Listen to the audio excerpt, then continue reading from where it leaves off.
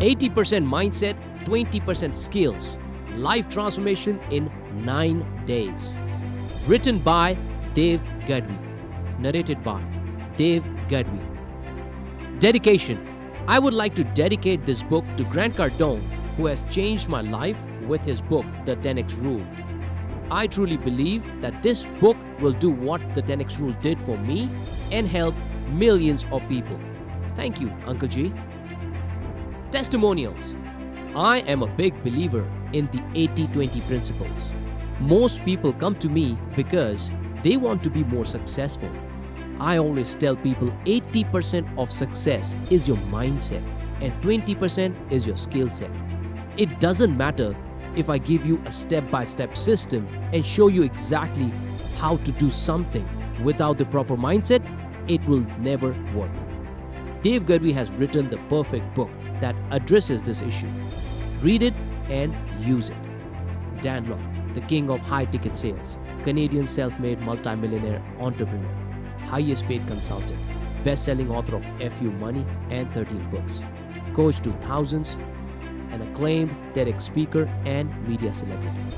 I'm an advocate of having a winning mindset, and Dave captures this concept so beautifully with 80-20. He shares inspirational stories and combines it with actionable strategies to help anyone break out of mediocrity and become unstoppable. Lily Ma, Canadian entrepreneur, TEDx speaker, business and life coach. Lily works with and supports Evan Carmichael's business. Dave has written something which will touch your heart and is absolutely practical. What makes this book special is Dave is walking his talk and practicing everything he mentions in the book. This book certainly changes your outlook on life. As you go through every page, you will realize what it takes to become world-class. A simple and easy to implement formula to transform lives. Bhupinder Singh Rathore, BSR, international motivational speaker, leadership consultant, self-made multimillionaire, corporate leadership trainer, India's leading business coach, and firewalk expert. This is one of the most amazing books I have read in a long time. I wish I had known these principles 30 years ago, but now at the age of 60, I think I'm out of time. However, I'm going to try to encourage my grown children to cultivate the Mo mentality before it's too late. Linda, the editor of this book. Love you, Mom and Dad. Warning. For some readers, this book will make you lose your current set of friends, lose your hobby, get you lots of criticism, lose your mind, and push you to do unbelievable things. In the end, it will all be worth it because you will lose middle class, which is mediocre mentality, and even better if you don't have one, and gain a millionaire or even a billionaire mindset. Middle class has nothing to do with how much money you have, but it is more to do with your ambition, action, and lifestyle. Good news. This book will bring you a new set of friends who are hungry for success. People who will motivate you to do more just like them. This book will convert your haters into admirers and bring new set of admirers around the world. This book will get you lots of attention and recognition at your workplace and business. This book will tune your mind and take you from average to good to great and finally becoming unstoppable. This book will question your belief system and will give you new perspective of things, a new reality, and a new way of thinking that will change your life forever for good. I am a bad reader myself. Hence, I know the importance of having an engaging and not so boring book. I have written this book in very easy to understand and simple language. While reading this book, you will feel like I'm talking to you. And actually I am. I challenge you to finish this book within a week and see an instant change in the way you walk, the way you talk, and the way you conduct yourself. The only thing I request you to do is read this book as if your life depends on it and to act on it. Once you see and realize the power of your mind, please refer this book to at least 3 people whom you really care for and insist that they read this book. Do not give up on them until they have read it and understood the true power within them. Very important. If and only if you finish this book within a week and implement this blueprint for an unstoppable mindset, will you become unstoppable. I finish a book in a day or two. Why? Because I know the importance of momentum. If I just read a few chapters and pick up the book after a few days, I will forget what I read in the first few parts. It is like going to a gym for a month and then taking a break for a month. All the hard work that we did in first month is wasted because the muscles or body went back to their normal state. So, here is what I want you to do. There are 3 major segments: realization, transformation, and sustainability. Try to finish at least one whole segment at a go. Yes, that means you can finish this book in 3 days. Why not? At the end of the day, the book is nothing but 20 big articles put together if you look technically. Only difference is, it is in a structure and in the form of a book. Here is a trick. Start reading this on the weekend so that you can go non-stop. Trust my words. Just commit first to changing your life, and this book will amplify all your positive thoughts and energy to create an unstoppable mind. This is your moment. Crush it. If we have an agreement, then let us shake hands.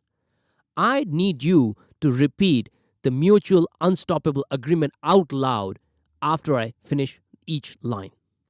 I pledge my life to become unstoppable. From today, I take full control of my mind, my thoughts, my body, and my life. I would never, ever, ever, ever think anything that is average. I will dream big and will put in 10 times more effort to make things happen. I vow to cut all the loser friends, garbage habits, and negative thoughts out of my life. I have been born with genius inside me that I will bring to this world and become unstoppable.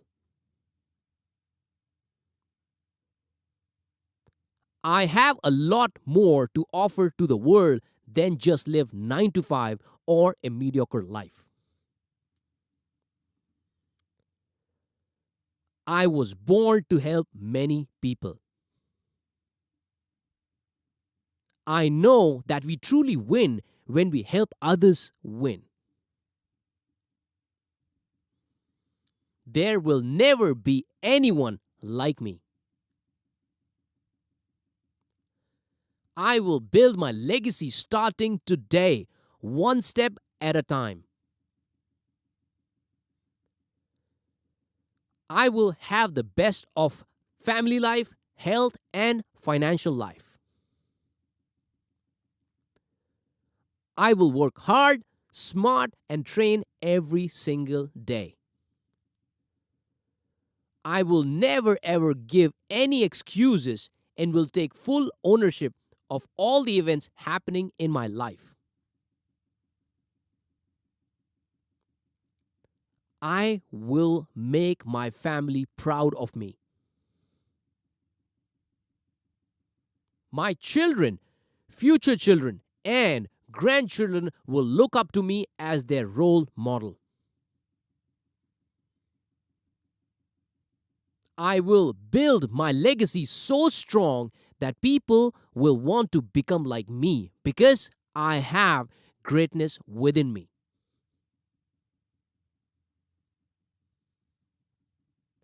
I will not just admire greatness in others, but will unleash mine. I pledge to become unstoppable. Are you ready to become unstoppable and transform your life? Then move to the next section, which is your life's new chapter. The real story of Mo and Joe. Let me share the true story of two good friends, Mo and Joe. Names have been changed. They had a lot of similarities. Both were born in sub-middle class families where their fathers had low-paying jobs. Mothers were homemakers. Both had few siblings. They were born in tier 3 cities and went to finish their graduations with average grades from their hometowns. Both started working at a very early age to support their families and pay the debts while they were in college. They had a humble background and saw their parents struggling to raise their children. Joe started working part time at a retail showroom, and Mo started working for a logistic company. They did not meet until they moved to a big metropolitan city, Mumbai, where they started working for a multinational company in the year 2004. Coming from similar backgrounds with many similarities, they clicked and became good friends. They started sharing an apartment. Mo loved and admired Joe for how street smart he was and the way he would conduct sessions, the way he would connect with people, the way he interpreted things, his general knowledge, the way he supported his team, and the way he fought with the senior management for his team. He showed great leadership qualities. For instance, one day, Joe, Mo, and other managers were in a meeting with the HR head for a big multinational company. The HR head complained that Joe's team was not doing well or showing the right behavior to attain the goals. Joe was angry and almost fought with HR head to the point that all his colleagues had to chip in and ask Joe to calm down. Joe had a bad temper and was possessive when it came to his close friends or team. Joe showed Mo the art of being a great leader and fighting for your team. That was a leadership lesson Mo would never forget. On the other hand, Joe was quite popular among girls. He had an amazing sense of humor to make them laugh and make them fall for him. Now, looking at Joe's personality, you would not believe that he would even have a girl in his life. No offense, but it is the truth. He also admits the same. To prove my point, let me describe how he looked. He was short with dusky skin color, maybe more towards darker side. Less hair, half bald, and skinny. There was no way a pretty girl would describe him as the man of her dreams. Despite the sub-average looks, he was killing it with the girls. Girls wanted to hang out with him because of his witty sense of humor. He was a player. Now, you must be thinking, what about Mo? Mo must be handsome dude with great looks, fair and tall, but you were wrong.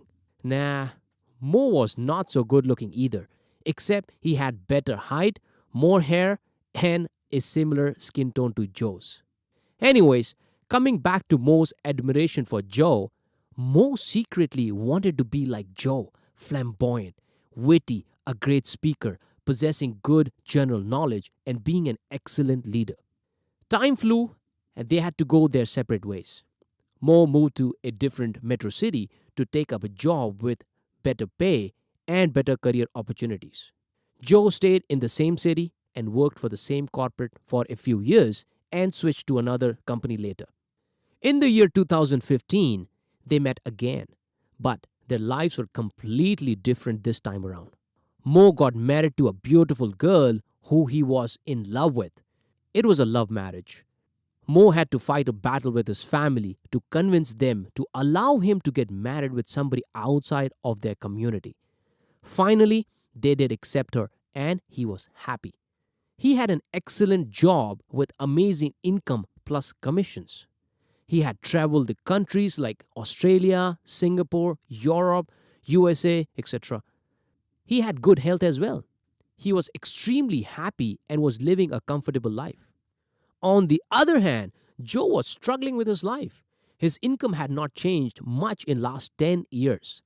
In fact, it had just increased by 20 to 30% as compared to what he was making in the year 2005. He was addicted to drinking daily. He would hang out with local punters, which is goons, who worked as bodyguards for some local crooks. He had a terrible breakup with the love of his life, an amazing girl who was very pretty, with a great toned body, fair complexion, long hair, brown eyes, bubbly and understanding and adjusting nature. Even to date, Joe regrets his stupid mistake of flirting with other girls while in a relationship with this beautiful girl. He admits his mistakes and knows that his short temper and arrogance led to the situation. Because of all his faults, she left him. His sister does not listen to him even though he is elder to her. His mother is quite worried as he drinks a lot and is getting old for marriage. He picks up fights every now and then. He lives in a small house where he is struggling to keep up with expenses. Joe had tears in his eyes while sharing his life's complications with Mo. Mo had never seen him cry, as Joe came across as a very strong person mentally. Mo was shocked seeing this because the one who he admired and wanted to emulate all his life was now someone who had lost the battle of life. His life graph was declining. Forget about staying stable. Sitting at the side of the pond, Joe said to Mo, "Brother, I'm in a shitty situation. I hate my life. I do not have a good salary. I do not have enough money. It has been few years since I broke up with my love, but I still cannot accept the reality. I want her back in my life. Please talk to her and ask her to give me a chance to explain. I do not know what to do." Mo replied, "Brother, I will be honest with you. You have been a role model to me back in those days. You were so good at what you did that I admired you and I wanted to be like you. I will not sugarcoat anything. You fucked up. But the good news is, it is not too late to take control of your life and get back on track. You are still young. What you need is a better job with better pay and a better environment. You need to stop hanging around with people who are not ambitious. I am not saying that your friends are bad, but what will you learn from hanging out with people who are below your mindset? You need to quit hanging out with your punter friends who you accompany during their fights. You need to quit drinking or at least control it." Joe said, "Yeah, I completely agree with you, brother. I need to change. Please help me find a job in your city and I will move out of this depressing place." Mo: "Great. Send me a resume. I will take care of the rest. I can even hire you in my team if you're committed enough." Year 2018. To date, Mo has never received the resume from Joe despite sending reminders. Mo has increased his income by 200% since 2015. He has built passive income sources. He has become a role model to thousands of people. He travels the world, has an amazing daughter, and his family loves him. He has cracked the code of becoming successful and living a rich life, not just in terms of money, but in terms of health and family as well. He has a better physique than ever before. He is working on his passion, which is to help people transform their lives. Joe is still living the same old life with not much improvement. He is still single, still has similar pay, his sister is married and happy with one child, mother is still worried for Joe, he still lives in the same small apartment, not sure about the friends he hangs around with. In short, Joe is still an average Joe. Bright future. Year 2022. Mo has become super successful in his life by helping millions of people transform their lives. Mo has built a strong legacy with millions of admirers who consider him a mentor. Mo is a highly paid consultant and business mentor who has built life-changing products like best-selling books educating people on how to win in personal life and business using proven ideas and innovative techniques around sales, social media, and entrepreneurship, Digital universities that can beat the redundant traditional theoretical education systems, an inner circle of like minded people who are helping each other grow, mentorship programs that provides practical ways of winning, workshop helping people build multiple sources of income, workshop helping people attain financial freedom. Mo is running an NGO too, helping poor street vendors build their businesses using scalable models and innovative ideas for free. There is a waiting period of 2 to 3 months to get Mo's appointment for consulting. Mo and Joe are still friends, but more like social media friends who know each other but do not know each other well enough. Once a while, Joe sends a message to Mo saying, I am so proud of you and your growth. Now, you must be wondering and judging Mo. Since Mo is transforming many lives, why is he not helping Joe transform his life? What do you think? Why not? This saying will answer your question. You cannot help someone who is not willing to help himself. Having the same exact background and skills, what made Mo grow so much whereas Joe remained average? What was the one element that was missing in Joe's life? What are the secrets to Mo's success? How can Joe live the life of his dreams? Is it money? Is it skill? Or is it the mindset that made the difference to Mo's life? How can Joe kill average Joe and build a life of abundance? Joe's story may not be everyone's story, but I can tell you this. There is an average Joe and Mo in each and every person living on this planet. Our subconscious has both Joe and Mo in our mind in the form of a little voice. Joe represents a middle class mentality, whereas Mo has a millionaire mindset. Middle class mentality has nothing to do with money. A person having $1 million in his account can have a middle class mentality, and a middle class person could have acquired a millionaire mindset as well. But what will define their financial success is how long they continue to have mindset. If a middle class mentality, which is Joe mentality person with $1 million in his bank account continues to have the same mindset, it won't take long before he goes broke. If a person living in a middle class family continues to think like a millionaire, which is Mo mindset, then he surely will find a way to make it happen and will live a rich and happy life. Joe is a little voice within us that tells us things like, relax, don't push yourself too hard, life is to enjoy, just go to work and pay the bills, save for a rainy day, do not take risk, you cannot do business, you are not so great at this, books are a waste of time, you feel bored reading books, let us watch TV instead of reading a book. Don't go to the gym. You do not have time for this. Self-help is crap. Rich people are evil, and on and on. Mo is the voice within us that tells us exactly opposite of what Joe says. It tells you to go beyond your comfort zone. It tells you to take risk. Imagine unimaginable things. You are born to become super rich. You can do whatever you like. There is an abundance of everything. You have unlimited energy to make things happen. You have the power to change the world. Everything will fall in place. Just take the leap of faith. Mo mindset usually is very dominant during our childhood days. Remember as a kid how naughty you were, how much action you had in your life. You were unstoppable. You would never get tired. You used to think that anything was possible. You had dreams of becoming a pilot, doctor, or even super rich. So, what happened then? How did the Mo within us die as we grew up and average Joe took over our mind and body? How did Joe become so powerful, putting himself in charge over Mo and making us average? I have heard people say, Dave, I do not have time to set up a business or do something over and above at a job. I do not have time to work out.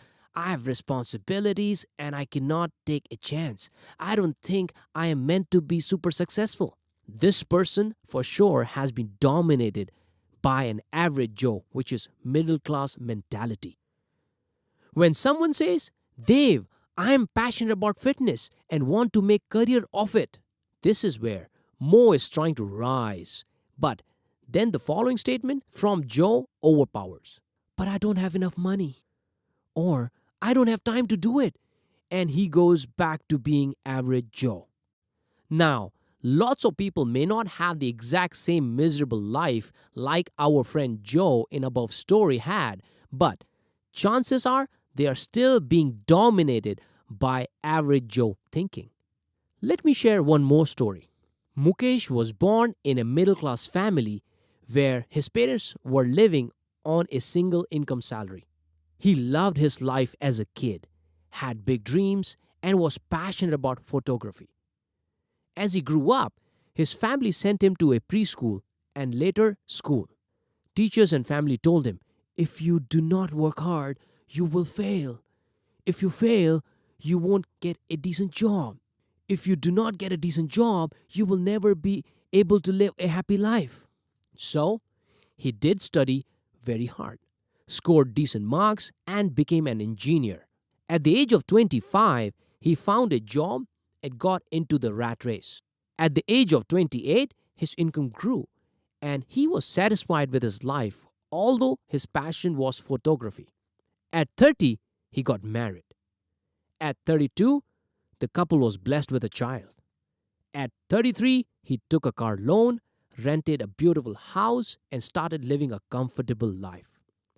At 35, he took a home loan and realized that he was only living paycheck to paycheck with little or no savings. At 37, he started to look for better jobs with better pay so that he could afford his two children's education, pay the bills, and his home loan, which is mortgage. He continued to work hard and tried to climb the corporate ladder by fighting against all the politics, his annoying boss, minor health related issues, late night work hours, bad work schedules, and sometimes he took vacations using his savings. At the age of 50, he had finally saved some amount, but that was kept aside for his children's marriage and retirement. He wanted to get into photography, but was worried that he would not be able to make much money and provide the same lifestyle for his family. At the age of 65, finally he saved enough and raised his children well. Now it was time to enjoy the freedom, travel the world, do some photography, and retire in a peaceful location. But the problem was that his health is not so good. He did not have much energy and stamina. His only regret was that he never got to live the life of his dreams and follow his passion. Does this story sound familiar? So, what happened to Mukesh? If you notice, Mo, which is millionaire mindset, was in control when he was a child, but he too was blindfolded by the education system and got into the rat race, allowing an average Joe to take over his life.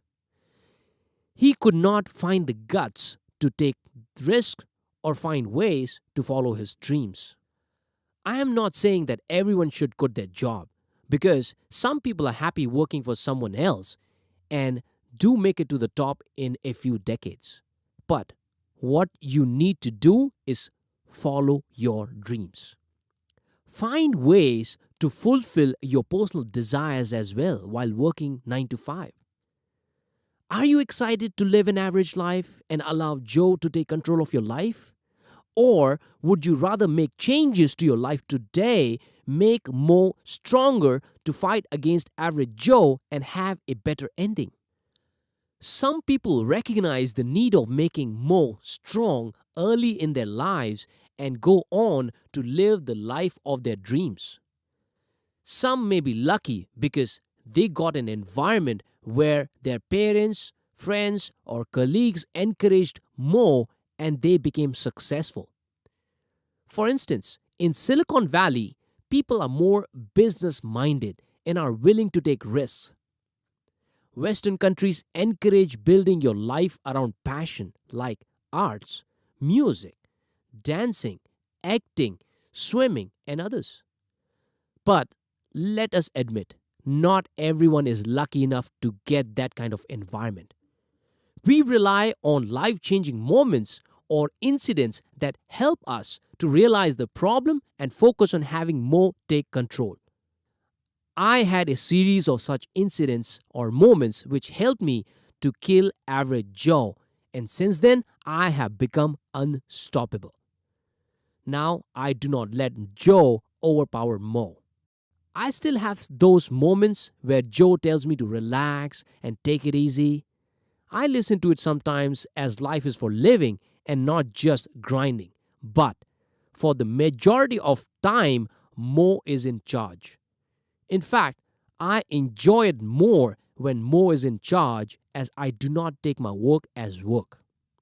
This book is going to give you the exact formula that helped me. The same formula can be applied in your life and you can become unstoppable and super successful. This book is not one of those typical theoretical motivational books that pump you up momentarily. This book is a proven, practical, step by step guide with easy implementation methods to transform your life. I congratulate you for picking up a copy of this book. You have proved that you are different and you have recognized the more in you. I am excited that you chose me as your friend, guide, and mentor to help you grow exponentially. Now, here is an important question. Are you ready to explore the secrets of most success and learn the formula? Then follow this guide, complete each exercise, and implement these teachings into your life starting today. The formula. You were born dumb, naked, and speechless. You do not have to die that way. However, the irony of life is that there are billions of people who have the brains but never master their thoughts and generate new ideas. There are people who spend thousands on their attire to cover their naked bodies, but their thoughts and mind are still naked, deprived of the attire of greatness. These are the people who learned to talk but never realized their true purpose and never spoke their mind. Whether you think you can or you think you can't, you're right. Henry Ford. Whatever the mind can conceive and believe, it can achieve. Napoleon Hill. Impossible things have been achieved by human beings. Imagine you are sitting on an exotic beach, wearing a Hawaiian outfit and laying on one of the shacks, sipping an apple martini or mocktail. You're observing people around you. They are relaxed, especially those hot girls in bikinis and handsome guys. Your favorite music is playing in the background. You see happy couples and families, most of them super smart looking and super rich. Back home, you have a huge mansion with luxury cars and servants. You have employed hundreds of people to run your business. You have multiple sources of income.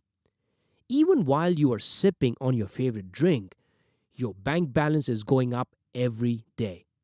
You have reached a position in life where you have created indestructible wealth. There are millions of people who know you and follow you on various social media platforms. You have changed many lives. Your family is very proud of you. You just remembered an interview you gave recently where you were asked, "What is the secret of your success? How did you go from being an average Joe to a super rich and famous person?" To which you replied, "I understood the power of mindset. I realized my true potential. I learned a formula by studying super successful people, which transformed my life.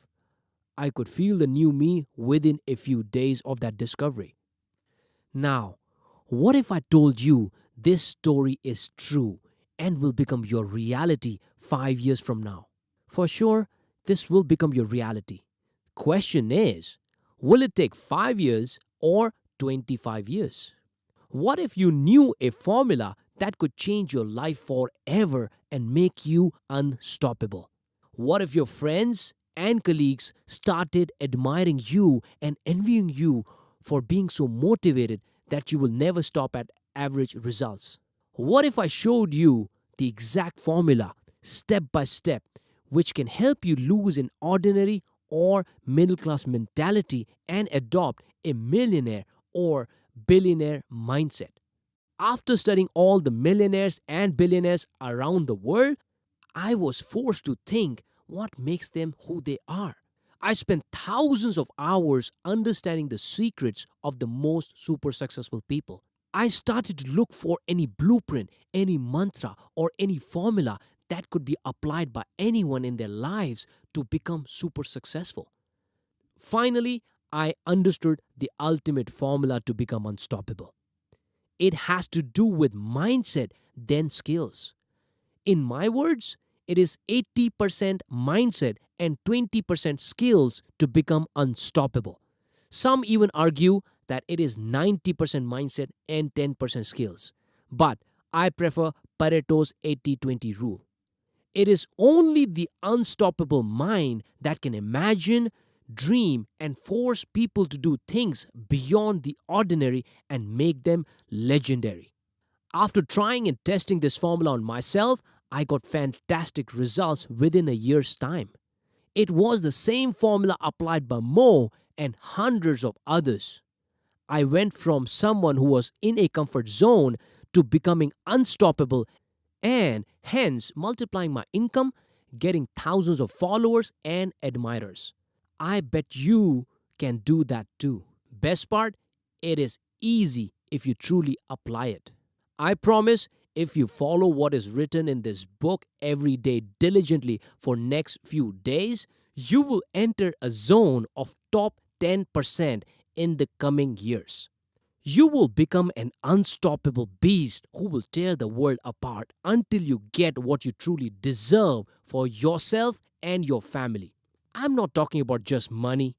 An unstoppable or great life must have the holy trinity in life: lots of money, amazing health, and a beautiful family life, in no specific order.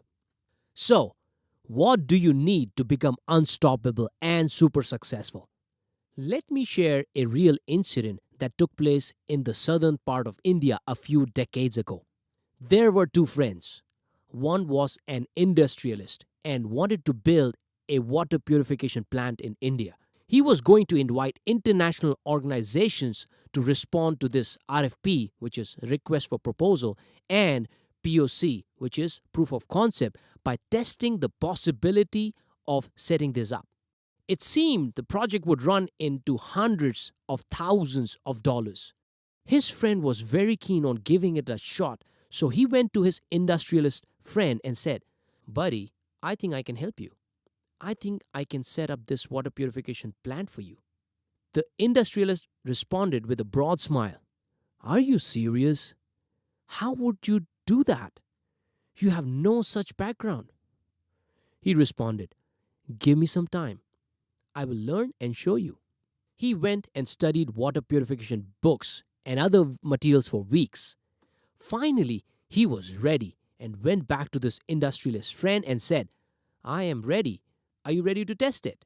The test failed, and his friend started to smile and said, "This is not your area of expertise. You don't have the skill. You will never be able to do it. I better deploy the foreign company." He requested one more chance, and his friend agreed. He went back and again studied why he failed and what he had missed. Finally, he went back and said, "Are you ready?" He tried it, and guess what? It worked. He won the project and executed it at a fraction of the cost that foreign companies would have charged. This man is none other than Sadhguru, a well-known Indian spiritual leader. I saw one of the interviews where he shared this story. Now, How did he do it without any knowledge or skill? You must be thinking it was because of his will, hunger, determination, drive, motivation, obsession, etc. Yes, all of that is right.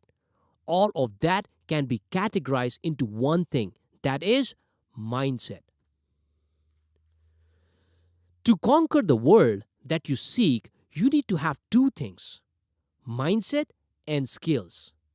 While both are important, you need to conquer the mind first so that you have the hunger within you to acquire the right skill set. If and only if you feed your mind with the right thoughts every day, will you win the 80% of the battle. The rest of the 20% will automatically be acquired if you have the right mindset. I am talking about an obsessed mind. Sachin Tendulkar was the only cricketer to score more than 100 centuries in his career. He says that going to the cricket ground is as holy as going to a temple for him. He had the obsession and the right mindset from his childhood days to develop his unbeatable cricketing skills. Had he not acquired the right mindset, he would have never mastered his craft.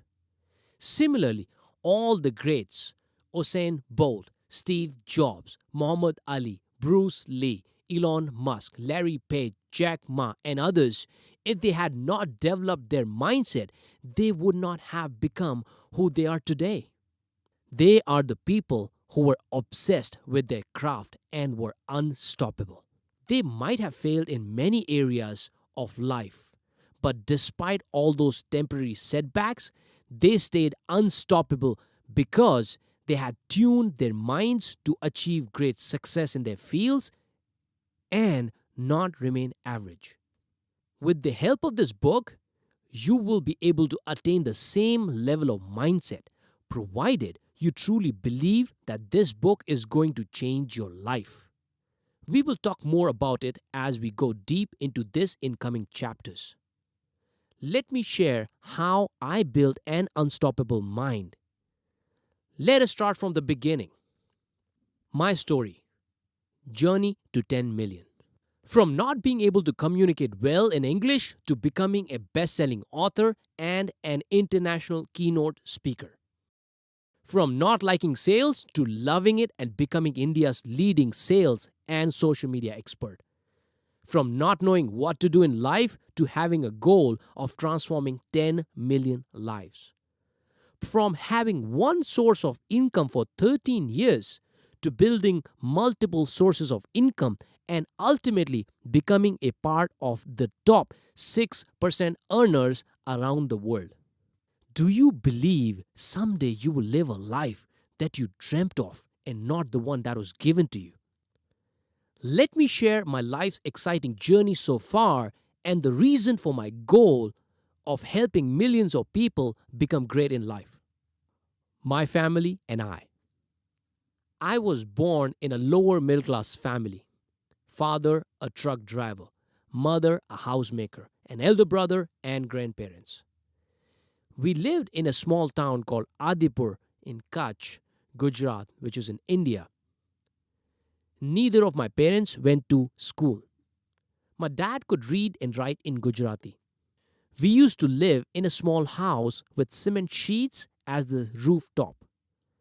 It was a corner house which was surrounded by people who were drunk, jobless, and good for nothing. We had good neighbors though. I remember the summer afternoons were so hot, and having no air conditioning or coolers, we had our own ways of keeping ourselves cool.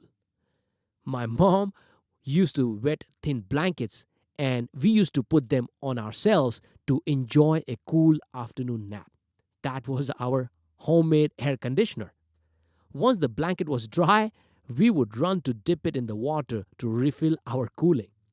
Those days were fun, I must say. No matter how bad the surroundings were, my mother protected us from getting spoiled. She was very particular about not letting us play with other kids who used abusive language and were very shabby. Our life was between school, tuition, and home. It was only when we were grown enough to understand the difference between good and bad that she allowed us to play cricket with the neighborhood kids. Even today, she tells us the story of her struggle to get us to study in an English medium school. When she was young, she would work as a nanny, which is caretaker at some rich people's homes. She would see their children wearing nice uniforms and going to good schools. She became obsessed with her dream of making her future children study in a good English medium school since then. After we were born, she asked my dad to put us in a good school. My dad refused to agree to her wish and told her many times that we are ordinary people who could not afford to spend money on children's schooling.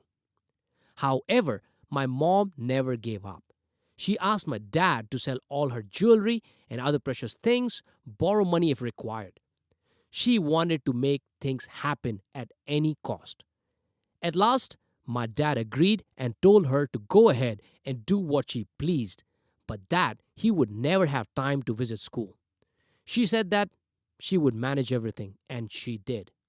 Despite all odds of school only giving admission to students whose parents had money and or were educated, despite all our relatives putting doubts in my dad's mind, despite money problems, despite them not being educated, they ensured that we got a good education.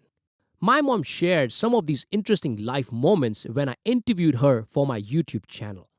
You can look it up by searching Who is Valbai Gadhvi and What is Her Story. It is in Hindi. None of our relatives of same age or elder to us studied in an English medium school except my brother and myself. They all have either a small business like tea stalls, sugarcane juice stalls, milk delivery service, rickshaw driving, selling cutleries, or they are into farming. Only a couple of our cousins have done well in their businesses. I'm so grateful to my parents for sending us to an English medium school by overcoming all the hardships. However, apart from the classroom sessions and books, there was no English in our lives. Everyone spoke in either Hindi, Gujarati, or Sindhi. So having bad English along with a terrible Guju accent, which is Gujarati language pronunciation, was obvious. My journey. Having no idea of what to do post-college, I grabbed whatever opportunity came my way, that is, booming industry at that time, BPO, which is Business Process Outsourcing. Despite living in Mumbai and other metros, I still lived with my average mentality. I was in the company of people who were great and some average people who were happy and satisfied with their average lives. But I did not recognize that I had average thinking disease. Number 1. Start of career. I started my career in a domestic call center where my opening greeting line used to be, Namaskar, હું દેવ તમારી કેવી રીતે સહાયતા કરી सकूं? In other words, hi, this is Dev here, how can I help you? That's a killer greeting line, isn't it? When I decided to move from the Gujarati world, which is domestic BPO, to the English world, which is international BPO, lots of people told me not to take the risk because they hire and fire fast. I still took a risk despite having the wonderful Guju accent and terrible English grammar.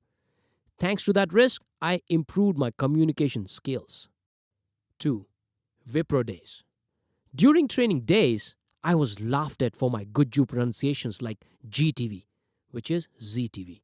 Snacks sounding like snakes. Grammatical errors like he say, I didn't went. It goes on and on. Thanks to my great communication skills, I got myself 7 weeks of on-job training, which is OJT, instead of usual 3 weeks. I probably hold the record for highest number of weeks spent in an OJT in Wipro. Fun, huh? FYI, OJT was after 1 month of classroom training, so I really did great to earn myself a 7-week record, I guess.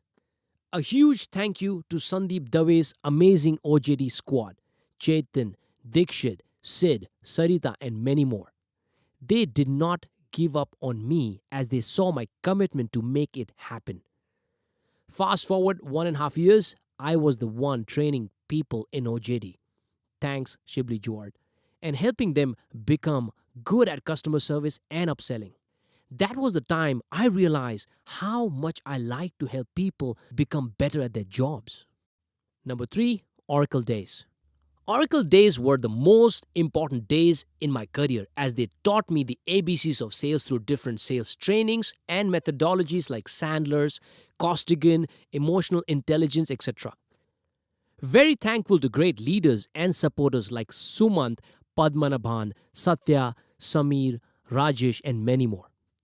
A big thank you to my brother Mansingh Gadhvi for always helping and guiding me with my career path. Sales luck by chance.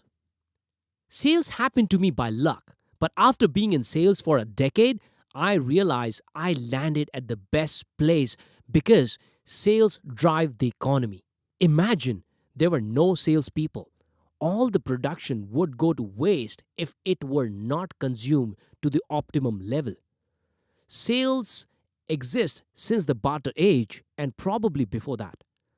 Sales folks can command and demand a greater paycheck if they produce in great quantities. This role has the ability to earn you unlimited money in the form of commission. Work from wherever you want, whenever you want, provided you keep the cash register ringing. Travel around the world and see some of the amazing places. There are very few jobs like sales that have so much leverage. Every successful entrepreneur is a good salesperson as well, with few exceptions from technology world. But an average salesperson will not have most of the privileges. So, this brings me to my next point. Average company, average thinking. Despite being called a good performer and a star, I realized that I never worked up to my potential and was satisfied with average output. Average performance would only get me an average life. Here I was, the victim of the average thinking disease called Average Joe. I am very confident that you too have been a victim of this disease at some point in your life. There are at least 150 to 250 million, which is 15 to 25 crore people in India alone who are not yet aware that they have this disease. An average middle class working person is not willing to push himself or herself to do great things in life. We call ourselves professionals, but 90% of us are far from becoming one. And the reason is that we don't practice our skills enough, especially in sales. Kill the average disease before you are deceased. Dev Gadhvi. If you want the life that you and your family deserve, you need to come out of average Joe mentality and aim to become great. By not committing to becoming great, you are breaking your family's trust. Most of the technology companies originated in Silicon Valley. Why? Because of the tech-savvy neighborhood. Everyone eats, sleeps, dreams technology. Ideas breed more innovative ideas. I'm sure you already know the story of Google, Apple, and other giants. Some originated from a discussion over a coffee at a famous coffee shop there. Company matters. I grew up in an environment with average schooling, an average company, and average middle class life. Everyone was happy and satisfied with the average paying jobs, the average grades, the average lifestyle. Not that anyone was bad, but the truth is, everyone limited themselves to an average life. And that is the biggest mistake even I made, which cost me so many years. Why? Because no one told me that I could become great.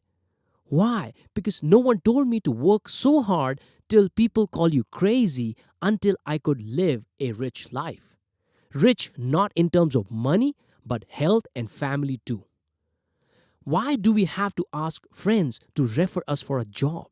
Because most of us are average performers. Why do we always have to watch our spendings? Because we have not created enough wealth. Why don't we have great health?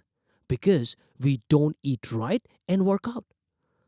Why do we always worry about expenses?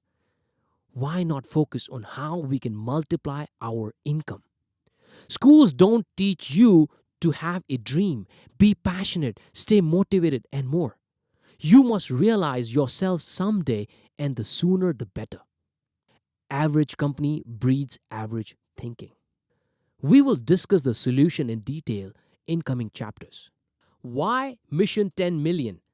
Post starting a YouTube channel, keynote speeches to help individuals and businesses, writing articles on LinkedIn, helping poor street vendors via Care Nation initiatives. I had a lot of people asking me about my goal of helping 10 million people and why I was doing this. Not counting the rest of the world, just in India, there are 267 million people falling in middle class category. Coming chapters will cover my journey so far, the why behind Mission 10 Million, and the secret of getting rid of average mentality, finding your life's purpose to becoming unstoppable and keeping the fire burning. I wasted precious decades of my life working and getting by, thinking I was doing well as compared to my friends and other colleagues. Little did I know about success, winning, or making it big. I did not have anyone who could teach me how to treat success as my duty, my responsibility, and my obligation. I only found out through Uncle G. I was enlightened and woken up from my mediocre sleep through a 440-volt shock in the name of the 10x rule by Grant Cardone. Just like millions of others, I hated reading books. I still do, but I found a hack which I will share in the coming chapters. After I became aware of what I had been missing in my life, I realized that there are millions like me who need to explore the power of an unstoppable mind. Hence, I decided to experiment on myself, and then later I would bring the same success formula to people who wanted to succeed. As of today, I am on track of becoming financially free, building my own legacy by helping many people across the globe, having multiple streams of income, living the 10x life with great health and family. I am part of the top 6% population in terms of total annual earnings. I have been speaking at premier events, doing keynote speeches, coaching and training small businesses and solo entrepreneurs, helping them with their sales and social media strategies, conducting workshops like Passion That Pays, helping many to become financially free by building the amazing mindset to win. I also have my NGO Care Nation that is busy helping street warriors and hence inspiring others to do the same. I am India's only passionpreneur on a mission to inspire and empower 10 million people. Goal may have increased by now. Why 10 million? According to NCAER, India's middle class population would be 267 million in 2016.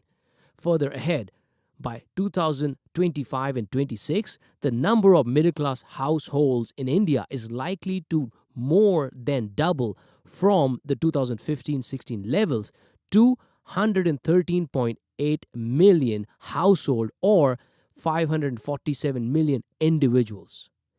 70% of the 267 million people, that is 186 million, have the average disease, and I know for sure that I have a cure. So, helping 10 million to begin with is not a bad goal to have. Would you agree? 3-step formula to become unstoppable. Number 1, realization. Number 2, transformation. Number 3, sustainability. Chapter 2. Step 1. Realization. Going back to our story of Joe, what was missing in his life? He did not realize what he was missing. He did not know his own potential. He told Mo that he wanted to change, but he was far from self-realization. It wasn't like he really needed to change his life. He may have understood the importance of living a better life, but he did not realize how his average Joe mindset and life was impacting his family as well. How could he improve something that he did not even know needed improvement? How could he fix something that he was not aware as broken? How could he attain success when he was not aware of the areas he needed to excel in? How would he find time to learn new things if he did not realize the importance of learning every day? I'm sure you have seen or heard success stories of people who transformed their lives due to some incidents. There are millions of real people who have not been listed in any news or magazines, but they have become successful in their own ways. They all had some incidents that triggered them to do more and give more to the world. In other words, more overpowering Joe. For instance, there was a brigadier who served in the Indian Army for 35 years. The day he helped school children and received 800 thank you notes, he found his life's purpose and became unstoppable. He realized the power of giving and having purpose in life. In short, Mo overpowered Joe at the age of 60 plus. One more time. There are people like John who saw a poor beggar on the street and decided to serve them in the coming years. There are people like Shiv who saw a Varun Pruthi video on a social media channel and realized that they don't need money to help others. They just embarked on the journey. There are people like my friend Vishnu Mohan who felt good when working out and realized that they really love fitness and became unstoppable. Realization is the first step to becoming unstoppable. Realize that you have been born with some gifts that can change the world around you. Realize that you may not have used 100% of your potential. Realize that you may be living life just for the sake of living with no real purpose and goals. Realize that there are millions of people who you can inspire with your actions. Realize that you may have been thinking small and living with a mediocre or an average mindset. Most importantly, realize that you have your family who is counting on you to become great. Realization may not come overnight or only from one incident. It may take time, but if you have tuned your mind to be open to notice those incidents, you will get your breakthroughs for things that you really love doing and hence become unstoppable. My realization came from series of small events. First, when I realized that I was living from paycheck to paycheck despite making lakhs of rupees every month. So, I tuned into a YouTube channel to learn about sales. Started feeding Mo. Second, when I read the 10x rule, Mo became powerful with this booster. Third, when I started to take action on my mission 10 million. Fourth, when I built the Care Nation community to help serve them. One thing led to another and I acquired a millionaire mindset. I realized there is an abundance of everything. There are hundreds of ways to make money. Success is when you have the best of all, health, wealth, and family. True success is when you help others succeed. Being average is a failing formula. In the next few chapters, we will cover different realizations starting from mindset, money, health to family. It will show you how you can make the more in you more powerful. Realization 1. Average mindset. Average is a failing formula. Do you believe you are living the best of your life? Do you believe you have everything that you dreamt of? Do you believe you are providing the best life for your family? Who are we kidding? There are billions of people like Joe living an average life, assuming they have the best they can get. Hard reality? We got average schooling, average salary, average house, average social life, average car, average job, average performance, average health, and most importantly, average ecosystem, which equals average life. You want a great physique? Average workouts will not get you impressive results. Go out there and take massive action with persistence. You want to grow your business? Average amount of prospecting and closing business will not make your business grow substantially. You want loads of money? Average salary won't be enough. You want to be a sales champion? Average number of calls and meetings will not help. Let me ask you this. Do you recall a star performer at work or your competitor who is doing really well? Did you admire the way he or she works?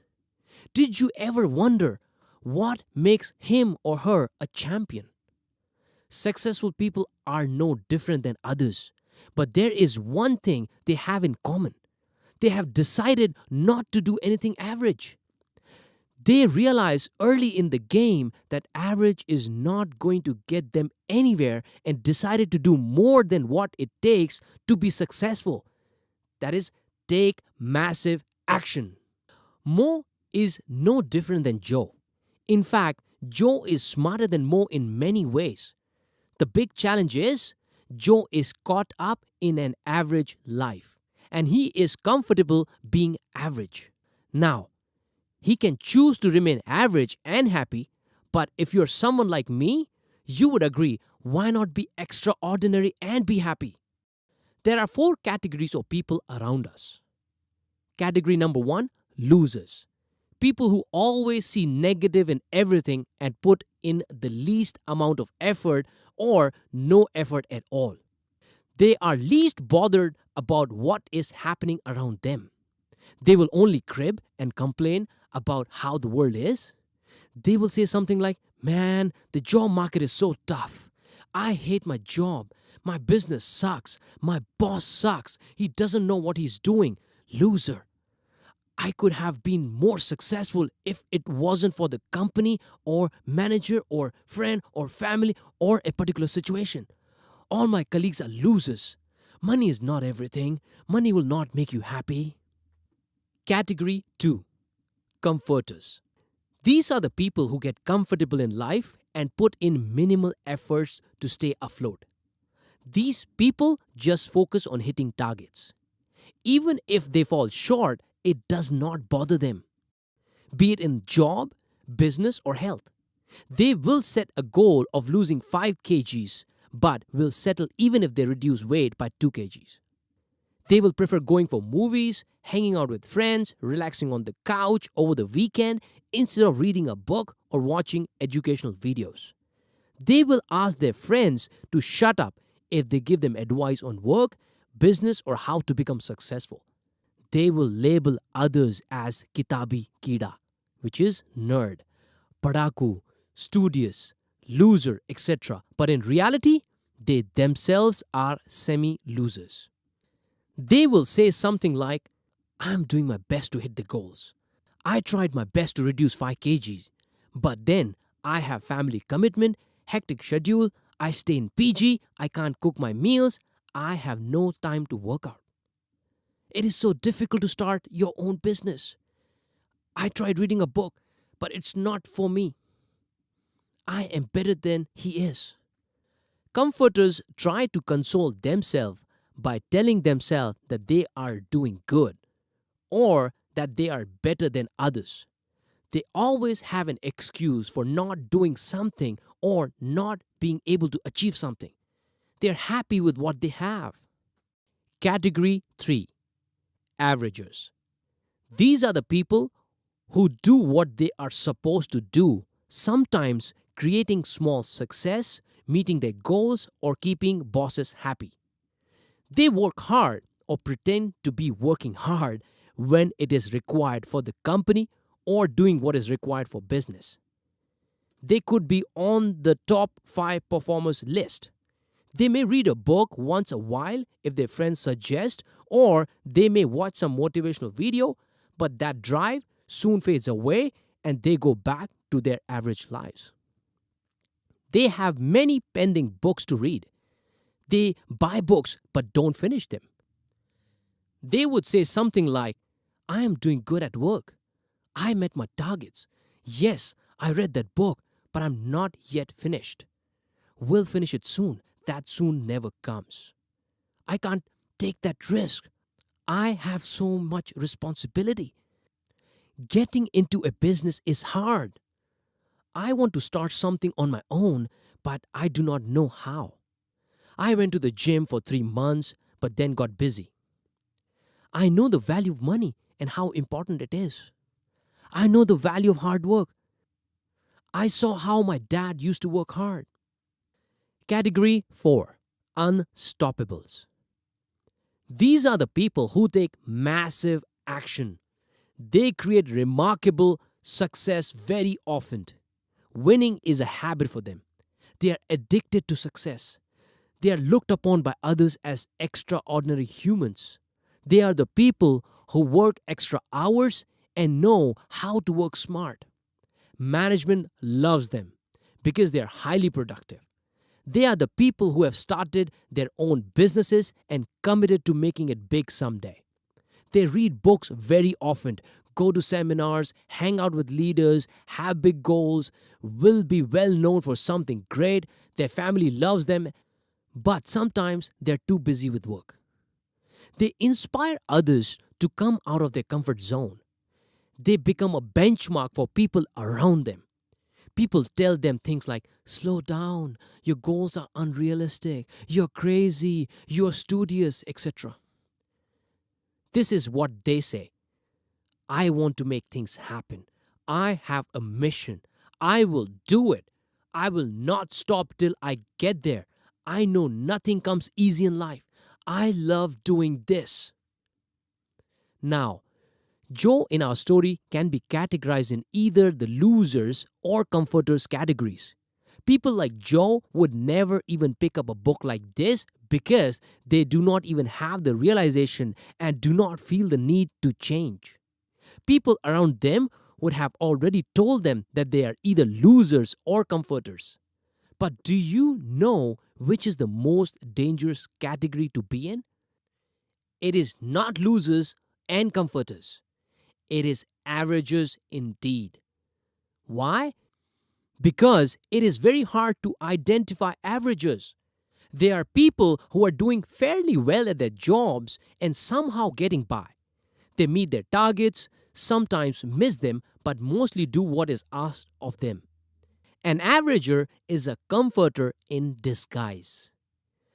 They do realize that they are not working up to their potential and yet continue to convince themselves that they are doing well. But in reality, it is just hurting them in a long run. They will feel the pain when the economy goes bad or some unfortunate incident happens and they do not have enough money to handle it, so they rely on loans. I was definitely not in the losers or comforters category, but in the averages category for more than 33 years. Indeed, you too are not in a losers or comforters category because you picked this book. But did you check if you have any of the averages symptoms? When the economy gets difficult and people are cut off from their jobs or businesses, it is losers, comforters, and averagers who are in the danger zone because the winners would have stacked up the wealth for themselves and will easily weather the shock. Exercise. Write the names of your colleagues or friends and categorize them into 4 categories given above. Cross out the friends who are in losers categories and stop hanging around them. For comforters category, inspire them with your growth. Make sure they notice your growth and push their limits as well. Give this book to averages and make sure they read it. This will be the best thing you can do for them as a friend. Spend as much time as possible with unstoppables. If you do not have them on your list, then this is the time to find them. Where can you find them? You will find out in the coming chapter called Ecosystem. Reason why people fall for average. Everyone has a dream to live a better life and to earn loads of money, have a good house, wonderful family life, and more. But the reality is, only 10 to 20% of people get ahead of the game and get what they dreamt of, and the rest of 80 to 90% of people fall into the trap of living an average life, worrying about the mortgage and saving for a rainy day. Just like me, you may have been brought up in an average family in terms of financially, with an average education and in the company of average thinkers. So, when you started to get small successes, you became comfortable and decided to take it easy. I know this is not intentional, but people get comfortable with life and stop growing. They don't want to take risks. They don't invest in improving their skills. They stop putting in massive efforts to create success for themselves. Who pays the price? The whole family. As Grant Cardone says, treat your success as your duty, obligation, and responsibility. Make success an ethical thing. Be successful for your family who is counting on you. Do you want an average life for your family? No? Then realize that average is a failing formula. You need to be at the top because it's the average and bottom that are overcrowded. Average is the reward for mediocrity. From childhood, the majority of people have been asking you to get a job, get married, not to take risks, go easy, and on and on. The people who have no dreams for themselves will ask you not to have yours too. They will ask you to limit yourselves to the boundaries that they have made for themselves. Innocent us, we fall for that trap and don't go out building our wings to fly. How many of us were taught in school or by our family to go out and take risks or do our own thing? 90% of the time, people around us, especially our loved ones, will ask us to stay safe and not to take risks. Take a risk, especially when you are young. Get into a business. You will fail many times, but you will learn a major lesson of your life. You will be able to live the life you deserve on your own terms. Realization 2. Purpose. Definition of purpose: the reason for which something is done or created or for which something exists. The purpose of life is not to be happy. It is to be useful, to be honorable, to be compassionate, to have it make some difference that you have lived and lived well. Ralph Waldo Emerson. Definiteness of purpose is the starting point of all achievement. W. Clement Stone. In the early 80s, one man walked into a coffee store and was mesmerized by the aroma of coffee, the smell, the smooth taste of the burnt beans. That day, he decided to dedicate his life to bringing this joy to the people around the world. He quit his high-paying job and started working in a coffee shop as head of marketing. A few years later, that company became multi-billion-dollar business known as Starbucks, and the man is none other than Howard Schultz. Why did he risk his steady income to take a pay cut and work for a small boutique coffee shop even when his family asked him to focus on work? He found his purpose and realized it the moment he stepped into that small coffee shop. We all need to have a keen observation of things that we really love to truly find our purpose. On the day of meeting the Lord, what if you discovered that the life you lived was all wrong? You were sent to this earth for a specific purpose. You were given the gift that you never discovered. You sacrificed your dreams to live paycheck to paycheck. How would you feel? Why do you have to wait for the day of realization when it is too late? Why not find that special purpose, special gift today? Why not dedicate the next few weeks or months discovering that special purpose? It took me many years to realize and find my life's purpose. I had been living with no real purpose, just getting by. I was going to work, getting promotions, getting better pay, and relaxing. It was only when I stumbled upon a book called The 10X Rule by Grant Cardone that I realized that I was not working up to my potential and was just getting by. I was being selfish. My belief of me being good at my work was shattered, and I realized that I could do much more than what I was doing. After reading that book, I started following Grant Cardone and the things he preaches religiously. I made up my mind that I had been average.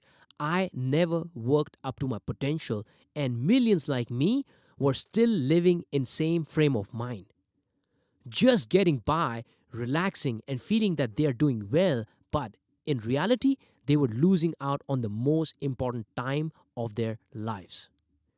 Since I was awoken from my average dream, I decided to make this my life's purpose to help people realize that average is a failing formula. Helping 10 million people is difficult, but hey, there is no fun if the goal is too small, right? There is no bigger drive than helping others and making a difference to their lives. A big goal will make sure that your fire keeps burning. As you get going and take small baby steps, you will start feeling good because you have started making a difference to other person's life. You will become important and you will be recognized for that. Now, that is what will act as a drug, and you will keep pushing yourself every single day. There's a chemical called dopamine that is released in our brains when we help someone. It is highly addictive chemical which is produced while having sex, gambling, doing drugs, consuming alcohol, etc. The Care Nation initiative to help street vendors and underprivileged kids is my dose of dopamine. I am documenting all those videos on my YouTube channel to help people get the same dose of dopamine because the fun part of a kind act is that it not only triggers dopamine in the brain of the person performing it, but also someone who's watching the act of kindness. It is beautifully explained by Simon Sinek in one of his videos. Realize that we were all born to be great, but most of us decided to go against nature and never realized our purpose. It is time to start thinking and realizing your true purpose. You need to leave your legacy behind. A legacy so strong that millions and billions of people will remember you for what you did for them. So, how will you find your purpose and build your legacy? Start with finding your why. Find your why. The two most important days in your life are the day you were born and the day you discover why. Mark Twain. Why do you go to work every day? Why are you doing what you are doing? What is the meaning of your life? Why were you even born? What is the one thing that you want people to remember you for? How many times have you asked yourself these questions? These are not philosophical or rhetorical questions. These are the questions that will make you realize what you stand for. What is the meaning of your life? What drives you? And much more. Going back to our original story, what if Joe had realized that he was born to make people happy because he had a great sense of humor and he was kind at heart? What if he had discovered his purpose and had become a good stand up comedian like Russell Peters, Kapil Sharma, or Louis C.K.? What if he had figured out the way to reach the top and millions of people would have enjoyed his acts on TV and social media? What if he had made a lot of money and then started his own institute to help other comedians groom their skills? What if he became the most popular stand up comedian in the history of comedians and left a legacy by spreading laughter and happiness among millions of people? Does this all sound possible? Maybe not for you or me because we are not into stand up, but it would have become real to Joe if that was his life's purpose, and that is what would have made a difference to his life by giving it meaning. Had he found his purpose and understood his why, he would have realized his true power and would have never required external forces to tell him to update his resume or read a book or quit hanging around with loser friends or work on improving his personal relationships. The biggest motivator for most of the super successful people is how do they want to be remembered after they die? What will be their legacy? Now, before your mind starts thinking, but they have reached a point where they have achieved success, they have money, they do not have to worry about paying the bills, they do not struggle with daily life situation like we do. Stop and admit that they became successful because they were driven, had big dreams, knew their purpose, knew their passion way before they became super successful. It is not the other way around. Legacy bigger than currency. Gary Vaynerchuk, an American serial entrepreneur, four-time New York Times best-selling author, speaker, and internationally recognized internet personality. Let me share a little story about my dad. My dad was a very humble man. Whenever he would visit our village, everyone would be happy and excited to see him. Deva Bhai has come, was the talk of the town. People used to come walking for miles, even on dark nights, just to see him and spend time with him. He was loved by many because he would help them monetarily as well. If someone asked for his help, he would give away all his money and later end up having a fight with my mom for the same reason. This got repeated several times and he never changed. He would say to my mom, "It is just money. God will give us more. That poor guy needed it badly." He died at the age of 55. With his kind acts and his good deeds, he left his legacy behind, even though it is small and only known to our relatives. He did what he could with what he had. You and I, we are born with amazing abilities and gifts. We must just recognize the same and become masters at it. Once you do that, teach others to become a master as well, and you have created your own legacy. Your legacy doesn't always have to be like legacy of Mahatma Gandhi, Mother Teresa, or other great souls. You can have your own small legacy. Ask yourself, how do I want my family to remember me? How do I want my kids to remember me? How do I want friends to remember me? How do I want my organization or employees to remember me? How many lives do I want to impact in my lifetime? My first mission is to inspire and empower 10 million people. If I help them become masters of their lives and shift their minds from a middle class to a millionaire mindset, do you think I would have created my legacy better than 90% of the people?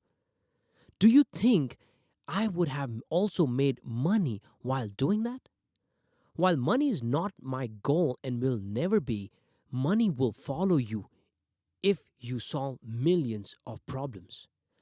We all have been gifted with some abilities that can be mastered and they will help us build our legacy. I cannot play cricket like Sachin Tendulkar, jump like Michael Jordan, sing like Michael Jackson, or box like Muhammad Ali, but I know I can inspire people like Les Brown. I can sell like Grant Cardone, build multiple businesses like Dan Locke, build a social media presence like Gary Vee, and help millions do the same and build my legacy. Only a few people will understand the true meaning of their lives. Only a few will build their own legacy, and the rest will die having lived an average life. Middle class mentality versus millionaire mindset. Middle class mentality. They don't know why they do what they do. Millionaire mindset. They know exactly why they are doing what they are doing. Middle class mentality. They try to console themselves that they have to do it even if they don't like to. Millionaire mindset. They do not do things that are not aligned to their why. Exercise. On a piece of paper, write down your answers to these questions. How do I want my family to remember me? How do I want my kids to remember me? How do I want my friends to remember me? How do I want my organization or employees to remember me? How many lives do I want to change in my lifetime? Realization 3. Passion. If you have a strong purpose in life, you don't have to be pushed. Your passion will drive you there. Roy T. Bennett, The Light in the Heart. What is missing in Joe's life? For sure, he has not found the purpose of his life and has no idea what he is truly passionate about. He is just working for a company to make some money. Do you think he would work for that company if he had 10 million in his account? You know the answer. Now, there are few people who are passionate about working for someone and they are happy getting to senior positions.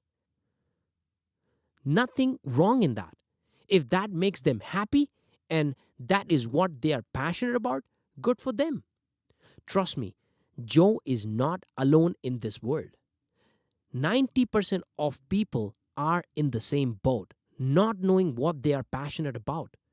There are many who know what makes them happy, like photography, dancing, singing, fitness, coaching, farming, or sketching, but they never gave wings to their passion and dreams. Why? Because they were caught up in the race where they had to feed their families. What about Mukesh? What if he had realized his why and worked on his passion of photography? That why and his passion would have pushed him to find ways to build his side hustle of photography along with his job. What if he would have built a community of photographers?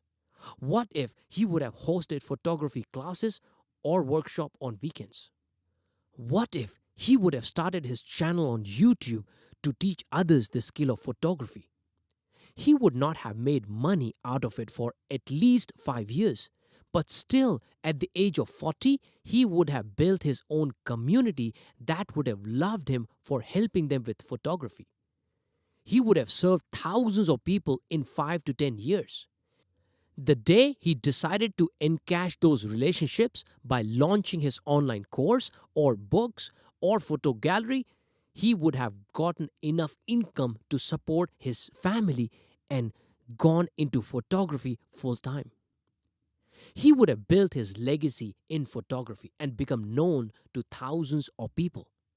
Thank God, I was able to come out of that race a few years ago, and now I'm teaching others to follow their passion and dreams as well.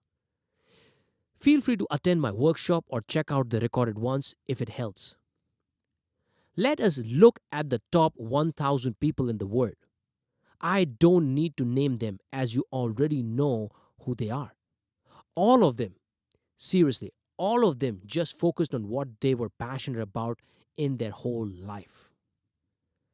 The mistake that we make is we revolve our lives around either things that are making us comfortable, money, or doing multiple things but not mastering even one of them.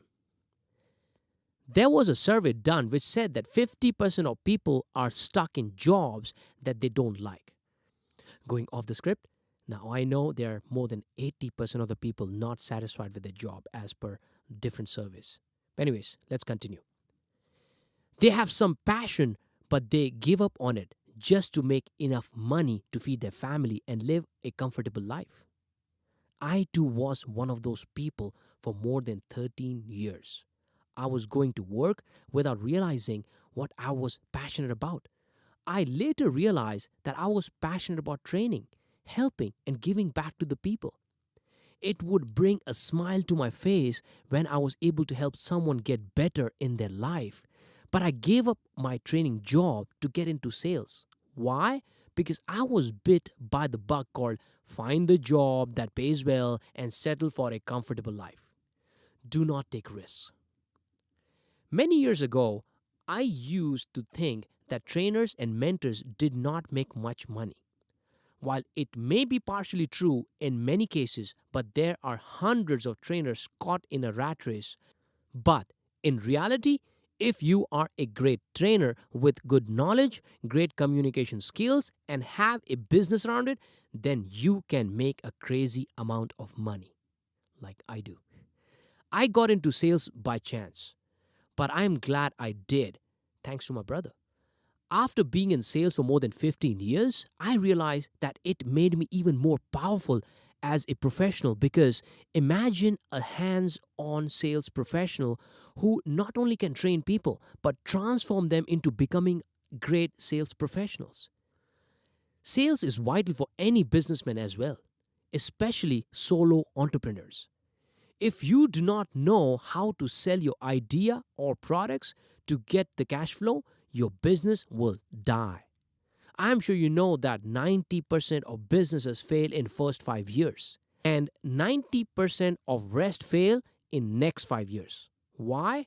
There could be many reasons, but common ones are lack of focus on serving the customer, lack of sales knowledge, lack of people management skills, no cash flow, or no proper systems or processes in place. I know it for sure that 90% of the salespeople do not even spend time and money developing their sales skills proactively. Only when they're asked by their employer to attend some training session will they attend it. I know it because I was in that 90%. Back in the Wipro days, I was training people only on process and soft skills. But now I can teach them sales, social media branding, startup strategy, leadership, and entrepreneurship. Steve Jobs said, people with passion can change the world for good. For sure, he did change the world for good. He changed the world only because he was passionate about technology and how it can make a difference to this world. Passion is very important because there will be a time in your life when everyone around you will think of giving up. Only you will hold on to it and thrive because of your passion. You will win. The question is, have you found your passion yet? Write down your answers to the questions below because when you write, it becomes real to you and will be registered in your subconscious mind. Look at this every morning as soon as you wake up and when you go to bed. Repeat this exercise for next few days or weeks until you truly understand what you are passionate about because none of what you will read in coming chapters will matter to you if you have not found your passion. Yes or no? Either way, do this below exercise to find it or validate it. What would you do today if you no longer had to worry about money? Assume you were a billionaire. What would you do every day for the rest of your life that will fulfill you? What is the one thing that you can do for the entire day without food non-stop? What is one thing that you would keep doing for your whole life even if you did not get paid? Self-awareness. If you judge a fish by its ability to climb a tree, it will live the rest of its life thinking like a loser. We all have been gifted with some special abilities and skills. By denying who you truly born to be is the biggest mistake you can do. Let us agree, not everyone can become Lata Mangeshkar, Beyonce, or Madonna. You must be gifted with a good voice for that particular example, but there must be something else within you that you are good at. Sachin Tendulkar had some good ability to play cricket, and it was further developed by his coaches and constant practice. In the same way, you may have had some ability when you were growing up, but you gave up on it just because society and your family told you to get a job or start a small business. One of my nephews, DK Likhari, has some raw talent for rap songs. However, he has his family's eatery business, hence his family expects him to do that for rest of his life. They feel Hindi rap singing does not make a career. You need to become self-aware of what you stand for. Realize what comes to you naturally. Then develop that skill regularly. Become obsessed at becoming the best. For me, giving keynote speeches, training, mentoring, and helping others comes naturally. I do not have to push myself into doing it. Of course, I have to sharpen my axe every day to develop my communication skills, my public speaking, my knowledge of business, sales, and social media, but I became self aware and started taking action. I am sure if you follow my daily reality show, hashtag Daily Dev Gadhvi on YouTube, you know it all. Middle class mentality versus millionaire mindset. Middle class mentality. They live their whole life without realizing their passion. Millionaire mindset. They know what they are passionate about. Middle class mentality. They live their life working on things just for money and never get to live their passion. Millionaire mindset. They work only on what they are passionate about. Middle class mentality. They live an average, boring, mediocre life. Millionaire mindset. Their life is filled with excitement and more happiness. Middle class mentality. They do not excel in their craft. Millionaire mindset. They are the master of their craft because they are passionate about it.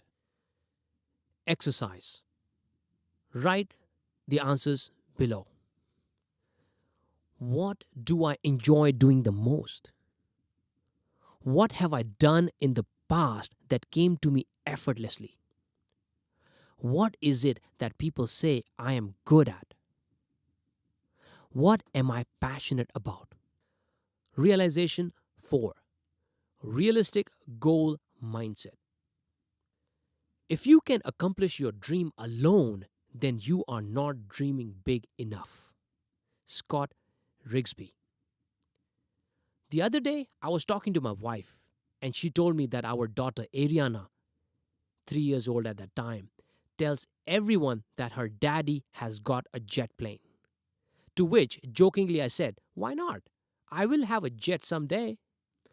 My wife Asin started to laugh and told me that I had gone crazy. "Why not?" I said. The only limit our mind has is the one we set for ourselves.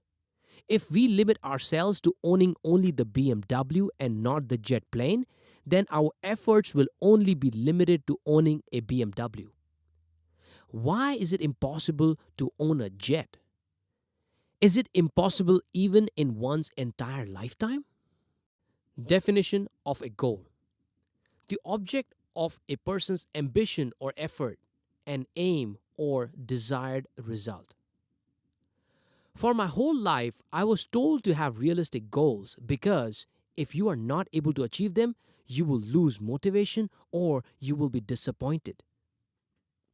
This is what our family, our society, and our school teach us. Be realistic. Have realistic goals. Be happy and satisfied with what you have. People don't have proper meals in a day. Be thankful. Why do I have to think small and be glad that I have food, running water, and electricity? I'm not saying I am not grateful for all that, but why do I have to keep the not so fortunate people as my benchmark? Why can't I think big and have the benchmark of people who are 100 times better than I am? Why can't I be super successful, make lots of money, and help the needy with the same? I am glad the greats of the world did not listen to society and the middle class mindset people. Otherwise, we would not be flying, sailing, going to the moon, working from home, and much more.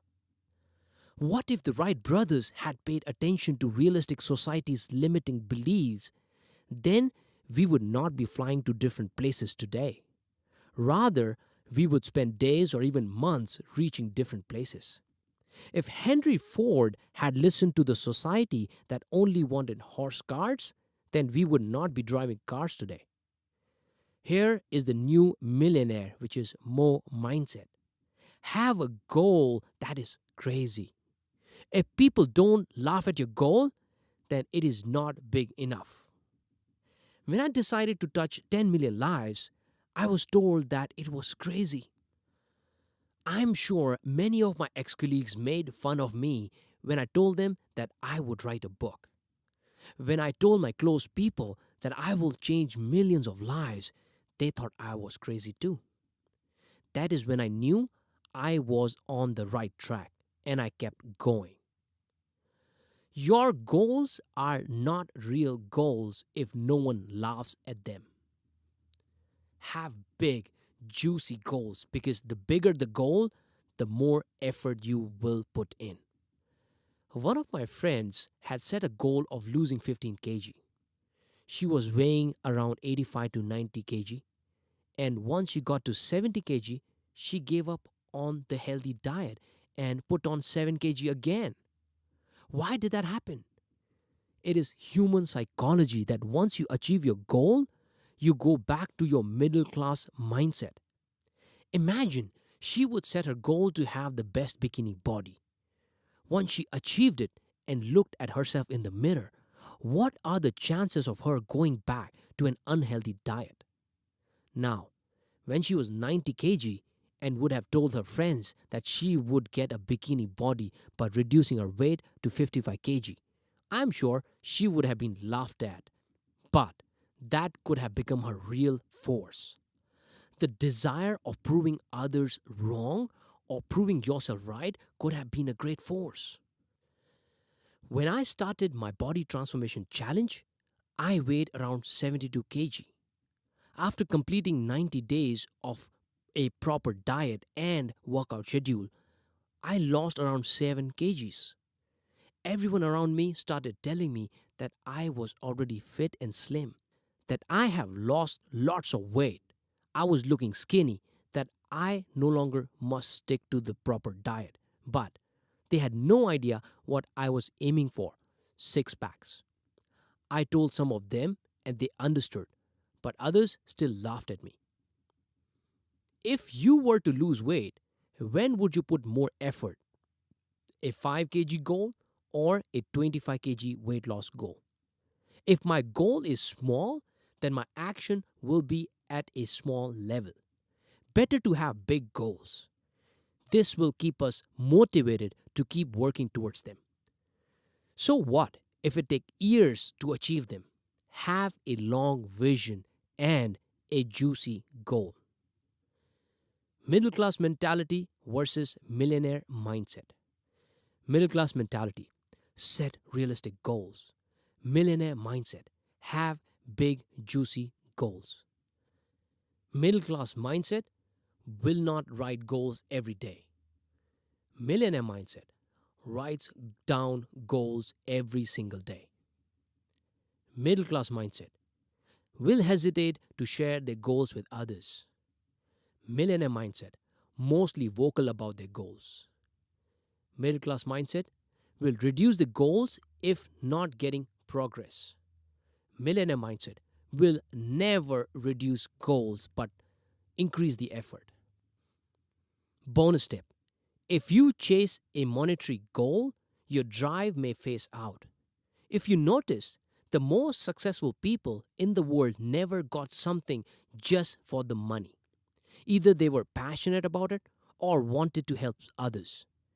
Do you think Steve Jobs, Muhammad Ali, Bill Gates, Oprah Winfrey, and other greats were chasing monetary goals?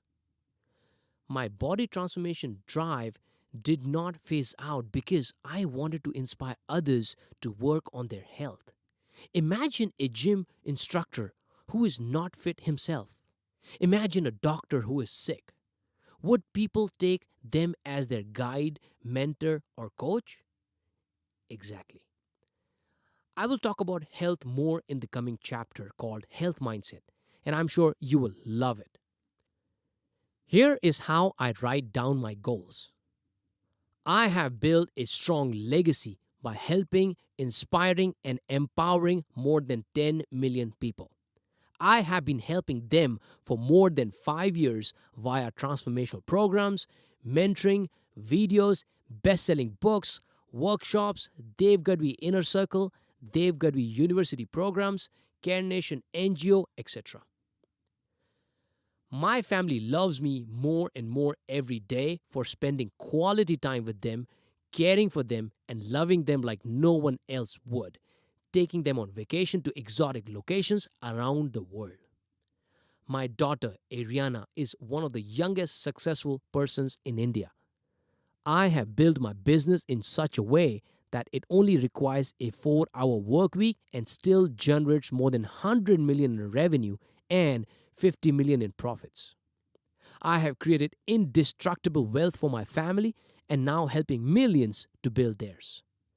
I have multiple sources of income from books, digital products like business, sales, and social media universities, keynote speeches, mentorships, Dev Gadhvi Inner Circle, royalties, endorsements, investments, etc.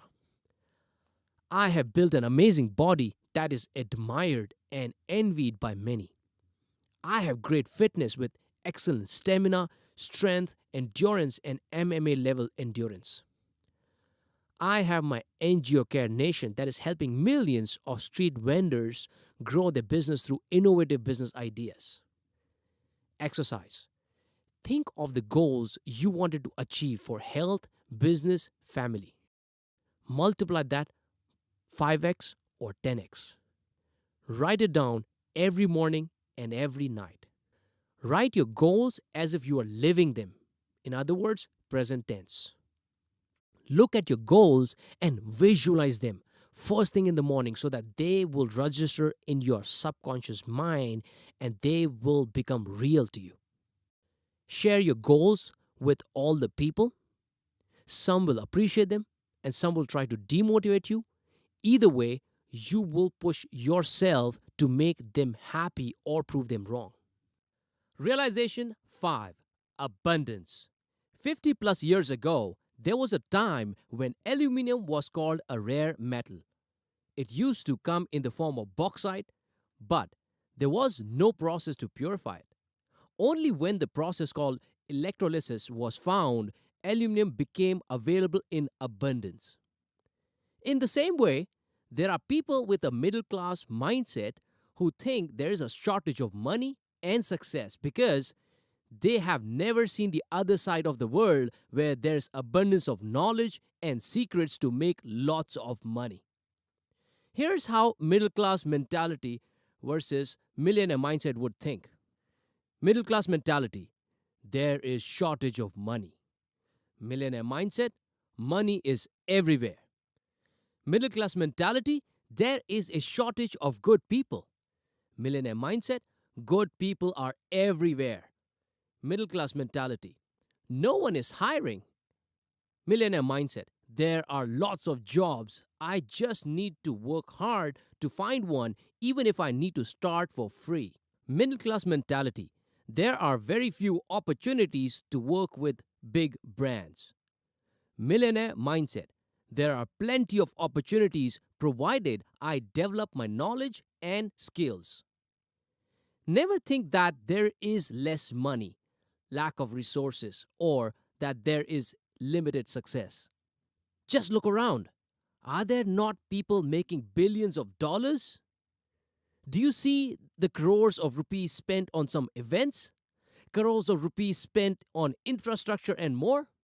Start believing that there is enough of what you need out there and just get your share. Realization 6. Money mindset. You cannot get rich thinking poor. Grant Cardone. I come from a not so well-to-do family where my father was working as a truck driver for a transportation company. Since my family had borrowed money, I had to send money back home every month. In the year 2003, I used to save rupees 3,500, which is about $50, from my rupees 6,500, which is $100 salary every month, And this made me realize the value of money. At that time, I didn't know about active and passive income, nor did I know how to make my money grow. When I started my career in sales, I only knew that I had to sell more to get big fat commission checks. Hence, I had a mindset that told me to close more deals in order to make more money. There were a few things about money that I learned after talking to millionaires and billionaires. Some people would say, money is not everything. Guess what? They are broke. Ask a rich person and he will tell you that money is important. If I have lots of money, I not only live a good life but help others as well. Money is power. People told me that money is power and gives you freedom to choose what you want to do with your life. Hence, I started looking for ways to get rich. I studied millionaires like Robert Kiyosaki, Grant Cardone, Gary Vaynerchuk, and Dan Lok. I started learning everything there is about how to make money. I realized there is no shortage of money. Rather, there is a shortage of knowledge of how to make money. There is a shortage of people who know how to make money. There is a shortage of people who know how to be resourceful. There is a shortage of people who can exchange their skills, information, and knowledge against money. I encourage you to attend one of my workshops called Passion That Pays, where I teach passionpreneurs how can they build multiple sources of income by exchanging their knowledge and skills. Look around you. You will find plenty of people who buy expensive properties, go on luxury vacation, wear luxurious brands, and who have money flowing from them like water from a waterfall. These people are self made millionaires and billionaires who think that money is available in abundance in exchange for their skills, knowledge, and experience. They know that money is simply exchanged from one hand to another by leveraging their skills and knowledge to solve other people's problems. I used to be the person who used to spend hours watching Prison Break and Game of Thrones until I realized it doesn't help me make more money.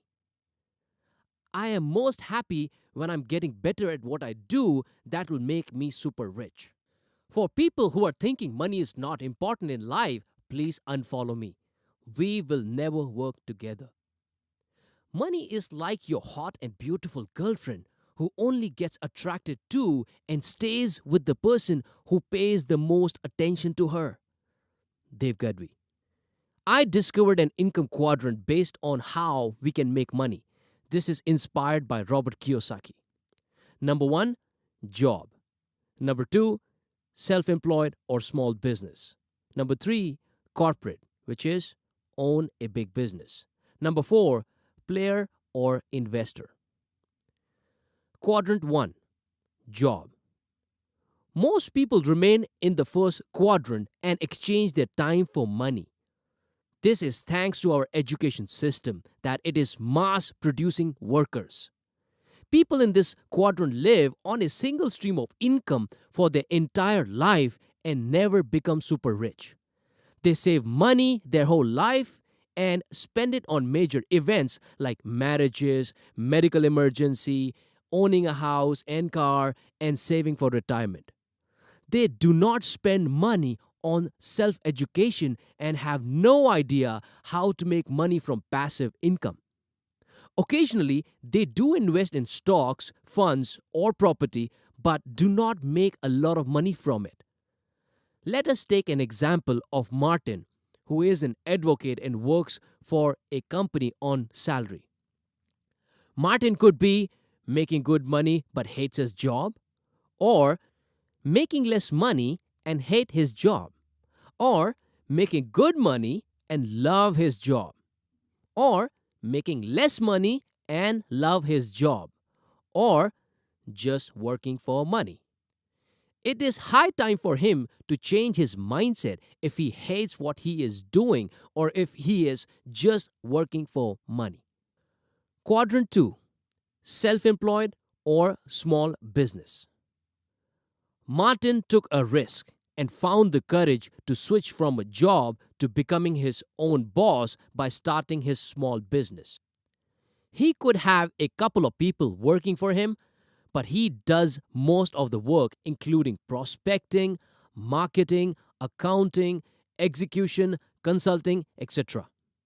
In short, he has become a slave to his own business. If this doesn't work as planned, he will go back to quadrant 1. Martin starts to enjoy working like this.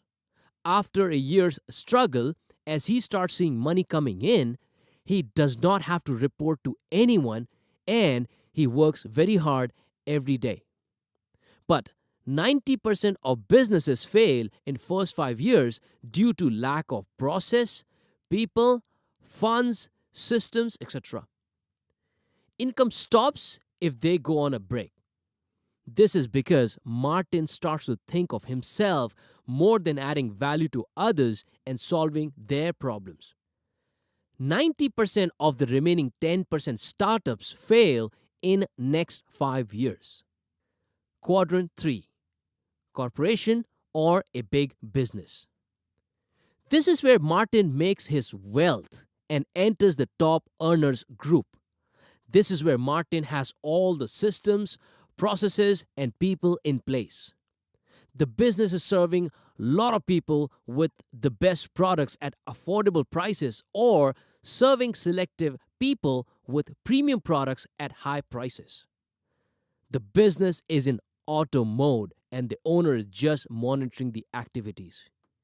Even if he goes on holidays, the money will keep coming in. You must aim for this if you want to become super rich. Quadrant 4, player or investor.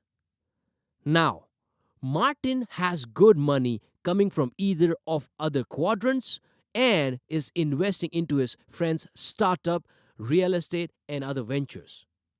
All he needs to do is gain knowledge of the market and invest in the right areas. The returns could be very high. This takes years of work, but is for sure the best place to be in if you're looking to enter the rich league. Now, let us look at various money mindset that you need to acquire by breaking old myths before you make money in a real life. Money mindset tip number 1. Enough money mindset. Just enough money is the root cause of not having enough. How much money is enough to live life the way you want to? People get caught up in just enough thinking and end up in a not having enough situation. Why? Because they never estimated the correct amount of wealth that is required to sustain a happy, comfortable life that can withstand any economic meltdown. Multiply your income goal by 10 to correctly estimate the amount required to live an awesome life. That is what your goal should be. Money mindset tip number 2. Value versus time. Why do people pay you? They do not pay you for your time. They pay you for the value you create. Let's understand this with the story of Mahesh, a mechanic. You take your car to his workshop. He says that he will fix it for you at rupees 2,000, to which you agree. He takes approximately 2 hours as he is new into this profession. You watch him do his work and pay him when it is complete. After a couple of years, Mahesh is now experienced in his field and you go to him to get an issue fixed. He quotes rupees 3,000. However, this time he fixes the issue in less than 10 minutes. See the difference? The first time he took more time. Effectively, he has charged you for the value that he had created for you and not for the time. Now, as a person, you may think that he just took 10 minutes and charged you more than last time. See, he is not charging for his time. He is exchanging the value created for your money. For people who want to get rich, You must find ways to make money by exchanging value and not just your time. Most salaried people just exchange their time for money. Of course, they have targets and they create value as well, but mostly they are bound to work certain hours even if they finish their work in half the allotted time. Money mindset tip number 3. Making money is in the mind. When you wake up in the morning, imagine you are going to make double the money today compared to yesterday. Imagine what you will be able to do with all the extra money. You will be able to fulfill your dreams, go on luxury vacations, help millions of people, etc. Imagine the feeling, the excitement, and the happiness it brings to you. You become rich twice, first in your mind and then in reality. If you cannot see it in your mind, you can never have it in reality. Start believing and living it before you have it. Money mindset tip number 4. Is there a universal formula to become super rich? Yes, there is. Success leaves clues. If you follow what others have done in life and implement in your life, you will get success as well. It may not be as big as their success, but you would be much further ahead in life than 90% of your colleagues. Having said that, do not just copy. Be creative and customize their formula in your own way. When I started my social media branding, I just followed what others have been doing and added my creativity and my personality to it. For instance, Grant Cardone wrote books, I started writing them too. Grant Cardone had training programs, I had mine too. Gary Vee made Daily V, I made the Daily Dev Gadhvi show as well. Lewis Howes and Tim Ferriss had their own podcast interviewing other people. I started doing that on my Care Nation show on YouTube. If successful people are working out regularly, I will do that too. See, you do not have to reinvent the wheel. Just learn the proven strategies and formula from super successful people and implement them in your life.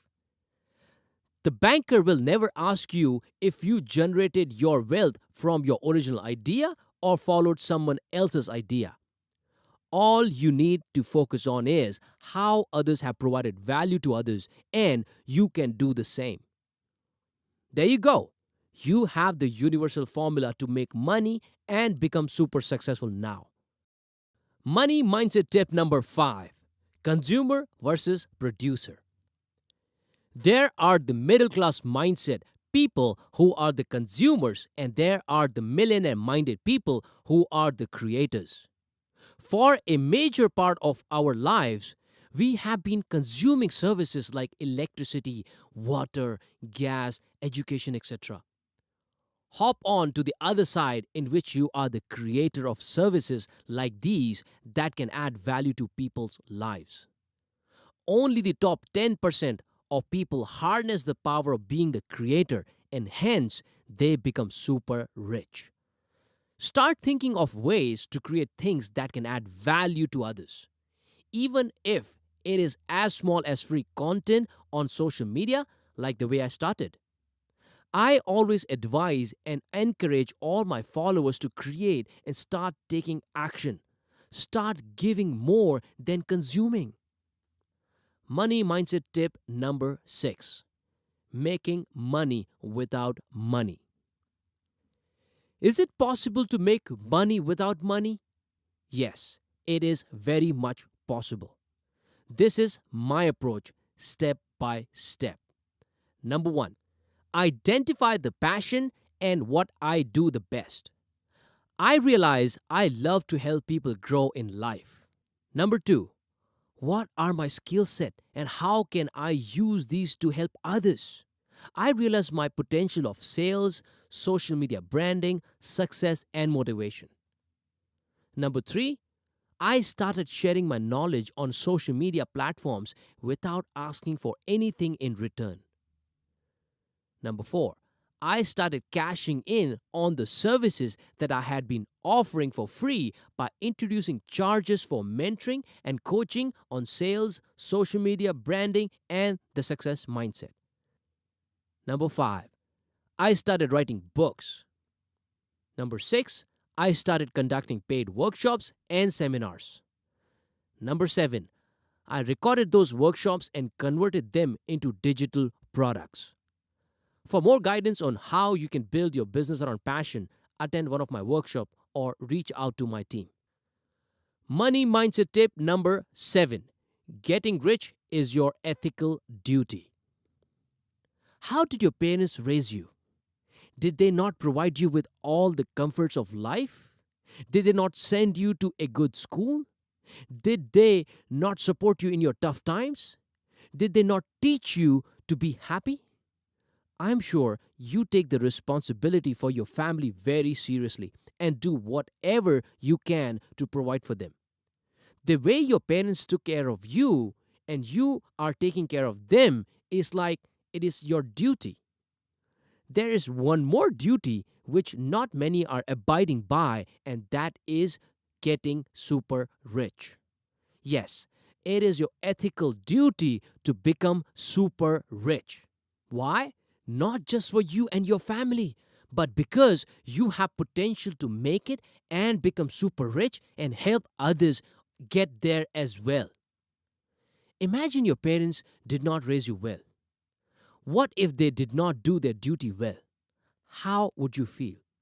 In the same way, you have to do your duty not just by providing for your family, but thinking about how you can contribute more to society, how you can make more money and help others as well.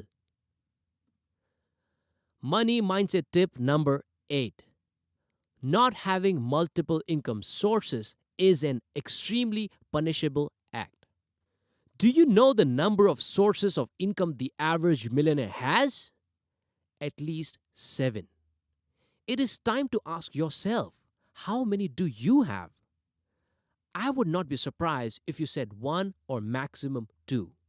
Does this give you an idea about how successful people became successful? This is something I discovered very late in my career. Ever since I understood the value of financial education, I started working on building various sources of income. If you want to know more about passive income, check out my YouTube playlist called Money, Income, Financial Freedom and look for the Passive Income Seminar. It has 4 parts. I have also been coaching and mentoring people on how to build their passive income stream using social media. With social media, it is so easy to make money without any hassle. We live in the best era where you can make money while sleeping on your couch. There are so many ways to make money. Here are some of the ways I make money. Number 1, blog. If I build my blog, once it hits a certain audience, I can approach advertisers in my niche and get advertisements listed on my blog. Number 2, this book is generating passive income for me. I am planning to write more books around how to build social media brand with zero investment, how to close big ticket deals, how to build a business with referrals, how to sell without selling, and others.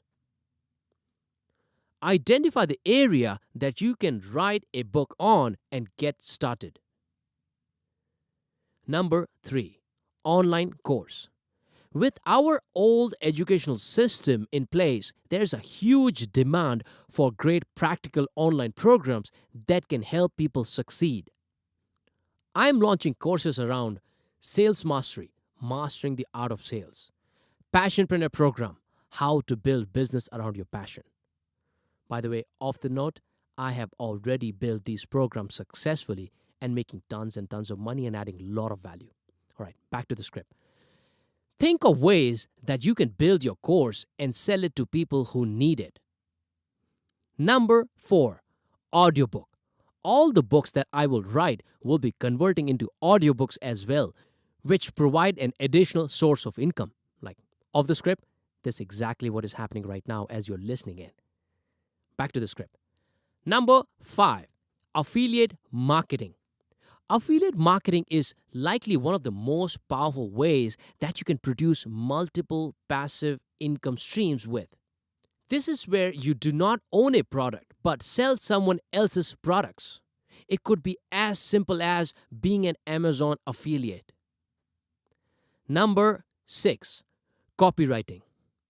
I can become a copywriter and help small businesses run their advertising campaigns, email campaigns, marketing campaigns, etc. Number 8. Real estate. I can invest in some property to earn rentals or hold property till it appreciates and sell it off. Number 9. Other digital products. As I did already, I recorded my past workshops and made them into digital products. Workshops like Master the Art of Cold Calling, Passion That Pays, and Passionpreneur Mastermind, etc. You can do the same and build your products with it to 90% profit margins. Number 10. Royalties and endorsements.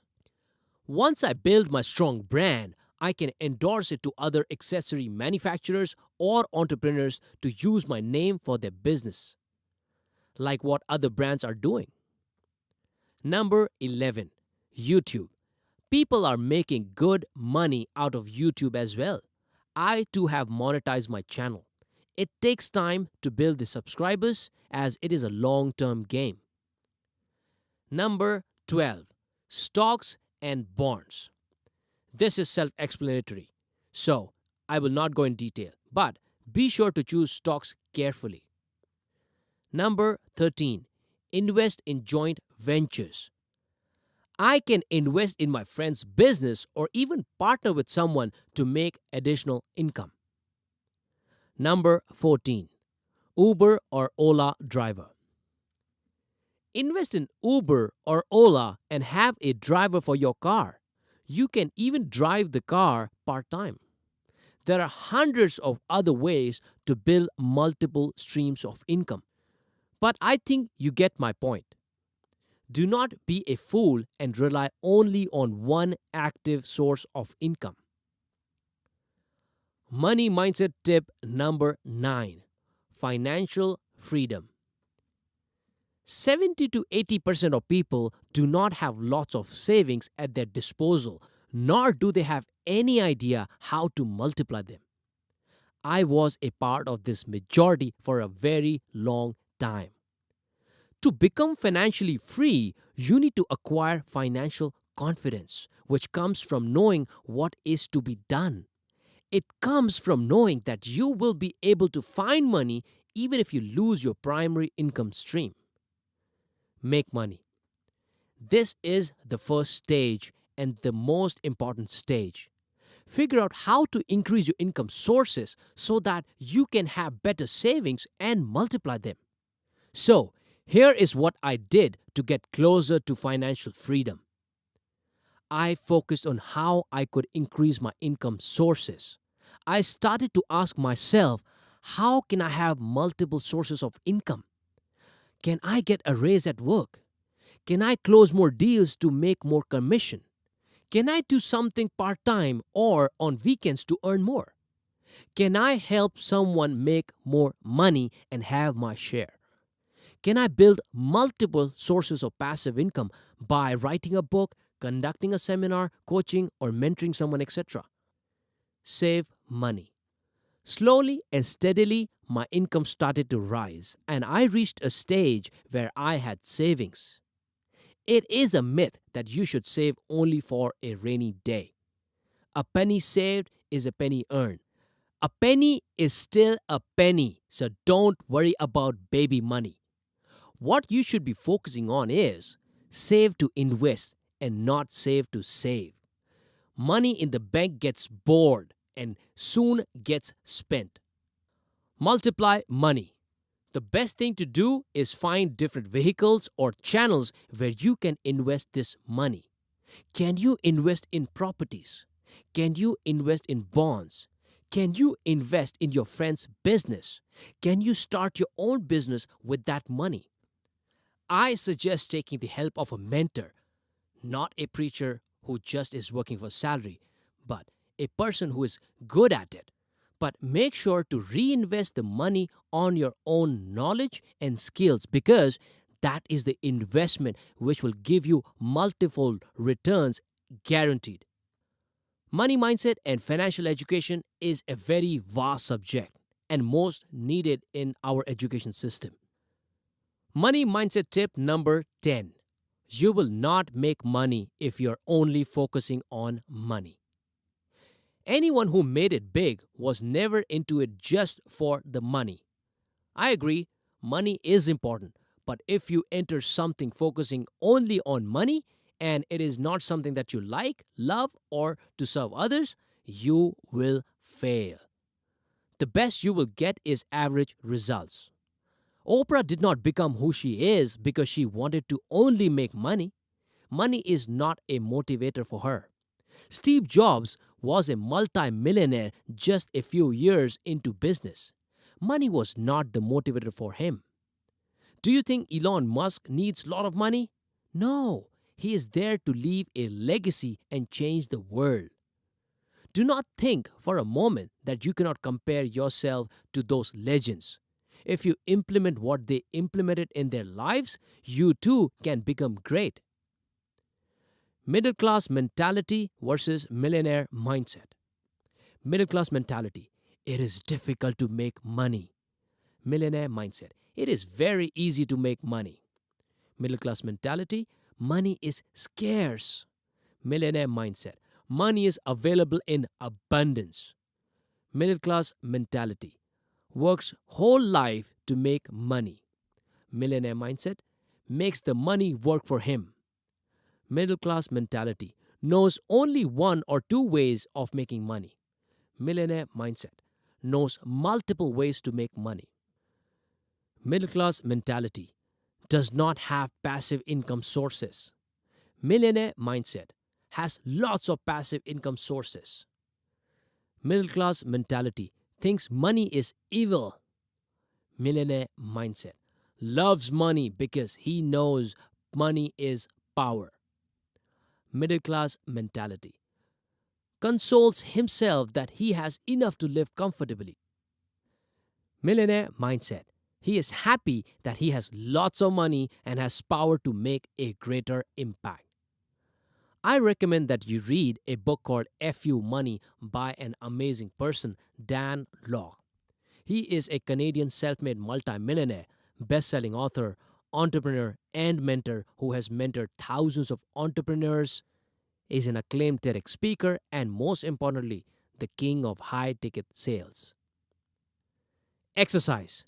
What is your ideal version of being rich? How much money would you like to make every year after 5 years? What books are you going to read to get your financial education? What action will you take to ensure you make, keep, and multiply income? How many income streams do you have at present and how many you will add in 5 years? How will you generate your passive income streams? Realization number 7. Health mindset. Health is wealth, but very few truly understand it and only a handful practice it. Dev Gadhvi. How would you like it if you had all the money in the world, but you could not travel or eat what you want or do much physical activity, even have an intimate relationship because of bad health? This is the most critical chapter in the whole book. Big goals need big action. Big action needs endless energy, and endless energy comes only when you are healthy. I asked a question in one of my seminars. Have you wondered why most of the super successful people have great health and are fit? With few exceptions, of course, especially in India. One person replied, if I was rich like them, then I would also have time to work out and stay fit. See, this is the loser middle class mindset talk. Someone trying to justify their failure of not having a good physique or fitness because of lack of or not enough money. Most rich people were fit and then became rich, not the other way around. One of the girls in my seminar got offended and said, "Fat is not unhealthy. I do 100 squats." Seriously? Come on. The person who is trying to demean the value of fitness and stays fat tells me that they don't value health. Now, before you start judging me, I understand there will be a few cases of thyroid problems and complicated medical reasons. That is one way of looking at life, and the other way is do what one of my friends, Khushbu Sharma, did. She had thyroid problems, and at the age of 26, she committed to getting in shape. No points for guessing what she could achieve. She lost 20 kgs in few months with a proper diet and workouts. Anybody can have a great health and look young for a very long time, provided you commit to adopting a healthy lifestyle.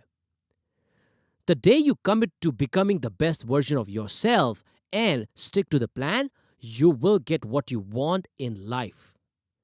Here is what middle class mindset people would think about health. I am so busy, I do not have time to work out. Life is too short to live, so I eat what I want. I'm already in shape. I can't stick to a diet. I have thyroid problems. I tried, but it did not suit me. I am married and have kids, so no time. I will try the tablets or other shortcuts to get in shape. Why is it important to have great health? In the previous chapter, we have found our purpose, set big juicy goals, and understood the money making formulas. For all that, you will require a lot of action, which requires a lot of energy. Only when you are healthy and fit can you have endless energy to go on for 16 to 18 hours a day. Just look at people like Grant Cardone and Gary Vaynerchuk. They work 18 hours a day like crazy and still have so much of energy. Why? Because they are fit. Grant, even in his 50s, has an amazing body. Here is the solution. Health mindset number 1. Set unrealistic goals but have the right benchmarks. As discussed in the earlier chapter, having a big goal is important. But what is more important is your commitment to transform yourself. How hungry are you to get back in shape? What would it mean to have an amazing physique? What would it mean when people would admire your six packs? How would you like it when your son or daughter feels proud of you? How would it feel when people think that you are your daughter's or son's sibling? It all sounds wonderful, I know. So, start with writing your goals down and visualize them every day. I recommend that you read a book, The School of Greatness by Lewis Howes, where he explains how you can start setting goals. It is an informative book not just for health but overall success mindset. He asks us to stand in front of the mirror naked and look at the whole body. Appreciate and admire all the good things you like about your body. For example, you like your shoulders, biceps, chest, legs, etc. It is a psychological thing that if we just keep hating our body and do not tell ourselves that we have something to be happy about, then you may not even start your journey to becoming fit. So, do that. Identify things that you need to work on, like belly, curves, butt, etc. Start working on it. Health mindset number 2. Find the right coach. I always wanted to have great body shape with abs. Who wouldn't? But I never truly committed to it. I went on and off to the gym. I'm sure you have been there as well in your life. The day when I hired my personal health mentor, I realized the importance of having a coach. I had no idea how the diet was so much more important than workouts or sleep. I will talk about diet in coming chapters.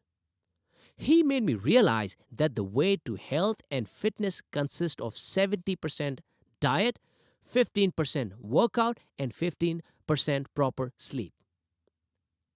I may be able to get to optimum health on my own as well, but it will be too late by the time I achieve it. I want the best of health right now and do not mind paying the experts to reduce many years to a few months. So, find the right coach who is passionate about fitness and not just focused on making money from the profession. Do not try to save money and go to the local gym and try to do something that will hamper you, like the wrong way of doing the exercise, eating things without fully understanding the diet, or lifting heavy weights without guidance. I highly recommend Vishnu as fitness is his passion. Reach out to me for his contact details. Health mindset number 3: stick to the diet.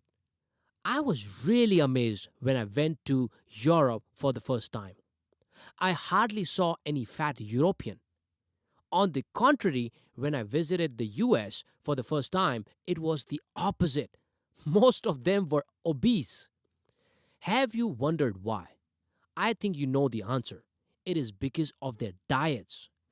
Where Europeans have healthy diets, which includes a lot of veggies, boiled foods, lean meats, etc., Americans eat lots of fried and junk food. For fitness, 70% is diet. So before you start working out, I need you to understand your diet. I am not an expert, but I understand that our diet should contain basically good fats, carbs, protein, and fibers. Of course, we need all the vitamins, but that will be coming out of those foods. Here is the myth I believed in. I thought that all fats were bad fats. Hence, I avoided ghee, butter, and cheese as well. I know what you might be thinking right now. You may be avoiding them too. But guess what? They are healthy fats, and your body needs healthy fats. Almonds, ghee, curd, cheese, and butter are all healthy fats, but do not consume them in large quantities or eat them without a proper diet plan from expert like Vishnu Mohan. Some people go on a crash course and adopt a liquid diet. I would not advise doing that personally because I believe in eating right and burning unwanted fat through workouts. Do not just change your diet, but change your lifestyle. What I mean is, become conscious of what you put inside your body and be aware that whatever you eat will either help you or take you away from your ambitious goal. Try to change the lifestyle and do it for a few months and see how amazing you feel. Make minor changes and do not deprive yourself of food because the drastic changes will backfire on your habits. Follow it and you will enjoy your life 10x times like me. You can thank me later. Health mindset number 4: get your lazy ass back in the gym. Set aside at least 5 hours a week for workouts without excuses. Do not break the chain and lose the momentum. Have a workout partner who will push you to do more. If you can't make it to the gym because you are traveling or some other reason, do burpees and push ups for at least 15 minutes in your room. Get the blood flowing and heartbeat racing. Have customized workout plans for the whole month and add some variations. Reach out to a coach or a mentor. Middle class mentality versus millionaire mindset. Middle class mentality never focuses on health. Millionaire mindset, health conscious person.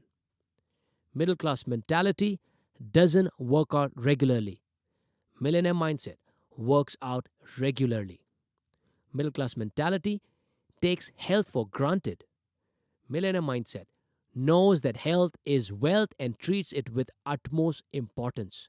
Middle class mentality faces lots of health issues after the age of 35. Millionaire mindset lives a healthy life with least health issues. Middle class mentality find excuses to justify why he is not fit.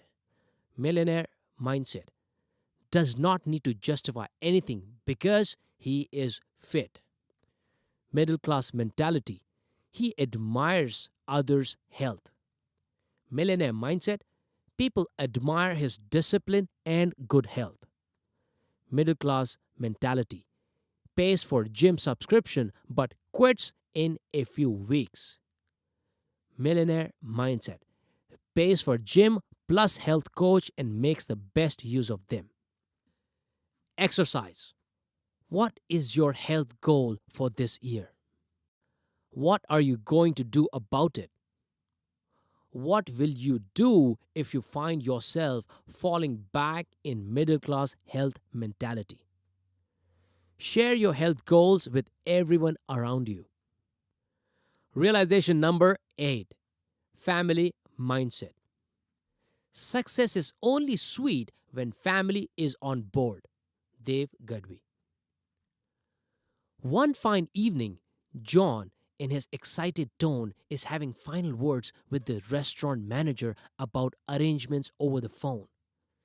Finally, after an hour, he arrives at the restaurant along with Kim, who has beautiful long hair, fair complexion, and brown eyes.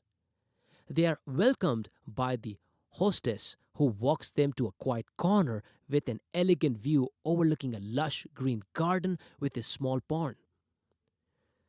The table has candles, making their moment look very special. John orders Kim's favorite drink and favorite Chinese dishes. Kim looks absolutely thrilled as she has no idea about what is happening and what the occasion is. After a few minutes, a violinist appears out of nowhere and starts playing the most beautiful melody. John holds Kim's hands and says, "You are the most beautiful and amazing person I have ever met. You are the love of my life, and I am committed to do whatever I can to keep you happy." Now, you must be thinking, what is the occasion? Is John going to propose to Kim? Or is it their anniversary or some special day like a birthday? Or could John be treating his mother or sister? You can have his story as you like. My question is, why do we not have these days very often in our lives? Why do we wait for occasions? If we really love our family, these are the moments we should be creating and living very often. Kim could be 80 kgs or John could be 100 kgs. John could be earning 24,000 rupees, which is $400 a month. What did you visualize them as? I'm sure you saw them somewhat like slim, having good money, great looking. They may be sitting in a very expensive restaurant in the heart of New York, or they may be in a remote, inexpensive location in Vietnam. None of this matters. What matters is the intent. What is your intention and feeling towards others? You can make the other person happy with whatever you have in any situation. All you need to do is make an emotional deposit. Remember, you can only remove what you deposit in your love account. The currency that you need to deposit in your love account is called emotions. The more emotional deposits you make in your love account, the richer, which is measured in happiness, you will feel in your personal life. This is an ongoing thing and not a one time activity. Initially, when I started on my journey to inspire and empower 10 million people, I fully immersed myself into my mission. I became crazy busy creating content to help me reach more people. I would be glued to my cell phone all the time. This created friction between me and my family. I ignored it for a few months, but the friction started to become a black hole and came back to bite me later. Why am I sharing this? Because I know I am not the only one who takes the family for granted. If I ask you, do you love your family? I know most of you would say yes. But if I ask you, do you spend quality time with them? Quality doesn't include watching a movie or being with them, but distracted because of TV, a book, or cell phone. I'm sure a lot of you would agree that quality time is missing in a lot of people's lives. When was the last time you gave your mother, father, or spouse a surprise by taking him or her to their favorite restaurant, holiday, or shopping? How often do you share your feelings for them? How often do you tell them how much you love them? For sure, I did not do a respectable job in this area. Ever since I realized that this was an area that needed improvement for me, I started following Marriage Today on YouTube and learned a lot of things about relationships. I started implementing those teachings in my life and saw immediate changes in my personal life. I urge you to take your personal life to the next level along with your professional life and health. Invest time and make your emotional deposit regularly by treating them often, expressing your love for them, and making them feel special. Mediocre mentality versus millionaire mindset. Mediocre mentality takes family for granted. Millionaire mindset values family the most. Mediocre mentality spends less quality time with them. Millionaire mindset spends lots of quality time with them. Mediocre mindset thinks it is right to be served by them. Millionaire mindset serves them like they are prince or princess. Mediocre mindset does not believe in giving them surprises. Millionaire mindset plans great surprises and treats them well. Mediocre mindset complains that he is busy. Millionaire mindset finds time out of busy schedule to spend time with them. Mediocre mentality does not feel it is a priority to make emotional deposits. Millionaire mindset constantly makes emotional deposits into the love account. Mediocre mentality. I need money to make my family happy. Millionaire mindset. I need creativity and resourcefulness to make my family happy. Exercise. Write down things that make each key person in your life happy. Call all your loved ones now, tell them how much you love them, and see the response.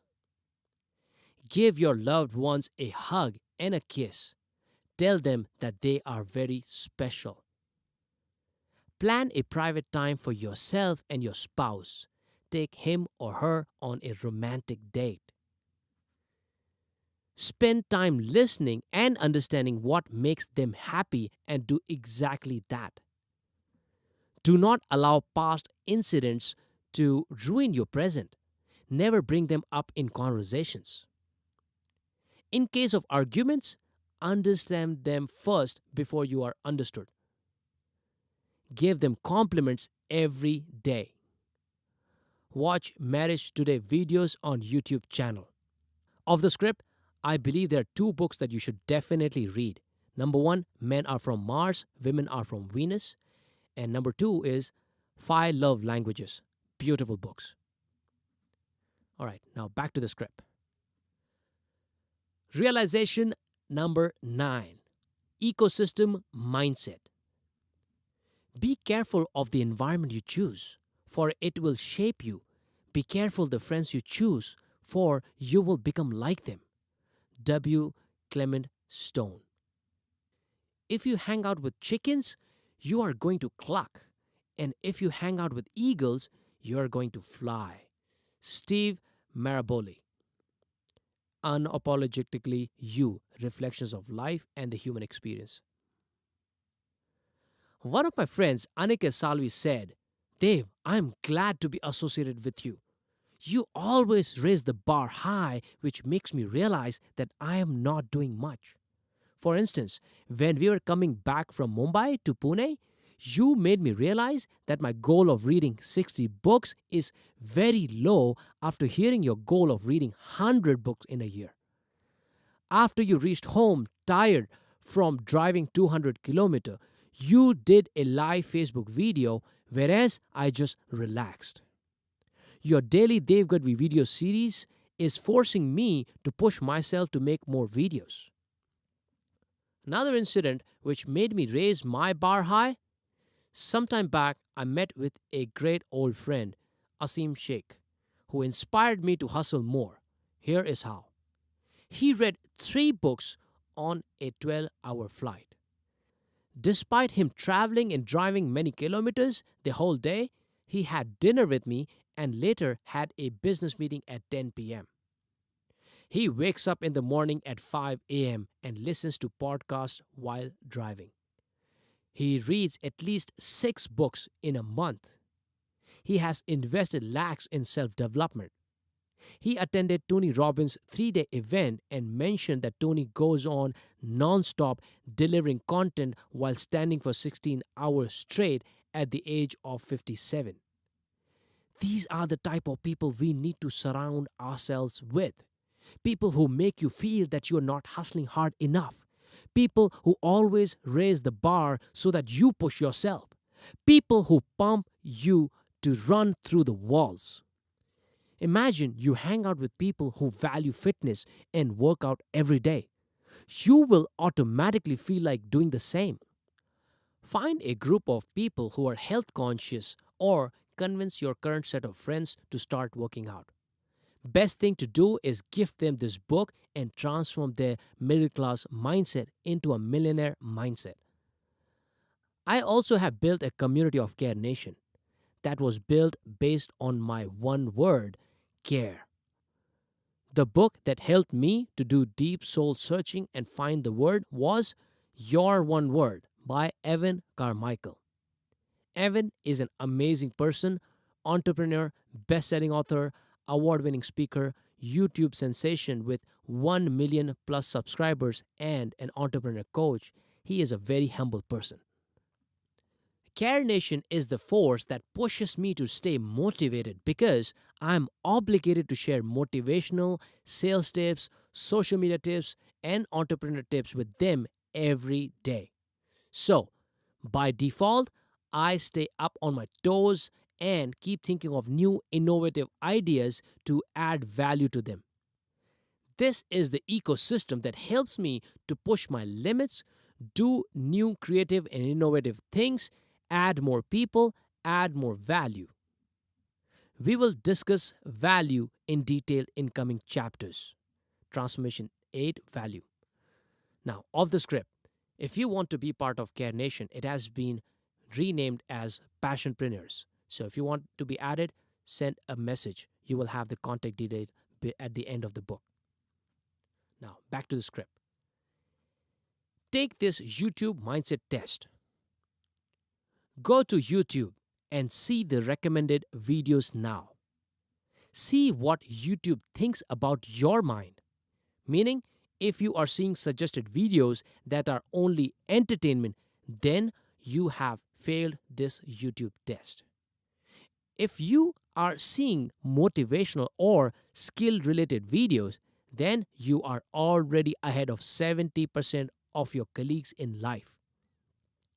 We all know that output depends on input. Your actions are based on your thoughts. Your thoughts come from what you consume daily. So, be aware of what you consume daily through your ecosystem, starting from what you watch on TV to what you browse on the internet. Consume all the right content on social media channels like YouTube and Facebook to stay in the groove. Once you do that, YouTube will share all the related videos based on your consumption. The best thing to do is start writing or videoing the health-related tips, and you will never have to worry about losing motivation. Same applies for your career as well. Teach what you learn, and you will become master of your domain. If you need help in starting out with your social media presence, check out my YouTube channel or reach out to me for personal coaching or mentoring. Ask your friends to subscribe to my YouTube channel as well and join my community of like minded people. Just search for Dev Gadhvi 10x. Talking about friends and ecosystem, let us dive deeper into it in the next chapter. Before that, I want you to smile, as a happy mind will breed a healthy body. Friends mindset. Jim Rohn said, "You are the average of the 5 people you spend the most time with." Emmanuel James. Jim Rohn was an American entrepreneur, author, and motivational speaker. His rags to riches story played a large part in his work, which influenced others in the personal development industry. Let us do a quick assessment which has scientifically proven to be accurate 90% of time. Step 1. I want you to write down the names of your 5 closest friends. Go ahead, pause the audio, write them down for 5 friends. Step 2. Put their income against their names. Step 3. Now add their incomes and divide it by 5. Step 4. Result. This is more or less your income as well. Are you surprised? I'm sure you are not. Now, here is what I want you to do. Remove 2 of those friends from the list, and I want you to think of 2 names who may have 5 times the earnings of your old friends. Okay, go ahead, pause the recording, go ahead and do this. After you're done, repeat the step of adding new incomes of your friends, including the 2 new ones, and find the average. What you get here is your new income by just adding 2 new friends to your close inner circle. This is the universal formula to decide what you need to do to increase your income. Not only income, if you apply this with anything, this would work. As they say, you should be in a room where you are the least successful person if you want to grow. It is so true. In other words, if you are the most successful person in the room, then you are in the wrong room. This is being preached and followed by all super successful people.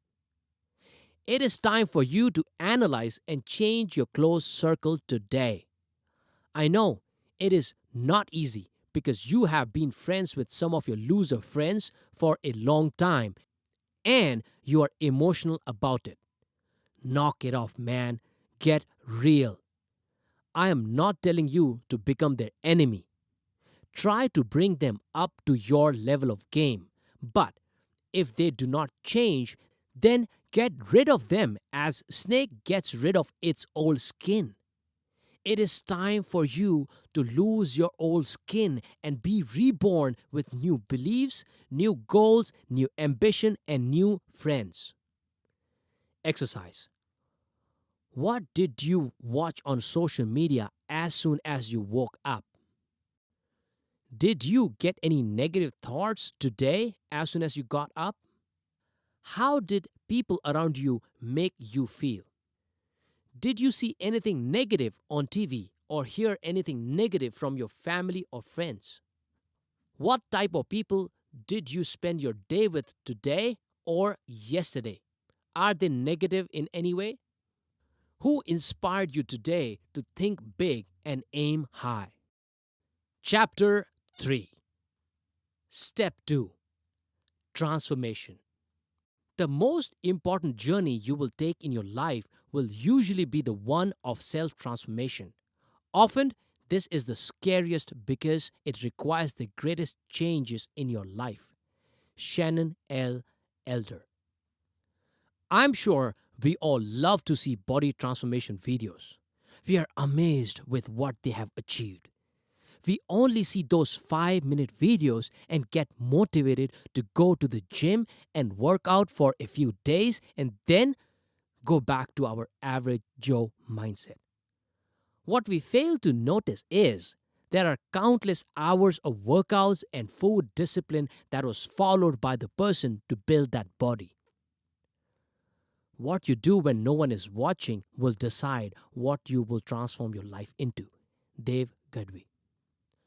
Transformation number 1. Start. The path to our destination is not always a straight one. We go down the wrong road, we get lost, we turn back. Maybe it doesn't matter which road we embark on. Maybe what matters is that we embark. Barbara Hall. People care less about what you say, but more about what you do. Dev Gadhvi. If not now, when? If not here, where? If not me, who? Steve Greiger. December 2016. I was sitting in a hotel in New York. It was very cold outside. I was staring at my phone and having butterflies in my stomach because I was about to go live on Facebook. It was a new feature added by the social network recently. I was thinking, what will others think? How will people react? What if they think I'm stupid? What if I forget what I am going to say next? I would not be able to edit anything. What if they will say that I am not qualified to talk about success and mindset? Finally, after 5 minutes of negative thoughts, I took a deep breath and said, "It's okay. Let me do it." The next words that came out of my mouth were, "Hello, friends. I have an announcement. Joe is dead. Yes, I killed Joe." Now, you must be wondering who Joe is. Joe is someone who is in our head, someone who makes us average. I went on for about 15 to 20 minutes. Trust me, it was not a great video. But I conquered my hesitation by taking the first step. It was the start that mattered.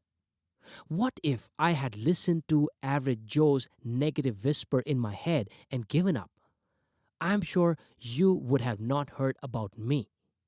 Now, off the script, if you really want to laugh out loud and you want to watch that live video, go ahead and search on YouTube, Average Joe is Dead, Dev Gadhvi. I know you will have a great time. Now, just because I did that live stream, you are listening to this audio book. That's how important start is. Okay? Back to the script. Take the first step in faith. You don't have to see the whole staircase. Just take the first step. Martin Luther King. Nobody can go back and start a new beginning, but anyone can start today and make a new ending. Maria Robinson. Transformation number 2. Consistent, massive action. When I read The 10X Rule by Grant Cardone, I realized that there are 4 degrees of action. Number 1, no action. Number 2, retreat. Number 3, average action. Number 4, massive action. All the success and fame that I have achieved so far would have not been possible without me taking consistent, massive action. Be it creating lots of videos, quotes, reaching out to successful people, conducting life transforming workshops, building digital products, writing books, etc. It is a no-brainer that the more action you take, the more successful you will be. Massive action is the only way to win. Here is how I implemented this in my life.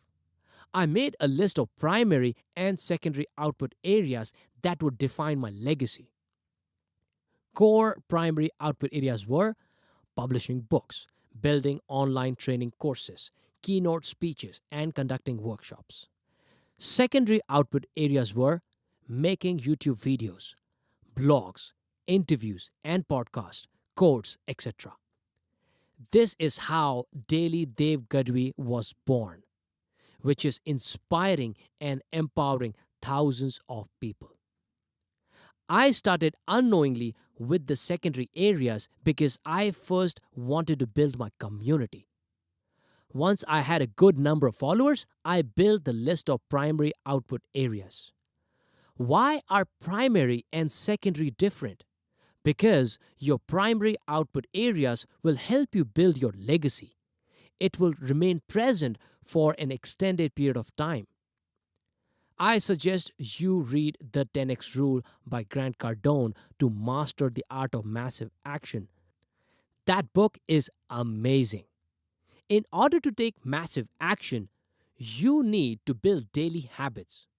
Let's look at various habits in the next chapter. Transformation number 3: Habits. Our self image and our habits tend to go together. Change one, and you will automatically change other. Maxwell Maltz. The best thing about the future is that it comes only one day at a time. Abraham Lincoln. Let me ask you, how did you wake up today? Did you wake up being happy, excited, and energized, or you started your day by checking social media messages, emails, worried about a report you need to send to your boss, unhappy because you have to go back to work again? Most successful people start their day being proactive and not being reactive. By accessing emails and social media, you are reacting to them. Have at least 30 minutes in the morning set just for yourself where you are proactively shaping your day and not reacting to the events that are happening to you. First, you build your habits, and then habits build a new you. Dev Gadhvi. There are so many things in life you can't control and change. You cannot control what others will do. Your big goals may not seem to be under your control. The best solution I have found after studying super successful people is they build a daily routine or daily habits and then stick to them diligently. They control their day by day tasks. Here is how I control my day by being proactive. Here is my schedule these days. It may have changed depending on what stage of life I am at, but I control the start of the day. 10 a.m. Wake up, freshen up, and have a black coffee. 10:30 a.m. Daily rituals like affirmation and visualization. Write goals and tasks of the day. 11 a.m. Daily motivational tip for Care Nation group. 12 p.m. Hit the gym. Listen to the audiobook while working out. 2 p.m. Cook a healthy meal while listening to the audiobook. 3 p.m. Freshen up, dress up, shoot a video. 3:30 p.m. Have lunch, reply to social media messages. 4 p.m. Drive to office while listening to an audiobook. 4:30 p.m. to 12:30 a.m.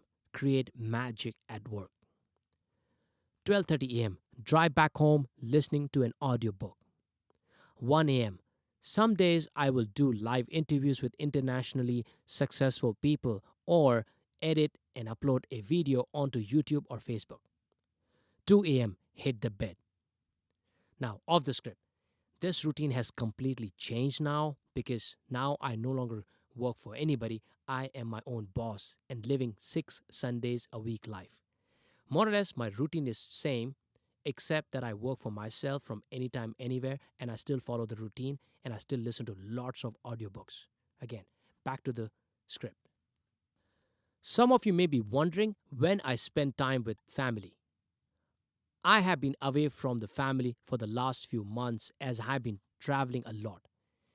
If I was with them, then I would have a good amount of time reserved for them in the morning and over the weekends.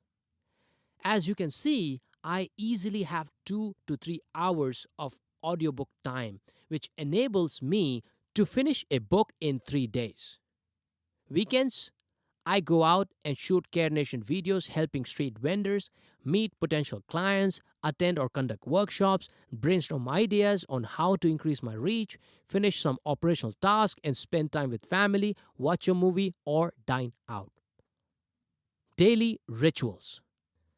Oprah, after one of her morning sessions of meditation, confessed, I walked away feeling fuller than I would come in, full of hope, a sense of contentment, and deep joy. Knowing for sure that even in the daily craziness that bombards us from every direction, there is still the constancy of stillness.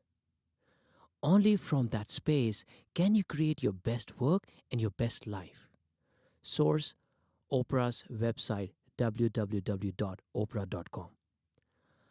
How you start your morning can set the tone for the rest of the day.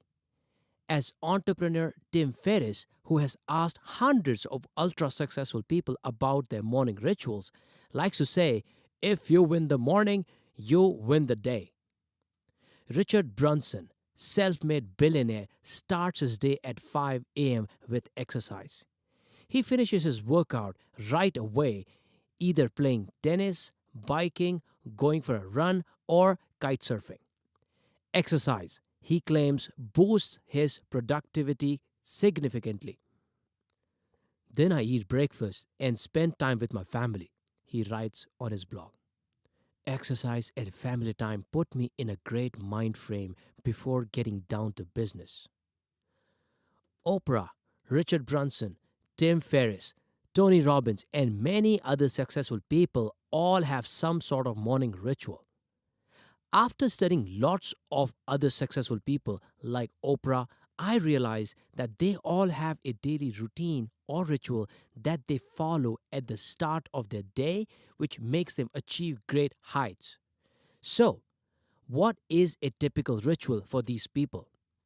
They all meditate, do their visualization and affirmations, they work out or read as well. Here is what I have been doing ever since I was exposed to this magical way of starting my day on a super high note. I start my day with acronym called SAVERS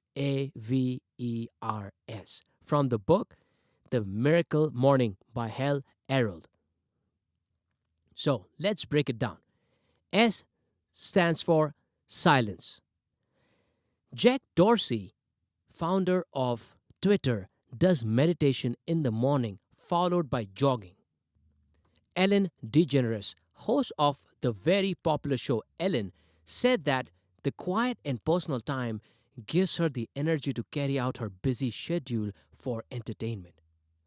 Lots of successful people meditate, which is recommended. It may or may not work for you, but have you ever tried giving it a shot? Here is how I start my day.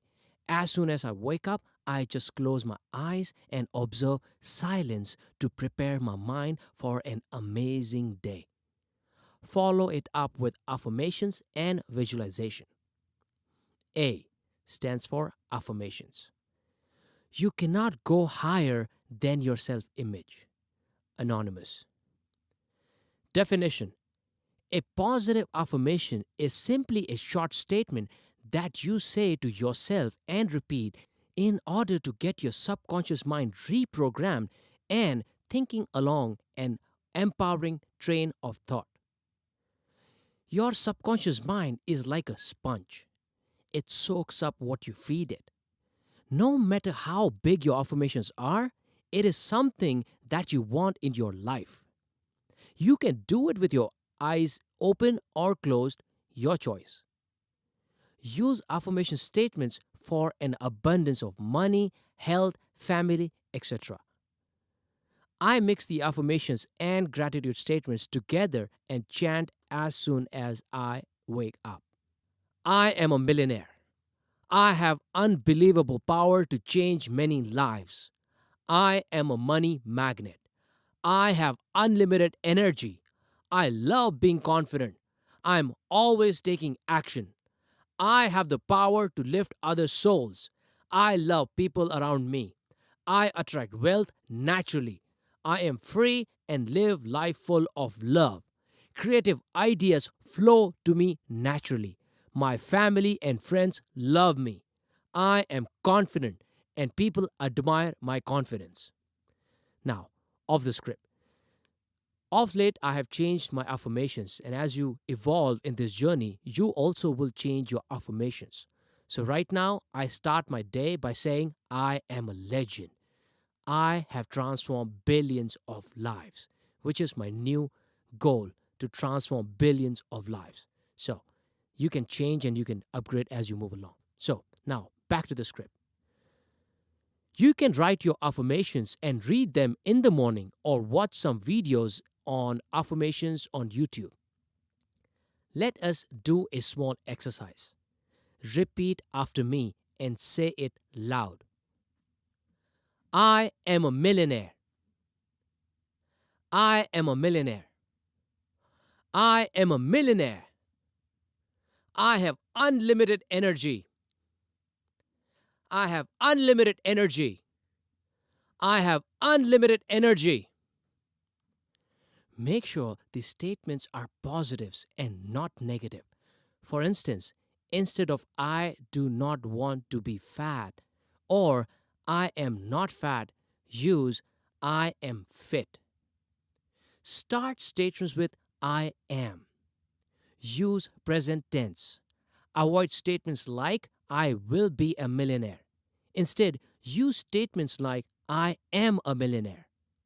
These days, I'm listening to Dan Locke's affirmation video followed by visualization. V stands for visualization and imagination. Imagination is more important than knowledge. For while knowledge defines all we currently know and understand, imagination points to all we might yet discover and create. Albert Einstein. If you want to reach a goal, you must see the reaching in your own mind before you actually arrive at your goal. Zig Ziglar. As you think, so shall you become. Bruce Lee. What is visualization? It is a technique which you practice alone, imagining your ideal life. You create the self image of the life that you want to live, the body that you want, family life that you want, the financial situation that you want. Similar to affirmation, visualization impacts your subconscious mind to achieve what you want. You must believe that you are already living the ideal life you want. Why visualization? This technique has been proven to be one of the most effective techniques for people who want to achieve unbelievable things. All super successful people are following some sort of visualization. Dreaming is not enough. You have to go a step further and use your imagination to visualize with intent. Forget everything you have ever been taught and believe it will happen just as you imagined it. That is the secret. That is the mystery of life. Christine Anderson. To accomplish great things, we must first dream, then visualize, then plan, believe, act. Alfred A. Montepert. I visualize myself being on a huge stage inspiring thousands of people. The audience is chanting my name. I visualize myself as a top business expert helping 10 million people build their life and business around their passion. I see myself having a six pack and having MMA level fitness. I imagine my family loving me and me loving back in return and treating them with lots of quality time, traveling to exotic locations, and doing fun activities. I go into very specifics on seeing the vacations as I am on super amazing villas with luxury cars, jet planes, etc. Some of the to dos. Have a very specific vision. Calm yourself down. Breathe consciously. Be consistent. Live that future in the present and believe it.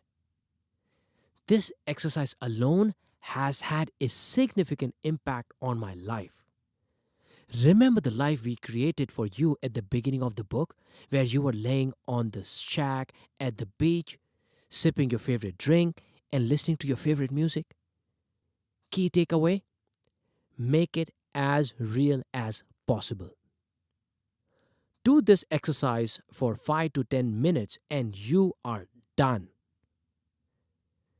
Exercise. Let us paint your future and imagine it now. What kind of life are you living 5 years from now? What kind of car are you driving? How are you making your money? How are you spending time on your dreams? How are you enjoying your family time? How is your body and fitness level? Don't just see. You have to believe in the sense of touching, smelling, feeling, hearing, etc. For example, you are touching the car and feeling it. You are feeling the fresh morning breeze on your face while sitting on the beach and enjoying your favorite drink. You are cuddling with your kids and family. Some men see things as they are and ask why. I dream things that never were and ask why not. Robert Kennedy. Expand your thinking and believe the unbelievable till it becomes reality.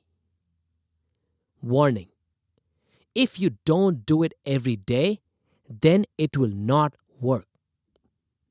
If you do it for a few days and skip it for a week, then you won't get the benefits.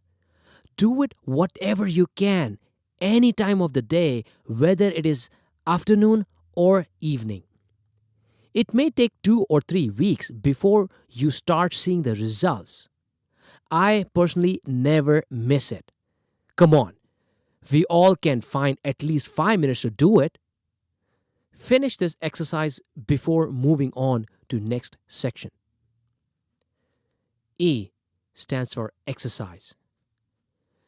Bill Gates works out every morning and watches videos while working out.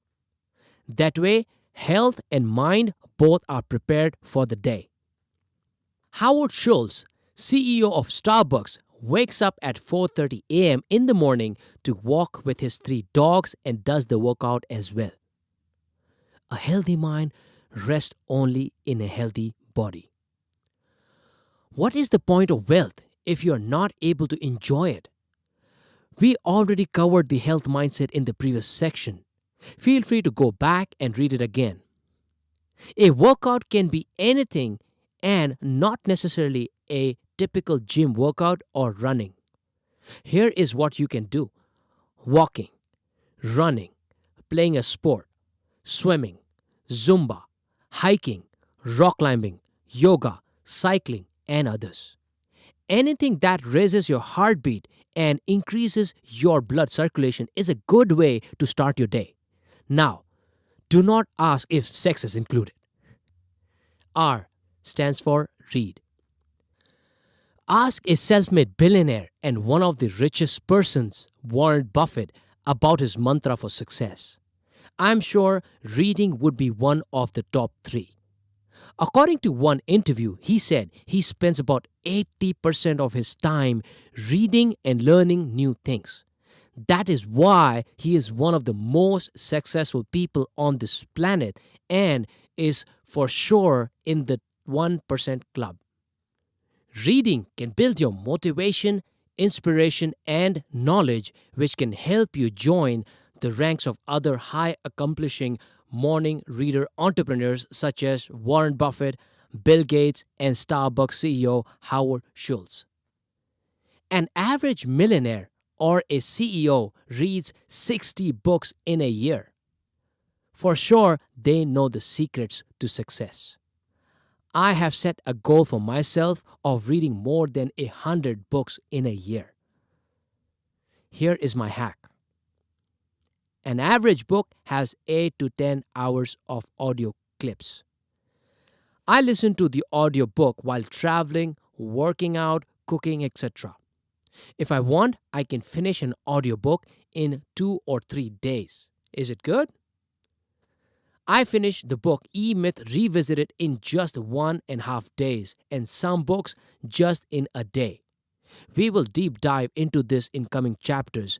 Books, your fuel to stay unstoppable. Now, off the script.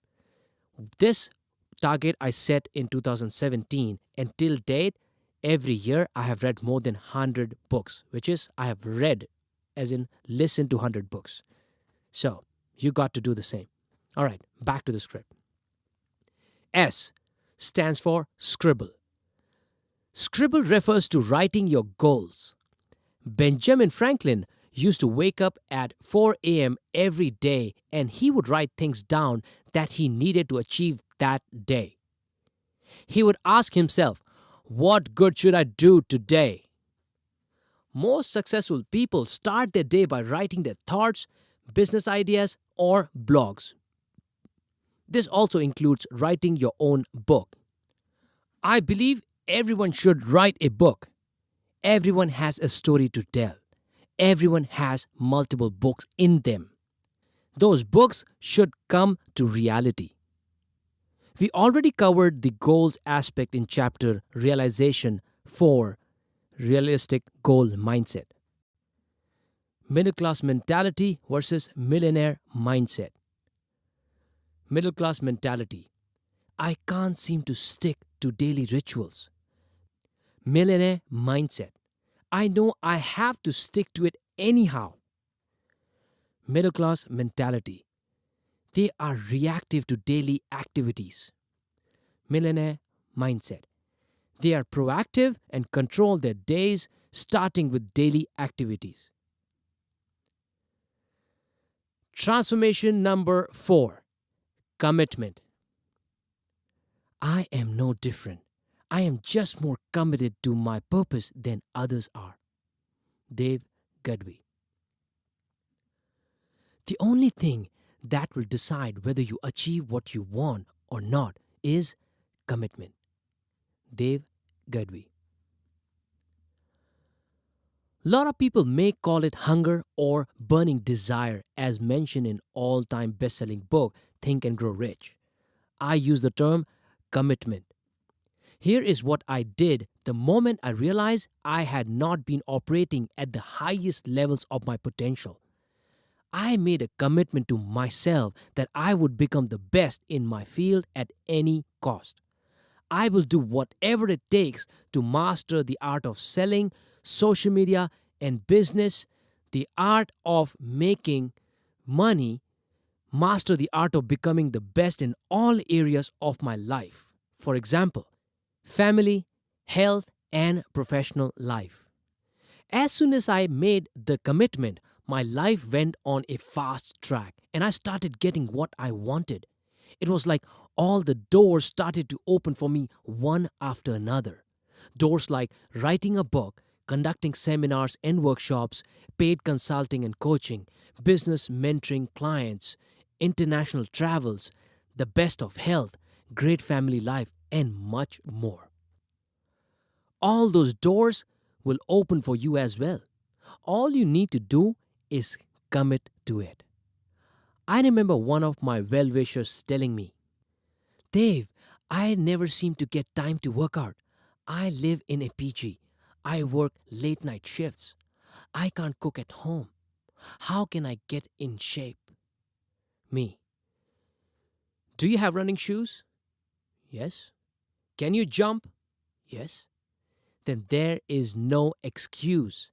The only thing that you need is the commitment to get back in shape. Winners never whine, and whiners will never win. When a man born with no arms and no limbs can become a best selling author, the world's highest paid motivational speaker, learn to swim and drive, and live happily, then you have no excuse to make. Nicholas James Vujicic is an Australian Christian evangelist and motivational speaker born with tetra amelia syndrome, a rare disorder characterized by the absence of arms and legs. He is one of the 7 known surviving individuals planet wide who live with the syndrome. Transformation number 5. Invest in yourself. Be so good that good feels great with you. Dev Gadhvi. Ask any millionaire or billionaire for their secret, and the number one advice they will give you is to spend your time learning and improving your skills, because only skills pay the bills. Not only your bills, but everyone else's bills. My regret. It took me way too long to understand the value of developing my mindset and skills such as sales, social media, and entrepreneurship skills. Until the age of 33, I never invested even a single rupee in my self learning and skill development. However, after I was exposed to super successful people through social media and interviewed some multi-millionaires like Dan Locke, Patrick Bet-David, Evan Carmichael, Giancarlo Barraza, Tony J. Hughes, and others, I realized how crucial self-learning is. You can find all the interviews on my YouTube channel under the interviews and podcast list. The most important investment of my life was when I invested $2,000, which is approximately 1.3 lakh rupees, on Grant Cardone's online sales university. Before I could even invest that much money, I had to sell my wife on this idea of investment, and it took me few days to convince her, but I did close the deal. That investment alone has made me over 10 times the return. My first paid workshop, Master the Art of Cold Calling, made me 25,000 rupees, which is $450 in 3 hours, with 90% profits in advance bookings. The fun part is I recorded that workshop and it became my first digital product available to anyone, making me passive income. Not bad for a start, huh? Visit our website www.devgadhvi.in to know more about the workshop. Then I spent 3.5 lakh rupees, which is $5,000 on affiliate marketing.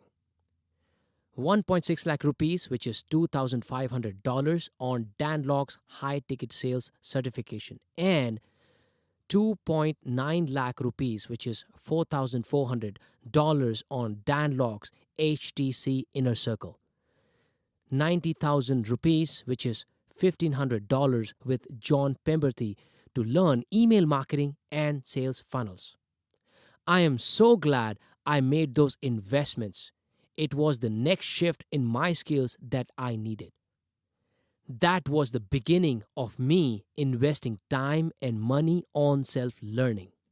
Ever since then, I have spent thousands of hours and lakhs of rupees in developing my skills and knowledge of sales, social media, and entrepreneurship.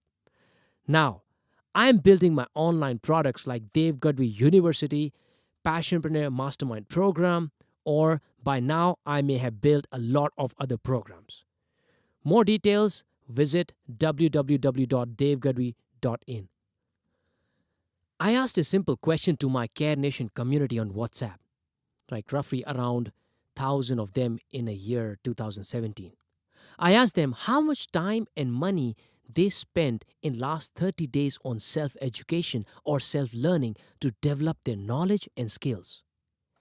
80% of them replied with an answer which was not surprising. It was none or barely few $100 and 0 to 3 hours per month. I'm sure this will help you become introspective and confront yourself as well. I'm sure that by now they have improved drastically with my exclusive daily tips on success, sales, social media branding, and entrepreneurship tips. I am committed to transforming their mindset and hence transforming their lives because I know the pain of losing most important asset of your life. That is time. If you want to join my Care Nation WhatsApp community, please visit www.devgadhvi.in or WhatsApp us at +91 9819 526252. Of the script, the Care Nation has been converted to Passionpreneurs Group. Back to the script. Here's the sad part. In one of my interviews with self-made multimillionaire entrepreneur Dan Locke, he said the same thing. Average mindset people consider the payment on self-learning as a cost, but only the millionaire mindset people consider it as the best investment which will provide guaranteed multifold returns. Now, let us compare how a middle class mindset and a millionaire mindset think when it comes to investment on self learning. Middle class mentality versus millionaire mindset. Middle class mentality. This is a cost. Millionaire mindset. This is an investment. Middle class mentality. The cost is too high. Millionaire mindset. The higher the investment, the better the return. Middle class mentality. I do not have time for self learning. Millionaire mindset. Self learning is the only thing that will decide my future. Middle class mentality. I do not believe in self learning. Millionaire mindset. Self learning is what will help me dominate my space. Middle class mentality. I do not have money to spend on self learning. Millionaire mindset. I will borrow money if needed to invest in self learning. Middle class mentality. I will only use what is available for free. Millionaire mindset. I will leverage what is available for free and will pay more to get quality knowledge. Let us do a quick exercise to find some interesting facts about your life.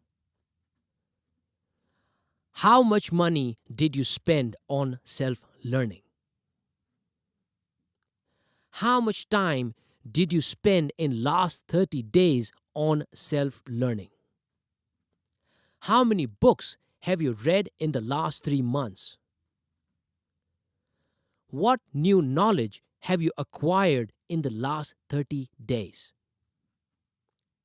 How much of what you learned have you implemented in your life? Pause the audio, go back and answer those questions in a piece of paper. Write down your answers to the above questions and look at them every week or month. If you do this for a couple of months, you will realize how your life is changing with new learning. I evaluated many multimillionaires and realized that the best of the best people invest in themselves first. Now we know that the average millionaire reads about 60 books in a year, and they are the busiest people. If they can read 60 books, then I should be reading more than 60 books in a year. I would read about 100 plus books in a year. The best way to learn is to teach others. It is a win-win situation. Transformation number 6. Right mentor. A good coach can change a game. A great coach can change a life. John Wooden. When I started my journey of transforming my life first and then changing others' lives, it took me time to realize that it would take me years to get to my goals. So, what could I do to reduce the time? I studied super successful people and realized that each person had a mentor or a coach in their lives. For Bill Gates, it is Warren Buffett. For Sachin Tendulkar, it was Ramakant Achrekar. For Michael Jordan, it was Tim Grover. For Dan Lok, it was Alan and Dan Pena. What did these mentors do for their mentees? They helped them to become masters of their craft in the shortest possible time. Do not hire an advisor, meaning don't hire someone who has not done what you are looking to get done. Who is the right mentor? A person who has achieved what you need to achieve. A person who is accessible via books, videos, blogs, or even personal mentoring. A person who you like and admire. Remember, this one is very important. A person who is kind enough to give back to the world and is not just looking to make money. How to find right mentor and become a mentee. Google the mentor, YouTube search, ask your friends. Study everything about the person. Approach him or her by telling him or her what you admire about him. Become his or her devoted mentee and do not question whatever he or she teaches. Middle class mentality versus millionaire mindset. Middle class mentality. I do not need a coach. Millionaire mindset. I need and want a coach. Middle class mentality. I don't think a coach or mentor can add much value. Millionaire mindset. I know for sure that a coach can put my life on high speed by reducing the time otherwise taken to learn and implement by half. Middle class mentality. It is hard to find a mentor. Millionaire mindset. I will find a mentor anyhow. Middle class mentality. I do not want to spend money on a mentor. Millionaire mindset. I know that money spent on a mentor is an investment that will give me huge returns in the coming years. Transformation number 7. Life-changing moments. My life has been full of life-changing moments of late. It did not hit me for almost 13 years. I was blindfolded by my average thinking. That moment arrived when I committed to becoming great at sales. That is when I went on YouTube and started watching sales videos. I had been in sales for almost a decade thinking I am doing well.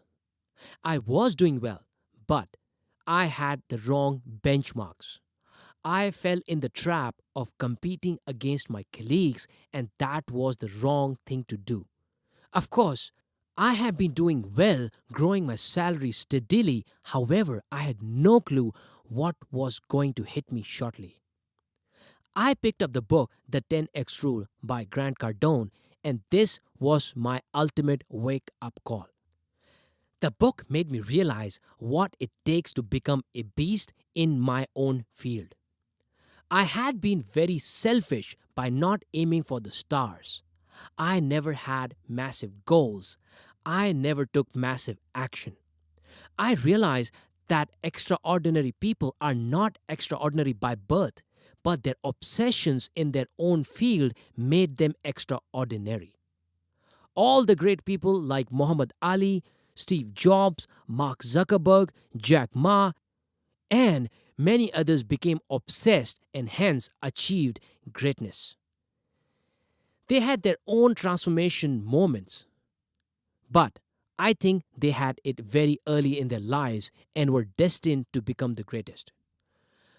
We too are born with extraordinary capabilities. However, we fail to realize life-changing moments despite them occurring in our lives. We do not realize that we have potential far beyond what anyone can imagine. This book will be a life-changing moment for many. The day you realize that you have been born with a bigger purpose in life and you are not here to just earn money and make babies, you will be surprised to see what you can achieve.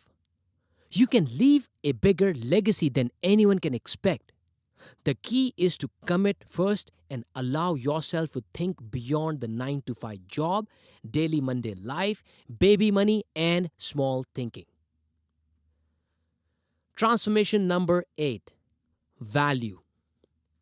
One of the most important things I learned from all super successful people is that if you want to go a long way in your personal and professional life, you need to learn how to add value to others. Be it your co-worker, your customer, your boss, your partner, your wife, family, and more.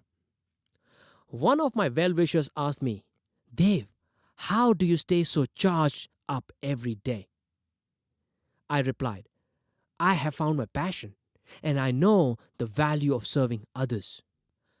How can I not be charged if I am motivating others to go after their dreams? How can I not master sales when I'm going to teach others how to sell? How can I not be hyperactive on social media when I'm going to help others with their social media branding? How can I not be fit when I have to inspire others to be fit? I constantly think of innovative ideas on engaging and serving my followers through various platforms like social media videos, blogs, quotes, workshops, coaching and mentoring, etc. You should also be constantly thinking, how can I help someone? How can I add value to someone? The more you give, the more you will get. If not today, then some other day. But sooner or later, your value will be recognized and you will reap the benefits of your value. Off the script, I did this for more than 2 years.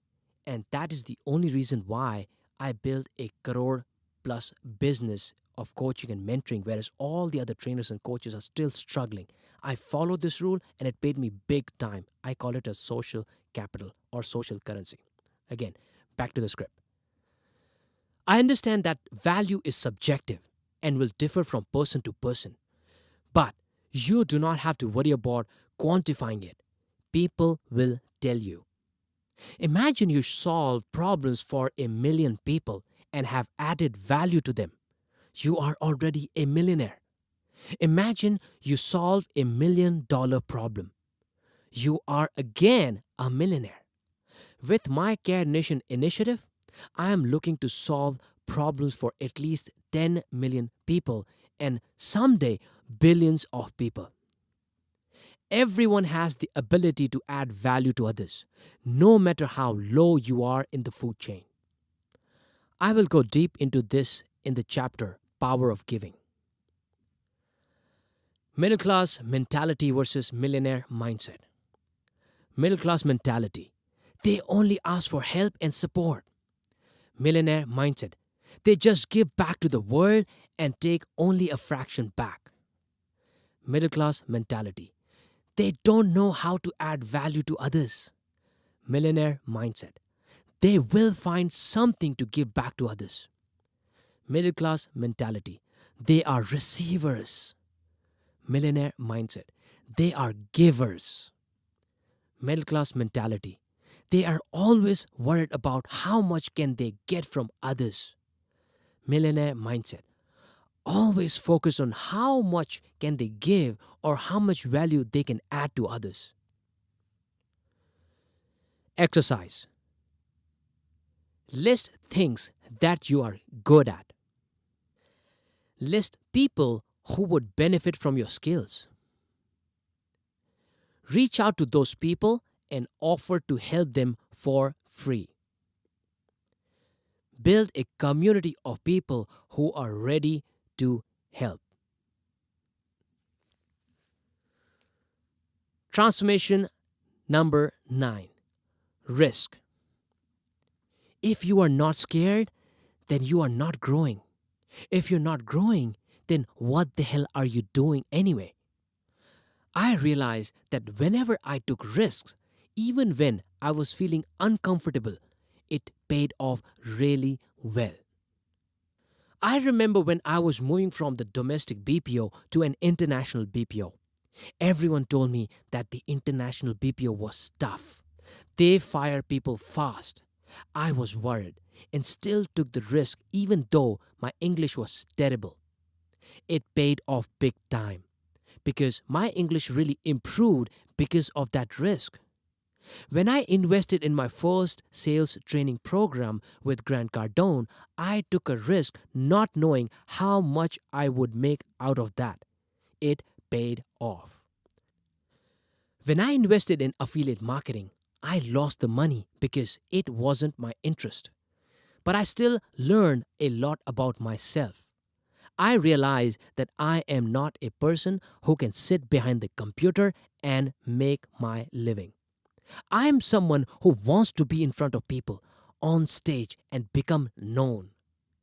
When I invested in self publishing this book, I had no idea how I was going to complete it because I only had few articles written by that time. I was still a terrible writer. I still am, I think, but I still took the risk and now you are listening to this audiobook. When I invested in Dan Locke's high ticket closer program, it was a crucial time because I needed money to invest in book publishing, workshop, etc. I took leap of faith again and invested in it. When I invested in John Pemberthy's automatic marketing program, I understood everything about sales funnels and email marketing, and now you are part of my automatic marketing system. Take calculated risk, but put yourself in uncomfortable situations and trust your gut. Middle class mentality versus millionaire mindset. Middle class mentality. They avoid taking risks. Millionaire mindset. They take calculated risks with good backing. Middle class mentality. Fear drives them. Millionaire mindset. They only fear not growing and not taking action. Middle class mentality. They will live a comfortable life.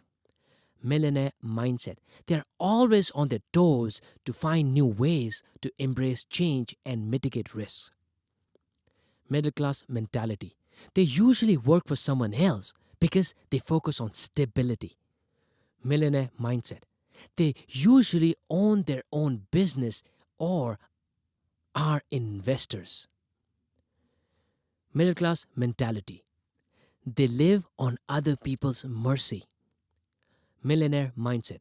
They rely on their own hard work, knowledge, skills, network, and mentor. Chapter 4. Step 3. Sustainability. There is no fun in winning once. There is no fun in getting fit once and becoming fat again. There is no fun in making lots of money and losing it.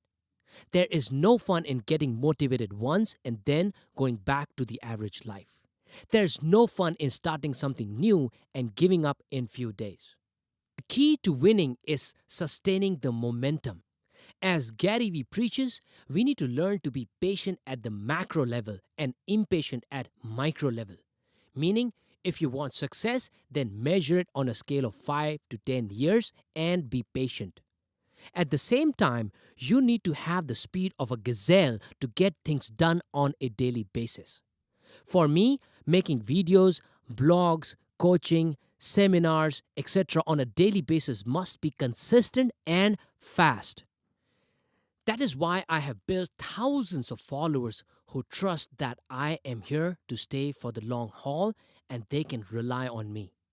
At the same time, I am not bothered by how many likes I am getting on each video. I am looking at the bigger picture for a long game. Long game. Did you have moments when you won some trophy or award and became number one for some time, but then your name and fame faded soon? That is because you did not play a long game. You were happy and content with your short-term success and took the eyes off the 5-year or 10-year mark. Anyone can win once or twice, but are you making winning a habit? Are you focusing on 10 years worth of winning consistently? One of my friends wanted to get into business but did not have courage to leave his job. He said, Dave, it is difficult for me to quit my job and start my business. I am making 2 lakh rupees, which is 3,200 per month. And if I start my business, I will not be able to even make 1 lakh in next 6 months. So, what is the problem here? He is not willing to play a long game and is worried about going down temporarily. Have you watched a tiger springing upon its prey? A tiger will move back a little or bend its lower body in order to jump higher. Even an athlete needs to build the momentum before releasing the javelin or taking a long jump. In life, we must remove the mindset that taking a step back is a terrible thing. At the same time, never be stupid and quit your job without even building a passive source of income or other sources of income. Be willing to play a long term game with small, steady income flows at the same time. To know more about how you can build multiple sources of income in exchange for your knowledge or information, I encourage you to attend my workshop. Off the script. When I quit my job, I was making 3.5 lakh per month. When I quit, my income went to zero. And I built a strategy to build my passionpreneur mastermind. At least I will make more than 2 lakh per month. Guess what? I went from 3.5 lakh to zero, but within 2 months, I made 35 lakhs. Now, I'm sharing this not to brag about myself, but I'm telling you, it is okay to take a cut if you have a long vision in mind, long goals in mind, because I was playing a long game. Anyways, let's go back to the script. Here are a few things to consider when planning your long term strategy. Sustainability number 1, power of giving. Nobody cares how much you know until they know how much you care. Teddy Roosevelt. You can accomplish anything you want in life if you help enough other people get what they want. Zig Ziglar. Do all the good you can, by all the means you can, in all the ways you can, in all the places you can, at all the times you can, for all the people you can, as long as ever you can. John Wisely. You will learn by listening to or watching others, and you will learn more when you implement what you learned. But you will learn the most when you teach others. Dev Gadhvi. I saw my life changing when I started studying millionaires and billionaires. But the paramount shift did not happen until I started to give back to the world on what I was learning. When I started, I had no idea how powerful it was to give back to others. I started to become a master at the subject that I started teaching, which is passive income, sales, business, social media, and success mindset. Not only did I become better at what I was doing, but it started to feed into my hustle. It felt so good when people started appreciating my efforts. I started getting amazing messages on various social media platforms. Some of the compliments I started getting were, Dave, I want to become like you. Dave, how do you manage your time? Do you even sleep? Dave, you have changed my life. Dave, I'm your biggest fan.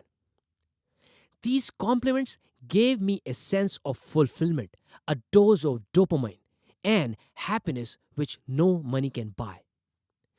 This is the biggest secret of my drive. This is how my hustle has gone to the next level. This is what motivates me to coach people at 3 a.m. even when it was for free. This thing alone can change your life. Some part of your mind, which is average Joe, must be saying, Dave, I do not know what I can give back to the world. Dave, I am not good at it. So how can I give back? Dave, I am an introvert. Guess what? You do not have to be an expert or perfect to give back to others. Do you think I was good at things I taught at the beginning? No, I was learning and sharing with the world. If you share with the world saying that you know it all and you are the expert, people will see that you are not successful yet and it will backfire. Rather, be open and modest that you are sharing your experience and your learning with others while documenting your journey. I'll jump off the script quickly. I am a big believer in documentation, and I am who I am today because of that one single thing. If you go to my YouTube channel, you will see all the weird things I have documented. Me just climbing my house when I forgot the keys to it, or documenting me talking to strangers. I've done all sort of things. So, this is one tip that you should definitely do: document your journey. And I've documented everything the day when I quit my job also. So go ahead and check out my YouTube channel if you want to learn more. All right, now back to the script. People say give to get, but I say give and forget. Dev Gadhvi. I share with the motive of inspiring others, helping others, and not getting anything in return. Having said that, do I do everything free? No. I, just like everyone, I need money as well to live the comfortable life, to reinvest in my business, to improve my quality of service, improve my products, etc. The more money I have, the more I can give. But my prime motive is to give and forget. Sustainability number 2. Celebrity authority. What is celebrity authority? A person who is an expert in a particular field. For instance, Dan Locke is a celebrity authority in business. Oprah is a celebrity authority in her show business. Steve Jobs was celebrity authority in the tech world. If you want to grow in life and business, you need to become a celebrity authority in your field. Again, you do not have to be Oprah, Dan Locke, or Steve Jobs to be a celebrity authority. You can be an authority at your own level. Here is how to become one. Write a book. Imagine you are handing over your book to someone instead of your visiting card. What would be your impression on that person? I am sure a good one. If you are writing a book on real estate that makes you better than 80% of your competitors because most of them have no idea of writing a book, you become a celebrity authority in your field. I'm sure I do not need to drill into your head the importance of writing a book. So, let's just address the question in your head. But Dave, writing a book is so difficult. Guess what? It is not. You have a wrong mindset and belief about writing a book. This is my first book, and I also used to think it was very difficult to write a book. I cannot explain here the strategy to write a book, but I encourage you to attend my workshop and I will give you the simple formula to write a book. Social media strategy. How many of your competitors have a YouTube channel? What is stopping you from having one? Whether you are a coach, trainer, real estate broker, fitness expert, small businessman, singer, writer, etc., no matter what you do, it is important that you give back to the world and let the world know you as a celebrity in your field. I get lots of business opportunities, speaking engagements, mentoring opportunities, etc. from my YouTube channel alone. I started my channel in the year 2016 and grew from 0 to 5,000 subscribers within 1 year and to 15,000 within 1.5 years. And as of today, which is April 2019, it has gone more than 53,000 subscribers. How? Giving back to the world. Media. This is something I have not yet mastered, but I know that moment you are on television, newspaper, or radio, you set yourself up for massive success and you will truly become unstoppable. By this, I do not mean you spend money on ads. What I mean is they cover your story or you write for them. Watch out for this. I will soon be dominating these platforms as well in coming few years. Now, off the script for the moment. So far, I have already spoken at TEDx and Josh Talks. This is nothing but the media, the platform that I have leveraged. Yet to explore the television, but I know for sure I will be on television soon. All right, let's go back to the script. Sustainability number 3. How to keep the fire burning. Some of my friends ask me about the way to keep the fire burning because in a long run, we often lose track of our goals, lose motivation, and start to take it easy. The way I do it? Number 1, focus on the bigger purpose of your life. If that purpose has some part of making others' lives better, then it's even a bigger drive. Don't just think that I need to get motivated just for today or this week. Temporary motivation will phase out. The bigger purpose for me is to help 10 million people, and it constantly pushes me to keep moving. I may not notice change within a week or a month, but for sure I will start seeing results in coming years.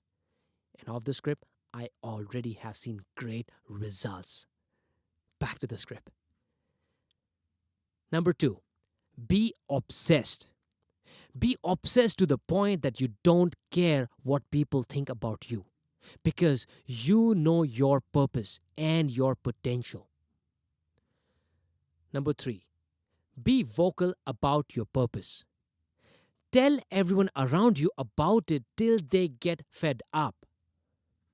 This way, you will attract like minded and positive people who want to become great like you.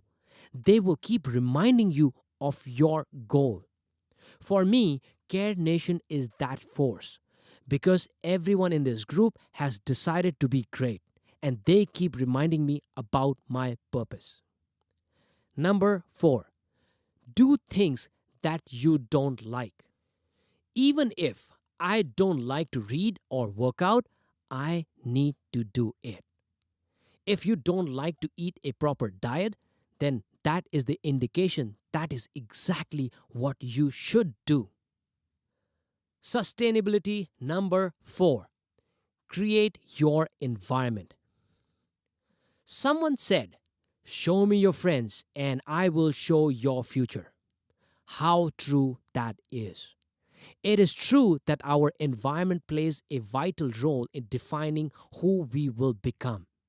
If you want to check what environment you are creating for yourself on the web, then just go to your YouTube channel now and see what suggested videos are popping up. If you see a lot of entertainment related videos, then this is a wake up call for you. While you're watching music videos, funny videos, and other form of entertainment, there are people out there who are learning new things, new skills every day, and are making you obsolete. I am telling this from my experience. I was one of those people who only used to watch junk videos. I wasted so many years of my life hanging around people who had no ambition in life. People who were happy to spend their weekends watching movies, partying, watching garbage on television, or watching worthless news. I so wish I had my transformation moment at an early age. First thing I would have done was cut out the people who are not ambitious. Am I sounding selfish? Yeah, I will be selfish because being a nice guy doesn't always help. I should be ruthless with myself if I need to grow. Here is what I want you to do. Make a list of all your close friends. Rate them on a scale of 1 to 10, where 10 is being most ambitious and 1 is least ambitious. Once you have done this, I want you to avoid spending time with people who are happy go lucky and don't have the burning desire to become great like you do. If you don't do this today, then they will keep pulling you down and will continue to convince you to quit pursuing your life's purpose. The most dangerous people in our circle are our close family members because we cannot ignore them. We listen to them when they say, "Come on, you have only one life, relax and take it easy." The only reason they are asking you to quit your hustle is because they have given up on theirs and don't see the bigger picture. Remember the story of Joe who got caught up in the average Joe mentality and remained stagnant in life? You and only you are responsible for your life. You are responsible for creating your own environment, which acts as a booster to push your limits, take constant action, and achieve greatness in life. You should surround yourself with people who will constantly remind you to stay positive, keep working, keep pushing your limit, and more. You need to constantly keep adding new people in your environment who are better than you and who have achieved what you desire to achieve. Books, your fuel to staying unstoppable. By now, I'm sure you know that the average millionaire or CEO reads about 60 books in a year. An average person reads only one or two books in a year. What does that mean? That means the successful people know the value of learning from others. They seek the million or even billion-dollar ideas in the books. They don't stop reading. They believe in stop breathing instead of stop learning. The common mistake made by average people is that they do not invest time in reading. I have made that mistake myself for many years. I was a person who would hate reading books until I stumbled upon the fact about reading 60 books a year. That is the day I started taking reading books seriously, and it changed my entire life. I started thinking big. I started acting differently. I started seeing great success. I started being so pumped that people around me started asking me what I was doing different. I had cut myself off from all the nonsense garbage on TV, social media garbage, and time waster friends to focus on my big goals. I started following the people who were winners in life, people who were masters of their craft, which I too wanted to become a master in. If there was a silver bullet, then this is it. Make it a point to read at least 15 minutes a day or at least 10 pages. Trust me, it is going to change your life forever. Some of the books I recommend: The 10X Rule by Grant Cardone, FU Money by Dan Lok, The 4-Hour Workweek by Tim Ferriss, Your One Word by Evan Carmichael, Rich Dad, Poor Dad by Robert Kiyosaki, Think and Grow Rich by Napoleon Hill.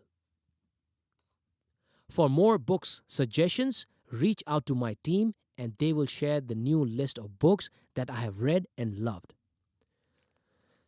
Middle class mentality versus millionaire mindset. Middle class mentality: they hate reading books. Millionaire mindset: they love books. Middle class mentality: they read barely one book a year.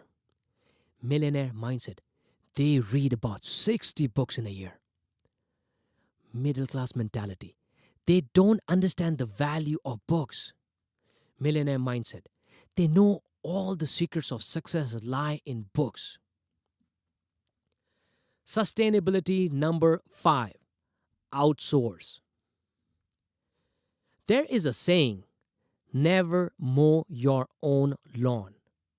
What it means is that you need to identify what you want to make in a year and break it down to per hour of required money.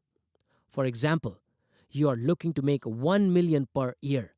That means you need to make $350 per hour, assuming you work 8 hours a day, including weekends.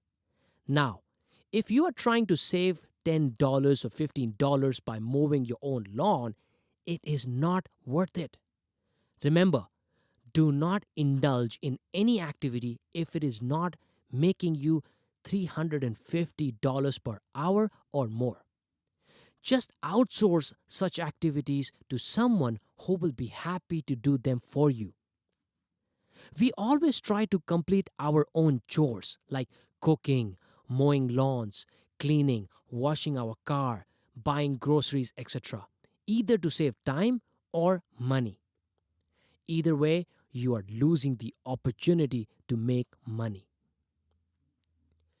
Middle class mentality versus millionaire mindset. Middle class mentality. They prefer to do all the work themselves. Millionaire mindset. They outsource mundane work. Middle class mentality. They are in saving mode. Millionaire mindset. They are in productive mode. Middle class mentality. They think they will avoid the cost by doing it themselves. Millionaire mindset. They know that the cost of doing those chores is higher than their per hour rate. Exercise. Make a list of all the activities you are doing which are paying you less than your per hour earning. Outsource all those activities and only focus on high income generating activities. Chapter 5. Transformation in 9 days. I'm sure this is the most awaited chapter. If you are one of those people who look at the index and flip directly to an interesting chapter, then I have bad news for you. You will not benefit from what I am going to share in this chapter and will get confused. So, do me a favor. Go back and finish all the previous chapters in their exact order. I will be waiting for you here. If you have completed all the chapters and reached here, then congratulations! I am going to share a secret shortcut with you that will help you to transform your life in 9 days. We, as human beings, have evolved a lot since our origins. Going from living in the wild, eating raw meat, to discovering fire and farming, to living in communities, to industrial age, and now living in a high-tech world. We have found so many hacks to transform ourselves instantly. Today we can fly, swim across the 7 seas, transport ourselves at the speed of a bullet. We have found formulas like anti-aging, artificial beautification like plastic surgeries, magic pills like Viagra, abortion pills, etc. But the discoveries that have happened in the last 2 decades have just taken our transformation to an unbelievable level. Can you imagine a formula that will make us almost immortal? Meaning, scientists have found a formula that will not only stop our cells from aging, but will reverse aging, improve DNA repair, which means we will never die of aging. An article published in March 2017 on www.sciencedaily.com shared this revolutionary discovery made by researchers and scientists. Source: University of New South Wales. The scientists identified that the metabolite NAD+, which is naturally present in every cell of our body, has a key role as a regulator in protein-to-protein interactions that control DNA repair. This is the closest we are to a safe and effective anti-aging drug that's perhaps only 3 to 5 years away from being on the market if the trials go well, says Sinclair, who maintains a lab at UNSW in Sydney. This is the biggest transformation of humankind in our medical history. Similarly, there is a magic pill called pilule magique folle that has been discovered by a French company called Personne Stupide, which supercharges our brains with the ability to store 99% of the knowledge and complete most complex tasks with ease in few days. NASA has even tested the same pill on mentally challenged people and it transformed them in 9 days. Who would not want to have this pill to transform their own life? Bad news is, this pill is really costly. It costs millions of dollars and only the super rich can afford it. It will be available for ordinary people in next 5 years. Guess what? You do not have to wait for 5 years. Would you want to get this magic pill? If your answer is yes, and you are a person who believes in this bullshit magic pill, then congratulations. Now I know one more person who falls for all get rich quick schemes sold by fraud advertisers, so called gurus and coaches. The first discovery about anti aging is real though. By the way, look up the English meaning of pilule magique folle and persone stupide. Yeah, you can smile now. Of the script, it is crazy magic pill and stupid person. All right, now you can smile. All right, let's go back to the script. Maybe in future, who knows? I had one of my old friends who lives in Muscat ping me the other day after watching my body transformation video. She said, "Dave, good to see you getting fitter. I would love to get fit as well. I am a working mom with 2 kids. I have no time for workouts and cannot stick to a diet. Can you tell me how can I reduce my weight and get back in shape?" I tried to explain to her what she needed to do in order to stick to a diet and find time for workouts out of her busy schedule.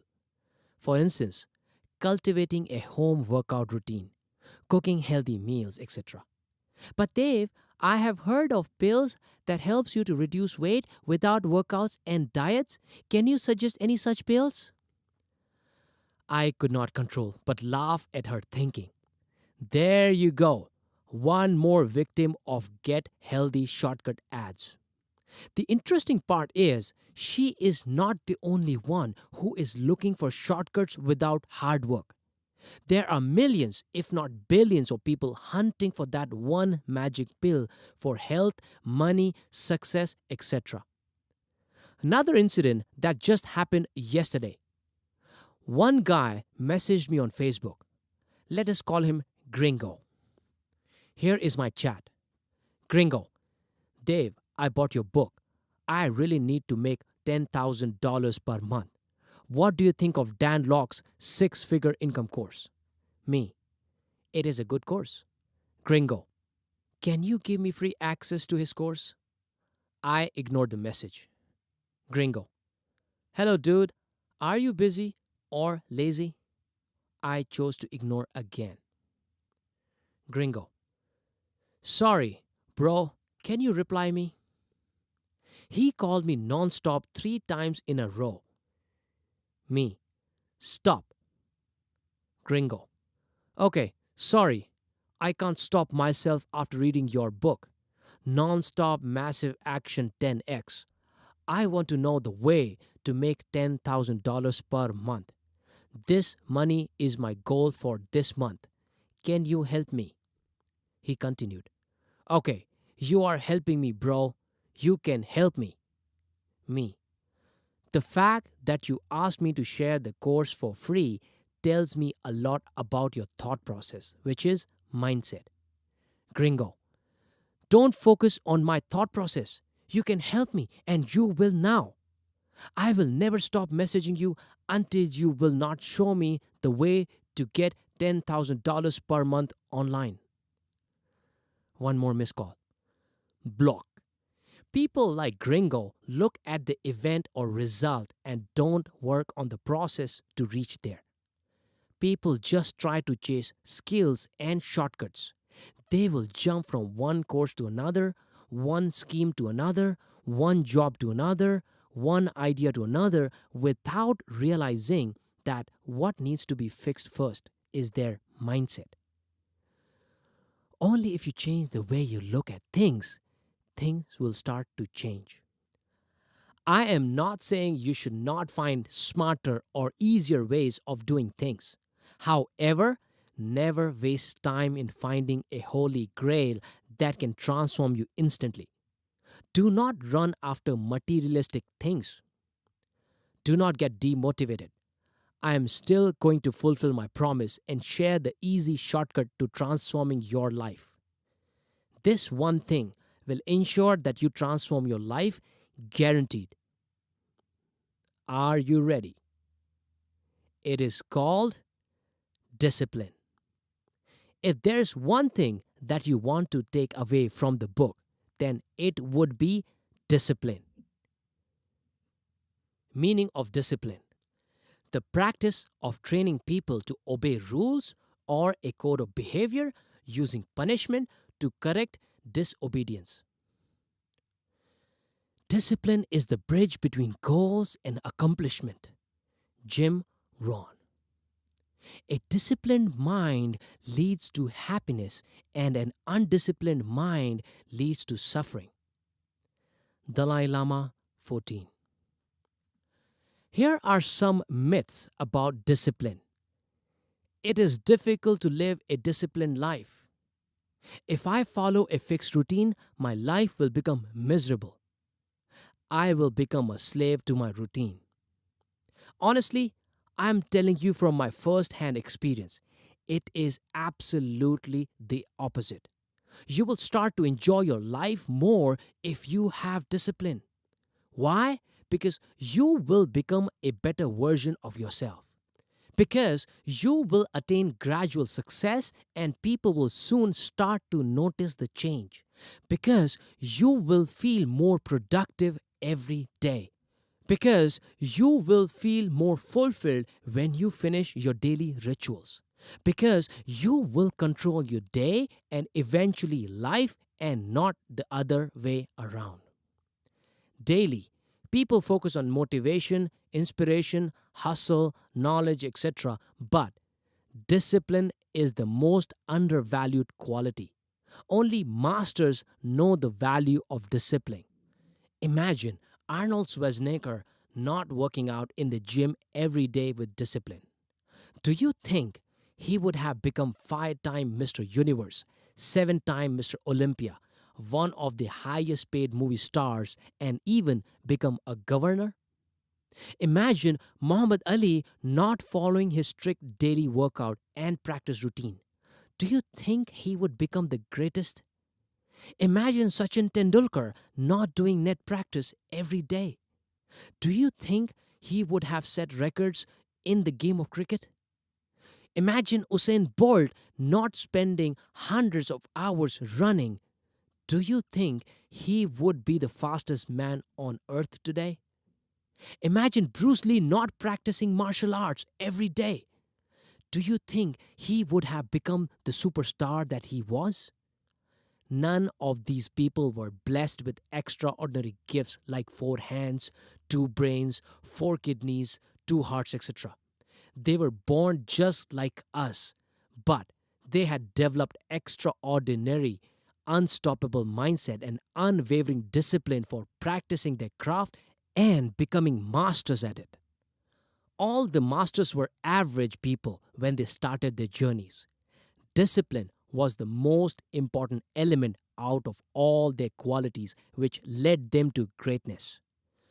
Going back to our Mo and Joe story, Mo lived a disciplined life and got what he wanted, whereas Joe did not care about discipline. Result: average life. You may or may not have identified your purpose and passion yet, because it is not an overnight thing. You will have to rely on discipline for now. Starting today, you have to learn how to control your life and not let life control you.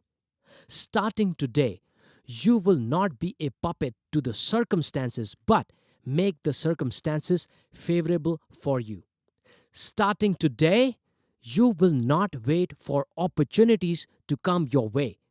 You will not just knock on opportunity's door, But break the door and grab the opportunity with both of your hands to make the magic happen for you. Starting today, you will become extraordinary with your extraordinary discipline. Starting today, you will have to start building the most important muscle called discipline. Starting today, you will stop telling yourself all the lies like, I am busy, I do not have time, I have health issues, I do not know this, I do not have money, I do not know anyone, etc. You can either have excuses or success. You cannot have both. Shaolin monks follow daily rituals and practice martial arts every day. Each move is practiced thousands of times for many years. Become the Shaolin monk of your life and business. Discipline. Now, are you ready for Dev Gadhvi's 9-day transformation challenge? Here is what I want you to do. I want you to build your daily routine, which consists of savers, which is SAVERS. Refer the chapter Habit.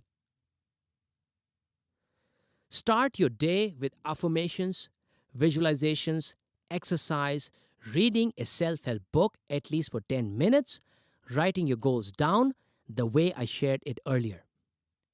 WhatsApp my team at +91 9819526252 for a couple of bonus videos to help you with affirmations, visualization, and millionaire mindset morning exercises. Stick to this routine for at least 9 consecutive days to see the change in the way you walk and the way you talk. It will transform your mindset and ultimately your life. If you miss one ritual or miss all for a day, you will have to start from day one. The desire of being disciplined has to come from within because discipline imposed from the outside eventually defeats when it is not matched by desire from within. Dawson Trotman. Do you accept the challenge? Repeat after me loudly. Dev, I am ready to take up this challenge and transform my life. Message me and tell me how you feel once you finish the 9-day transformation challenge. Also, instead of giving sweets, bags, or wallets as a gift to your loved ones, give them this book and ask them to take up this challenge. This can change someone's life like it did for me. Chapter 6. Change. One fine evening, Sachin, name changed, and I were sitting together. Sachin looked really worried. He had a look on his face which clearly showed that he is going through some tough times. Sachin, Dev, I have been trying to meet with you for a long time to discuss this. But you were always busy. Thank God you are able to meet me today. Sachin is 32 years old. He was wearing an expensive leather jacket, carried a notepad in his hand, and was wearing a trendy eyeglasses. He continued, Dev, I am going through some really tough times. I have financial commitments and the income that I have is not sufficient. I have loans. I have a family to feed, my wife, and 1-year-old daughter who will soon start going to school, which means more expenses. I have taken up a job and it is going to be almost a year. Forget about the raise. They are not paying me the night shift allowance. And on top of that, they are deducting money for availing transportation. I have to opt out of availing company transport to be able to save some money. I ride on a motorcycle for almost 1 hour to reach office. I am tired of driving in city traffic every day. On top of that, they have given us a new target which has not been achieved even by people with 16 years of experience. They say you won't get any incentive or commission if you do not meet your annual target. He looked even more depressed than before. He continued, I have so many financial commitments and I was relying on commissions to sail through. I want to learn, but there have been a lot of organizational changes and I got a third boss in less than a year. I want a mentor who can help me to learn more so that I can grow in my career. What should I do? Should I find a new job? I have no idea what I should do. His eyes started to get teary, and he quickly controlled himself to avoid being embarrassed. I listened to him patiently to understand and feel what he was going through. I said, You may not like what I am going to say to you. I am not here to make you like me, but to tell you what is right for you. He nodded. Let us break each thing down specifically and guess how your typical day looks like first. You wake up in the morning, freshen up, and play with your daughter while your wife finishes the morning chores and cooks you a breakfast. You enjoy playing with your daughter for an hour or so, and then you eat your breakfast. You play with your cell phone, checking WhatsApp messages, social media, or watching television, and then start getting ready for office. You ride through the traffic on your motorcycle to reach office. Spend 9 hours fighting new battles every day, breaking through the corporate politics, adapting to new changes, with your cell phone distracting you a lot of times, and finally, you finish your day very demoralized and drained. You reach home tired, have dinner, spend time with your family, and go to bed. Over the weekend, you purchase groceries for the week, watch a movie, or go out to have dinner sometimes. Is this how your typical week looks like? He nodded and said, Yes, exactly. You are absolutely right. Me. Hmm. Would you like to know how I spend my days? With curious eyes, he said, Yes, absolutely. Me. I wake up in the morning and do not touch the phone until I have finished my morning ritual, which is write my goals down, affirmation and visualization, and the tasks of the day. He interrupted, You write your goals every day? Me with a smile. Yes, every day. I continued. Why not? Do you not eat every day? Do you not take a bath every day? He nodded and agreed. I continued. So, after goals, affirmation, visualization, writing task in first 30 minutes, I drink a cup of black coffee and share my daily tip with Care Nation on our WhatsApp group. I reply to some of them and then head to the gym. I listen to an audiobook while working out. I come back home, prepare my healthy meal while listening to the audiobook. I get ready for the office, eat lunch, and drive while continuing to listen to the audiobook. I ignore all the politics and gossips in the office, listen to the audiobook during my breaks while enjoying my healthy meals. I finish my office work, and while driving back home, I continue to listen to the audiobook.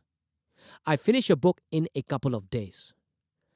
Reach home, edit some videos for YouTube, upload them, and reply to WhatsApp messages from my Care Nation group or sort out new inquiries for coaching or consulting.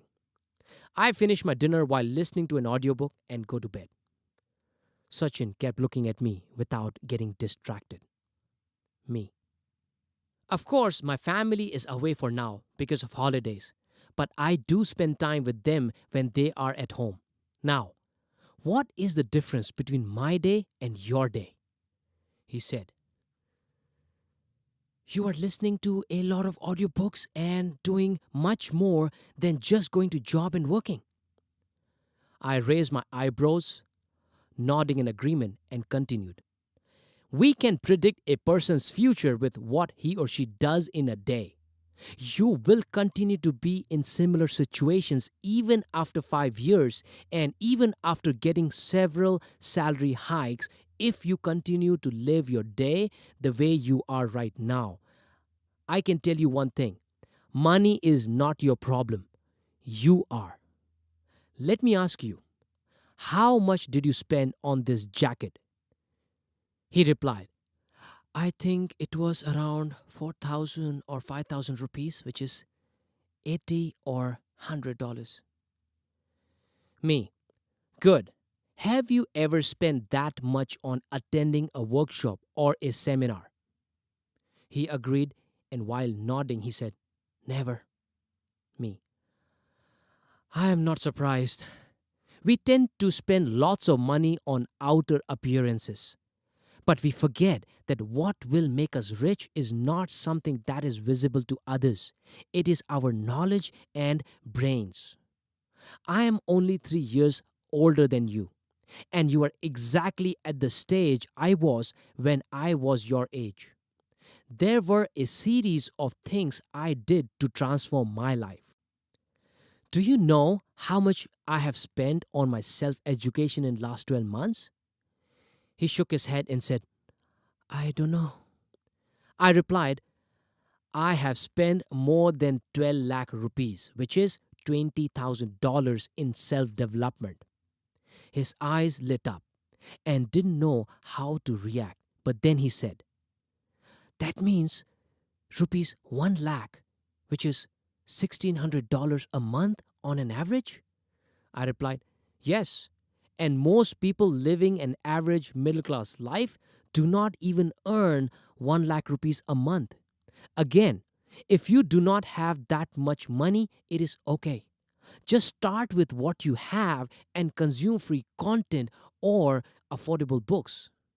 Why do you think I'm spending so much money on myself, whereas I hardly spent any money on my formal education? Before he could reply, I continued pointing towards my head.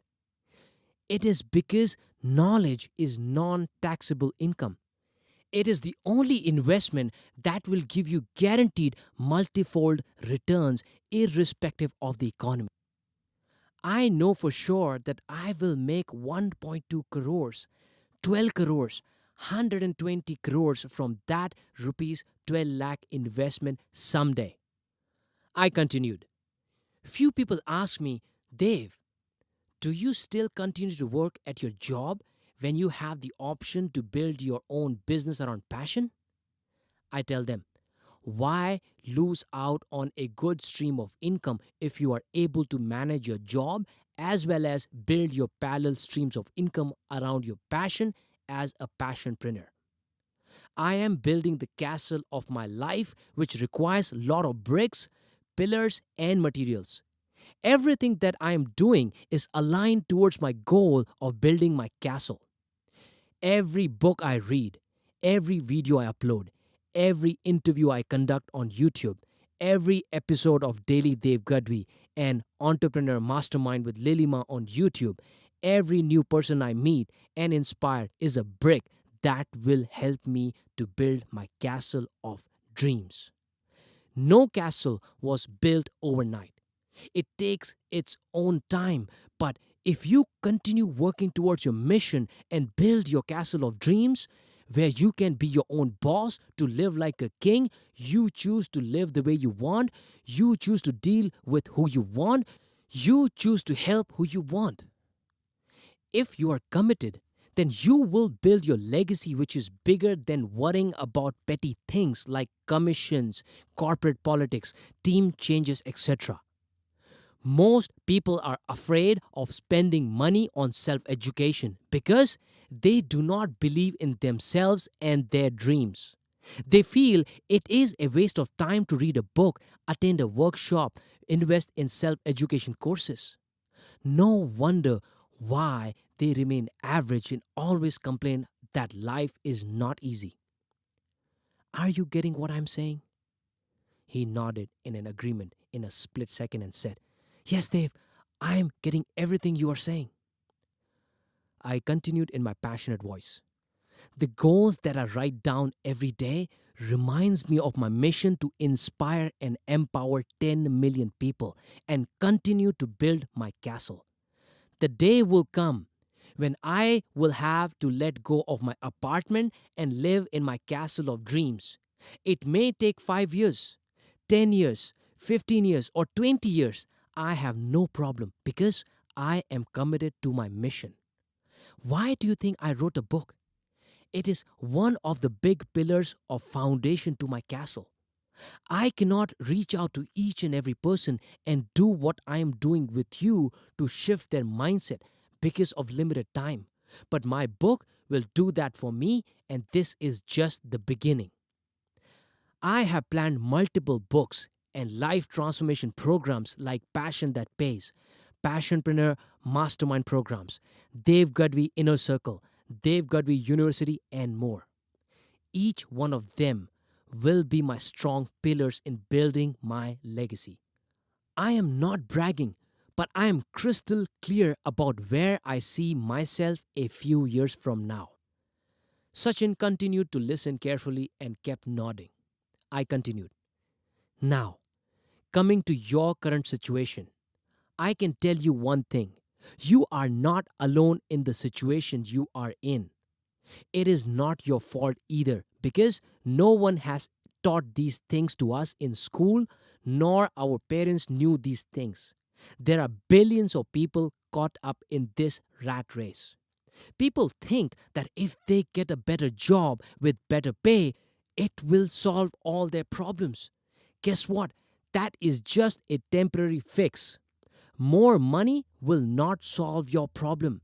The more money you make, the more materialistic things you will buy. I'm sure many have heard of Parkinson's law. Expenses usually equal the income automatically. With more income, you will buy a bigger house, a better car, better lifestyle, but you would still end up with no money. I absolutely agree that we all need lots of money, but what you need first is to acquire the right mindset and money will flow for you. Keep acquiring knowledge of how to make money, but most importantly, learn how to keep money and multiply money. Invest in assets that make you money and get rid of all the liabilities. I suggest you read the amazing book Rich Dad Poor Dad by Robert Kiyosaki. One book equals 30 plus years of someone's experience, and that person has shared his secrets to success that you can adopt as well. Starting today, you need to fix your daily habits to fix your life. Control your habits to control your life. I suggest you pick up a copy of my book where I have laid out the exact formula of transforming your life. Implement the formula and trust me, you will have the life of your dreams. Once you have seen the benefits, help others to transform their lives as well because winning alone is no fun. As far as your situation is concerned, find a new job. Do not worry about loss of learnings due to quitting your job and leaving your current boss.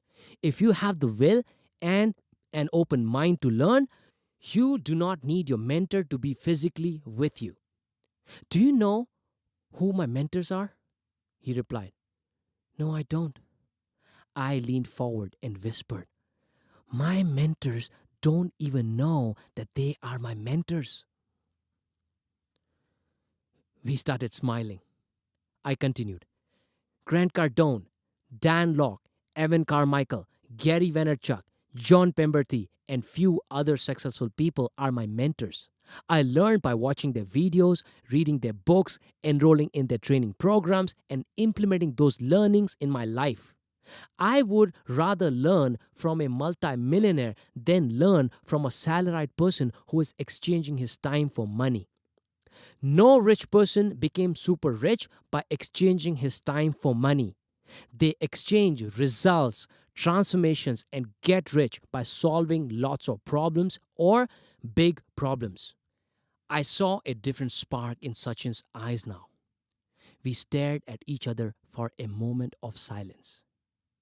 We stood up to shake hands. He gave me a firm handshake with a confident look and said, I know what I'm supposed to do now. Thank you so much, Dave. This means a lot to me. I felt like his eyes were telling me, I know now. nothing will change until I change. I could tell that the Mo mindset was now trying to dominate the Joe mindset inside his head. Of the script. See, when I wrote this book, I was still in 9 to 5, and I was talking to him about me building my castle of dreams. Guess what? I have already built it. And I'm sharing this because I'm telling you how powerful the visualization and the habits are. Because of all that, I was able to become highest paid influencer in India just within 2 years. If I can do it, anybody can, but provided you dream big.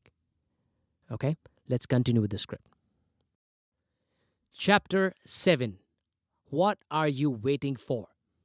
Now that you know the secret of becoming unstoppable, now that you know that the average Joe mindset needs to be killed, now that you know how super successful people became super successful, now that you know how to live rich, now that you have understood the power of having the right mindset, now that you know the importance of having it all in life, now that you know it is 80% mindset and 20% skills, my question is, what are you going to do about it?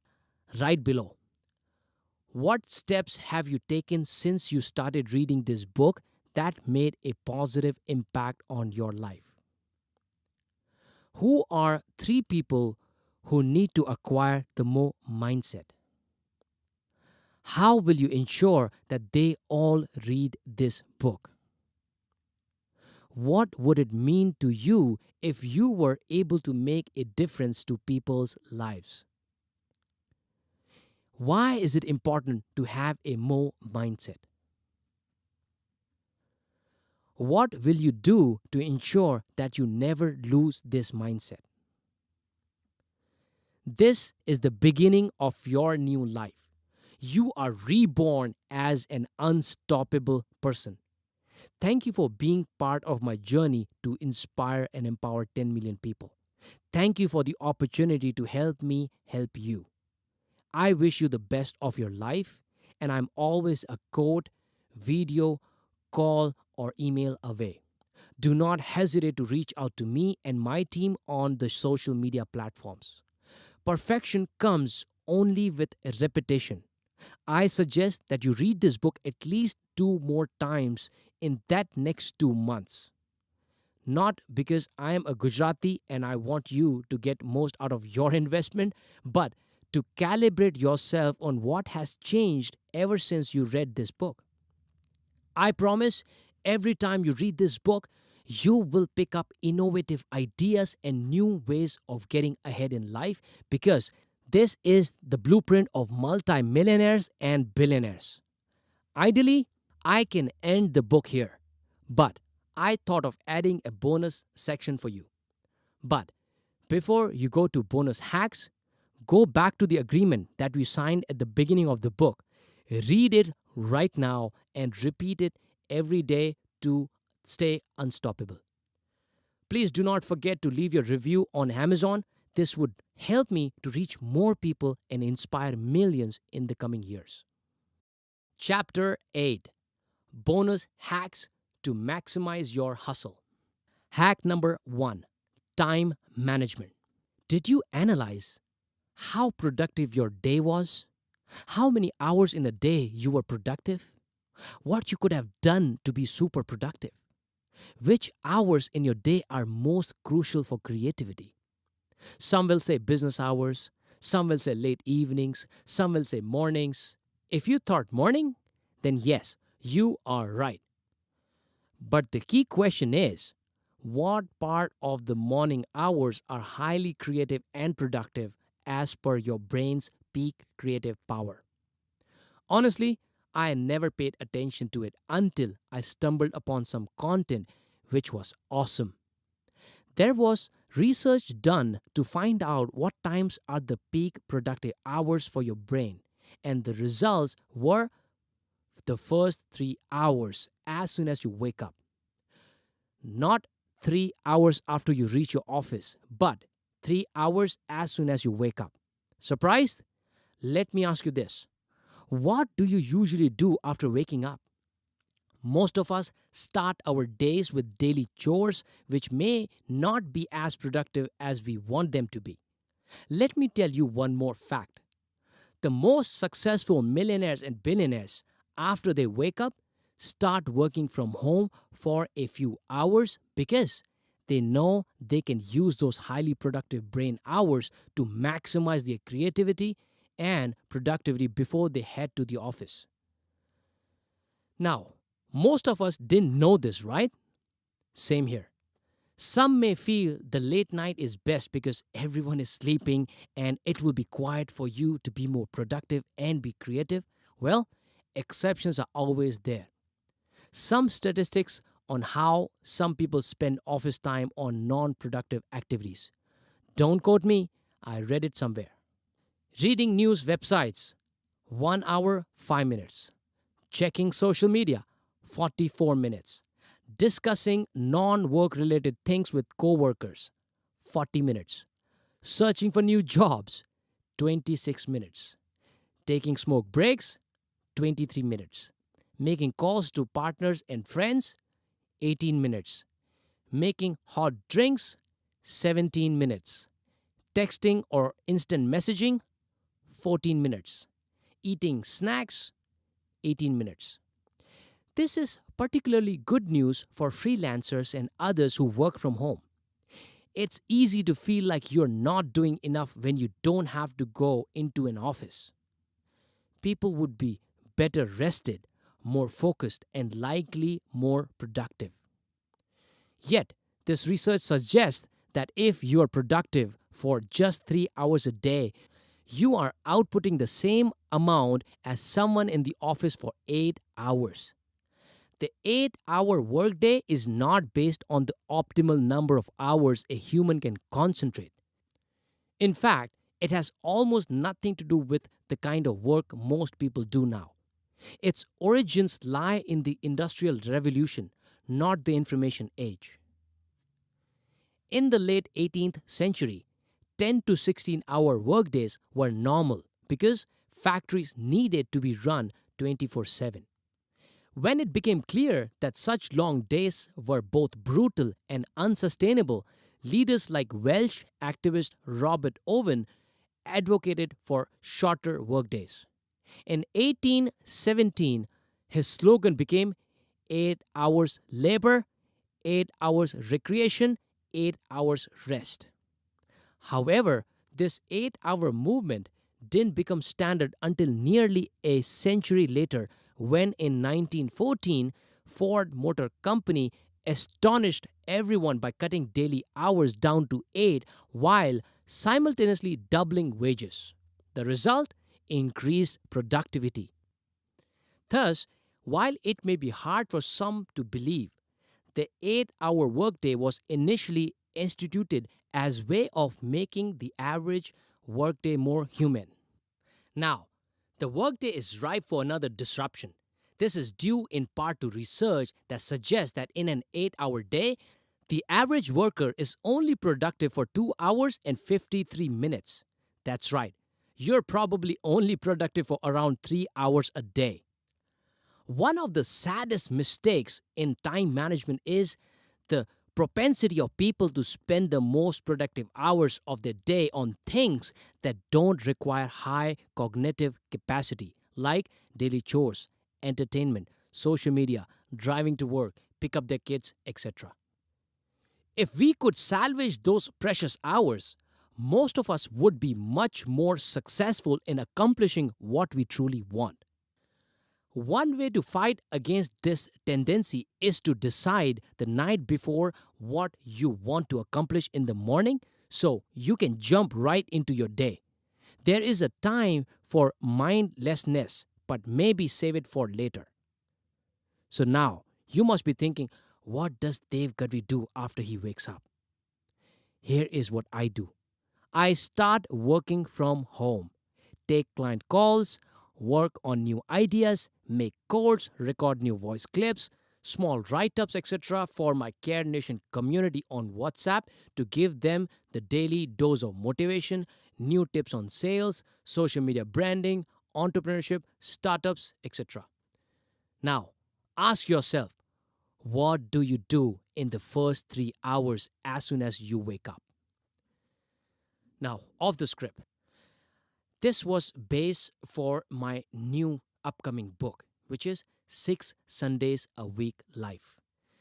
Now, when I was writing this, I did not know this, but today I am living 6 Sundays a week, working from my home, doing what I love doing, traveling wherever I want, and money still keeps coming in. This clearly shows that we are moving into a new age where being in the office physically is not required. If you have the gift, if you have the talent, if you have the skills, you can be your own boss and work from anywhere, the way I'm doing. But again, you have to wait until you read my book, 6 Sundays a Week Life, which will take you farther into how you can build your business around passion and quit your job. All right, let's continue with the script. Hack 2. Leverage. Questions that you need to ask yourself from time to time. Can I do the same work in half the time or double the output in the same time? Are there better technologies or techniques to increase the speed? Who can I leverage by delegating?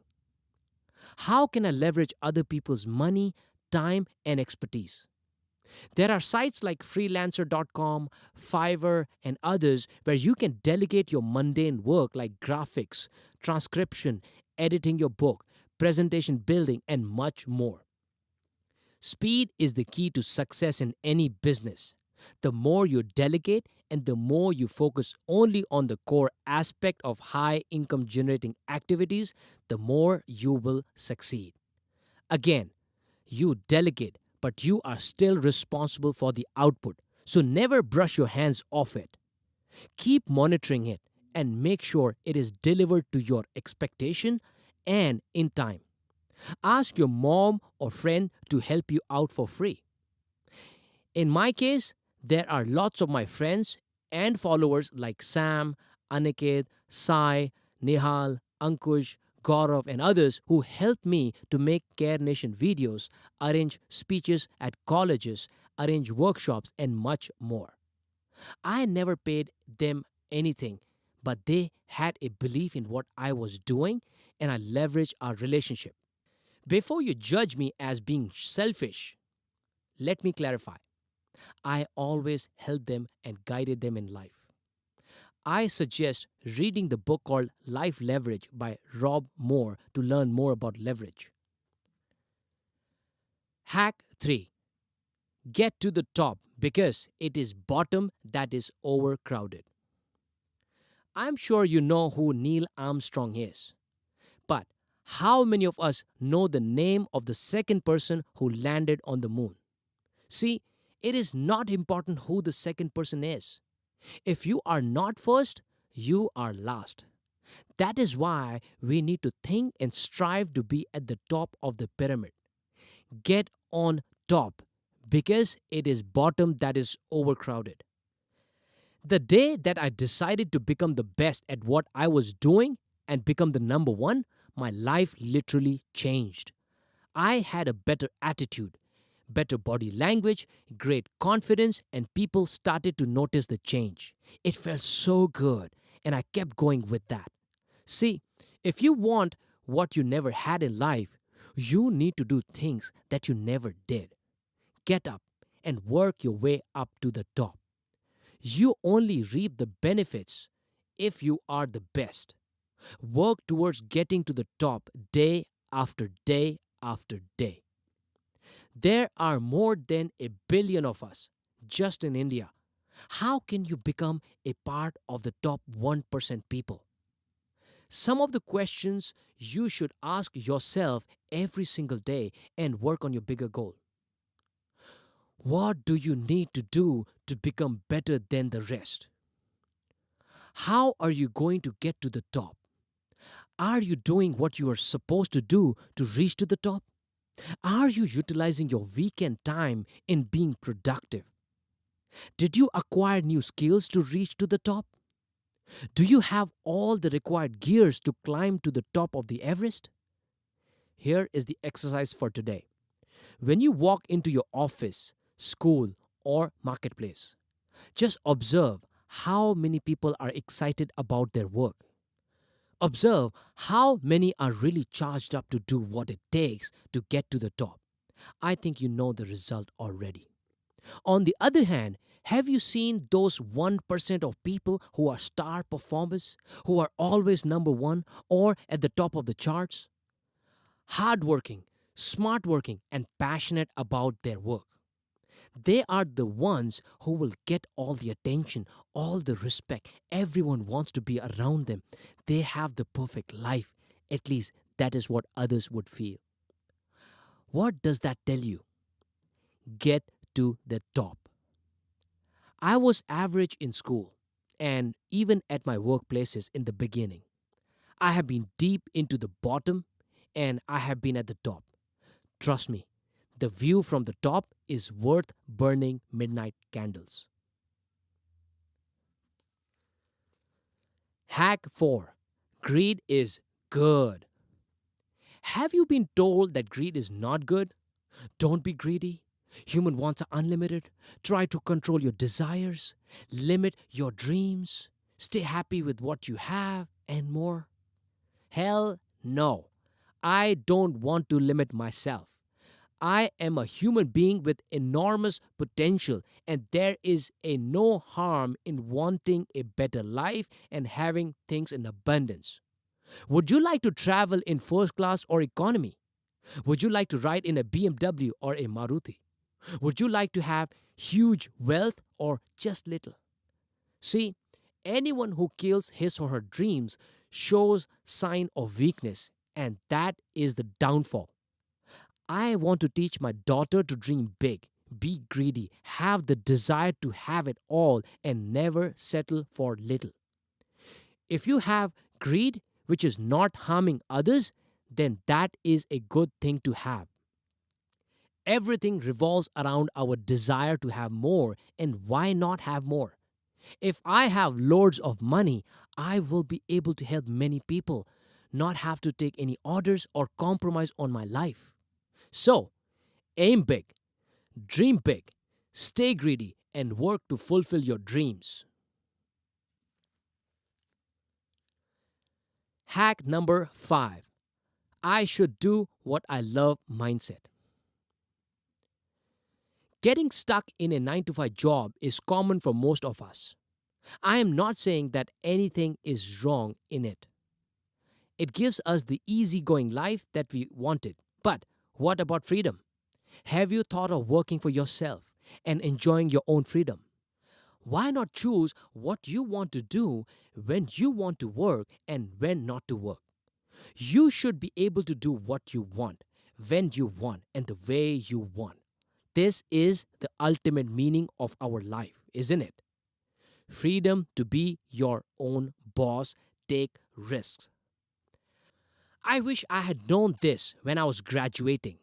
I would have taken risks instead of getting a 9 to 5 job, living a regular life, and hoping for promotions. However, it is never too late to start.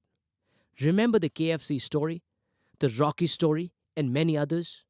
Why not find a job like affiliate marketing, network marketing, writing a book, working as a freelancer or consultant?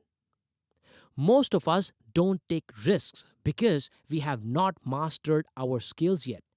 Imagine you were the ultimate sales machine who could sell anything to anyone in any given situation. Imagine you were the master in your niche in terms of research, market, information technology, web development, training, stockbroking, teaching, or anything else. Would you not go out on your own if you knew you were the best in the business? Anyone will hire you to do business based on your capability. But the key to any business is to be able to address the customer's pain. Find the people who are in pain or have problems and solve those problems in exchange for their money. It not only sounds easy, but is so doable. It will for sure require immense effort at the early stages, but once you have established your brand and you're adding enough value to your customer, your business will prosper.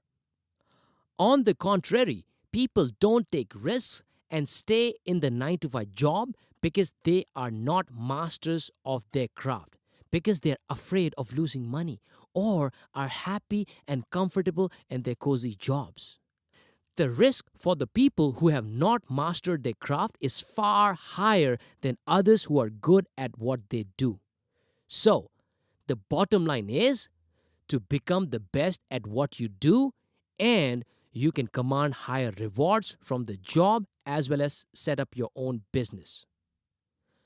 One more angle for people who do not want to take risks: start doing multiple things parallel to your job that are congruent and will supplement your core income stream. For example, if you are a photographer working for someone, then try to learn video editing. Start doing video marketing for the same employer or freelancing. Start taking solo orders and more. If you are into sales, then apart from your current job or business, partner with other entrepreneurs who need hungry and talented salespeople to help them close more business. Help them close those deals against commissions. Start training people in parallel to create a new income stream that is supplementing your current skill set or business. The key to all this is having a mindset that is looking for ample money and freedom. Once you are 100% committed to figuring out how you can add a new income stream, you will figure out the ways, like I did. I was working for one of my employers, but by just connecting with like minded people and entrepreneurs, helping them close the deal, I could take my income from 100 to 150%. Of course, it took a lot of effort and lots of hard work because after working for 10 hours in my job, I had to spend at least 3 to 4 hours on other income streams. But at the end of the day, it is all worth it. This is our time to hustle and shine instead of laying in the bed watching TV or garbage or partying with friends who have no hustle in them. You can always treat yourself occasionally when you have money. But till you find ways of adding more income streams, do not party or treat yourself right. That is the hungry beast mindset for people who want to become great in life and provide the best life for their family. How many of us chose the job that we are in today from our college days? If you are in sales, you would agree that you never thought of becoming a sales rep when you were in school or college. Here is a myth: people will always tell you to do things that you love to succeed in. But it will not necessarily get you the life and money that you need to treat your family well, to help others, and more. I agree that you should do what you love, provided you make loads of money doing it. If not, then you better love what you do and master it. Don't like what you do? Get good at it. Until you are able to find what you love what you do and become the best at it. Most people don't like their jobs because they are not good at them. They just survive and produce average results. If you don't love what you do, then either you do what you love or start loving what you do. I didn't like the sales role for many years. I felt that I must force others to buy my products. I'm being pushy. People hate me for calling them to sell them my products, force them to buy, fear of rejection, and other feelings that did not let me like my job. The day I committed to my job and decided to love it, things really changed. I started reading books, watching lots of sales training programs, and I spent 1.5 lakh for 12 months online training module access. This was the biggest investment that was a game changer for me. I realized that only professionals can command and demand things that they deserve. Being a sales guy was just not enough. I had to become a professional sales person. What would a professional doctor, lawyer, or engineer do? Train and practice hard. That is exactly what I needed to do. Now that I have started producing the results, I am so happy I am in sales. This role has changed my life, given me the opportunity to make good money, travel around the world, and boosted my self confidence. Hack number 6: do what no one else is doing. You should have the ability to identify things that no one else is doing and focus on mastering them. In 2016, when I was planning how I would reach millions and help them, I noticed that no sales and business trainer in India was using social media to its best potential. All videos on YouTube were around motivation, but no real sales tips and training. No one was doing things live because everyone was teaching the theory of sales. There was a huge group of people who wanted to become good at sales and were not able to find the right trainer or mentor who could help them sharpen their X. I decided to do it. Although I have a long way to go before I reach the top, I know that there is a gap which I can fill with my skills. Ask yourself these questions. What can you do now? What is it that people are struggling with? What problem can I solve? If you can just solve someone's problem, you are in business. You will grow in your professional and personal life. All the new inventions, all the people who have made it to the top and are extremely successful knew how to solve a problem. For instance, PayPal was invented to solve the check processing time and issues for eBay buyers. Corporate zombies. Have you noticed a few people around you who come to work just because they need to pay their bills or feed their families? What about the people who come to work hating it to the core? How about people who spread negativity and want others to agree that the workplace sucks? These are corporate zombies who died after graduation or after working for a few years and today walk around with no aim, no ambition, no goal, no hunger, no motive or purpose of life. Some even don't know what they want to do a few years from now. Corporate zombie is an epidemic in all businesses. There are millions of zombies who would bite you to eat away your ambitions if you let them. They could be your best buddies. They will make you fall into their trap by convincing you to believe in things like take it easy. We only live once. It is not worth it. You can't do it and blah, blah, blah. I have lived like a corporate zombie, dominated by average Joe mentality for many years until a few people like Grant Cardone came into my life and my life was injected with steroid. I became unstoppable. I have shared all my secrets on how I went from having no purpose in my life to the mission of helping 10 million people in this book. However, just to give you a feel of what helped me, read below. How to stay safe and not turn into a zombie. Number 1.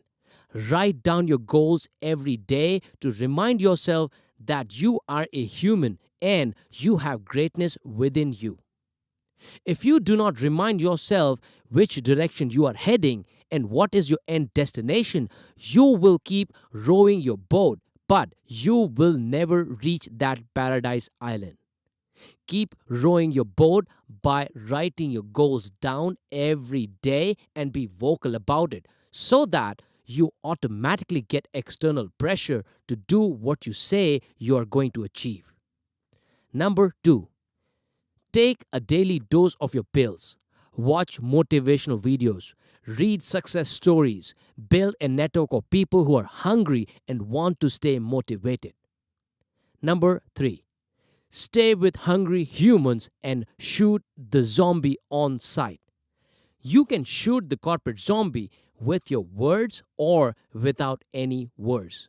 In other words, ignore. Whatever works for you. Stay safe in the corporate zombie world. Acknowledgements.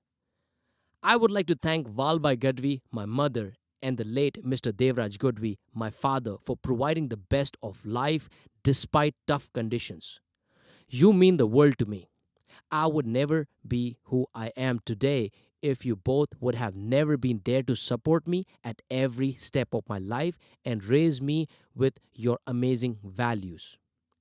I would like to thank my lovely wife Asin for being very supportive, believing in my dreams, raising Ariana so well, and sacrificing on so many occasions to allow me to focus on my mission 10 million. I know you deserve a lot of attention and time. I am committed to doing my best to make up for the lost time. I would like to thank my brother Mansingh Gadhvi for guiding me through the initial days of my career.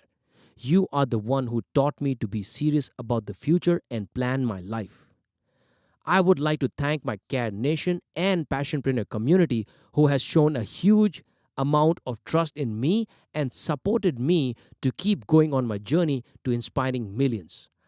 I could not do this without you. I would like to personally thank you for picking this book and referring it to your friends. Your contribution is the only reason why an average middle class person like me can aspire to do more, give more, care more. God bless you and see you on my daily social media platforms.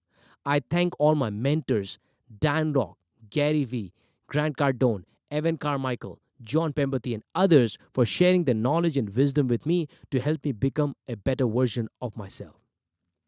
I would like to thank all my haters and people who said I can't. You guys were one of the reasons I wanted to show you that I can, and everyone who is listening to this can too. I love my haters. Do not forget to write to me on how this book helped you. I want you to leave a review of this book on Amazon, as it would really help me and mean the world to me. Counting my blessings is my real wealth. It keeps me motivated every day. Love you. Have a fantastic life. See you in my workshop someday and in my next book, which is 6 Sundays a Week Life. Quit 9 to 5 and become a passionpreneur. Much love and care, Dev Gadhvi, 10x. I would like to interact with you and have your feedback. Get in touch with me and send me your reviews. My phone number is +91 9819 526252. Email dave@davegadhvi10x.com. YouTube www.youtube.com/davegadhvi10x. LinkedIn www.linkedin.com/in/davegadhvi10x. Facebook www.facebook.com/davegadhvi82. To know more, check out www.davegadhvi.in. Thank you. This is the end of 80% mindset and 20% skills. Life transformation in 9 days. This is the author, Dev Gadhvi. Thank you and take care.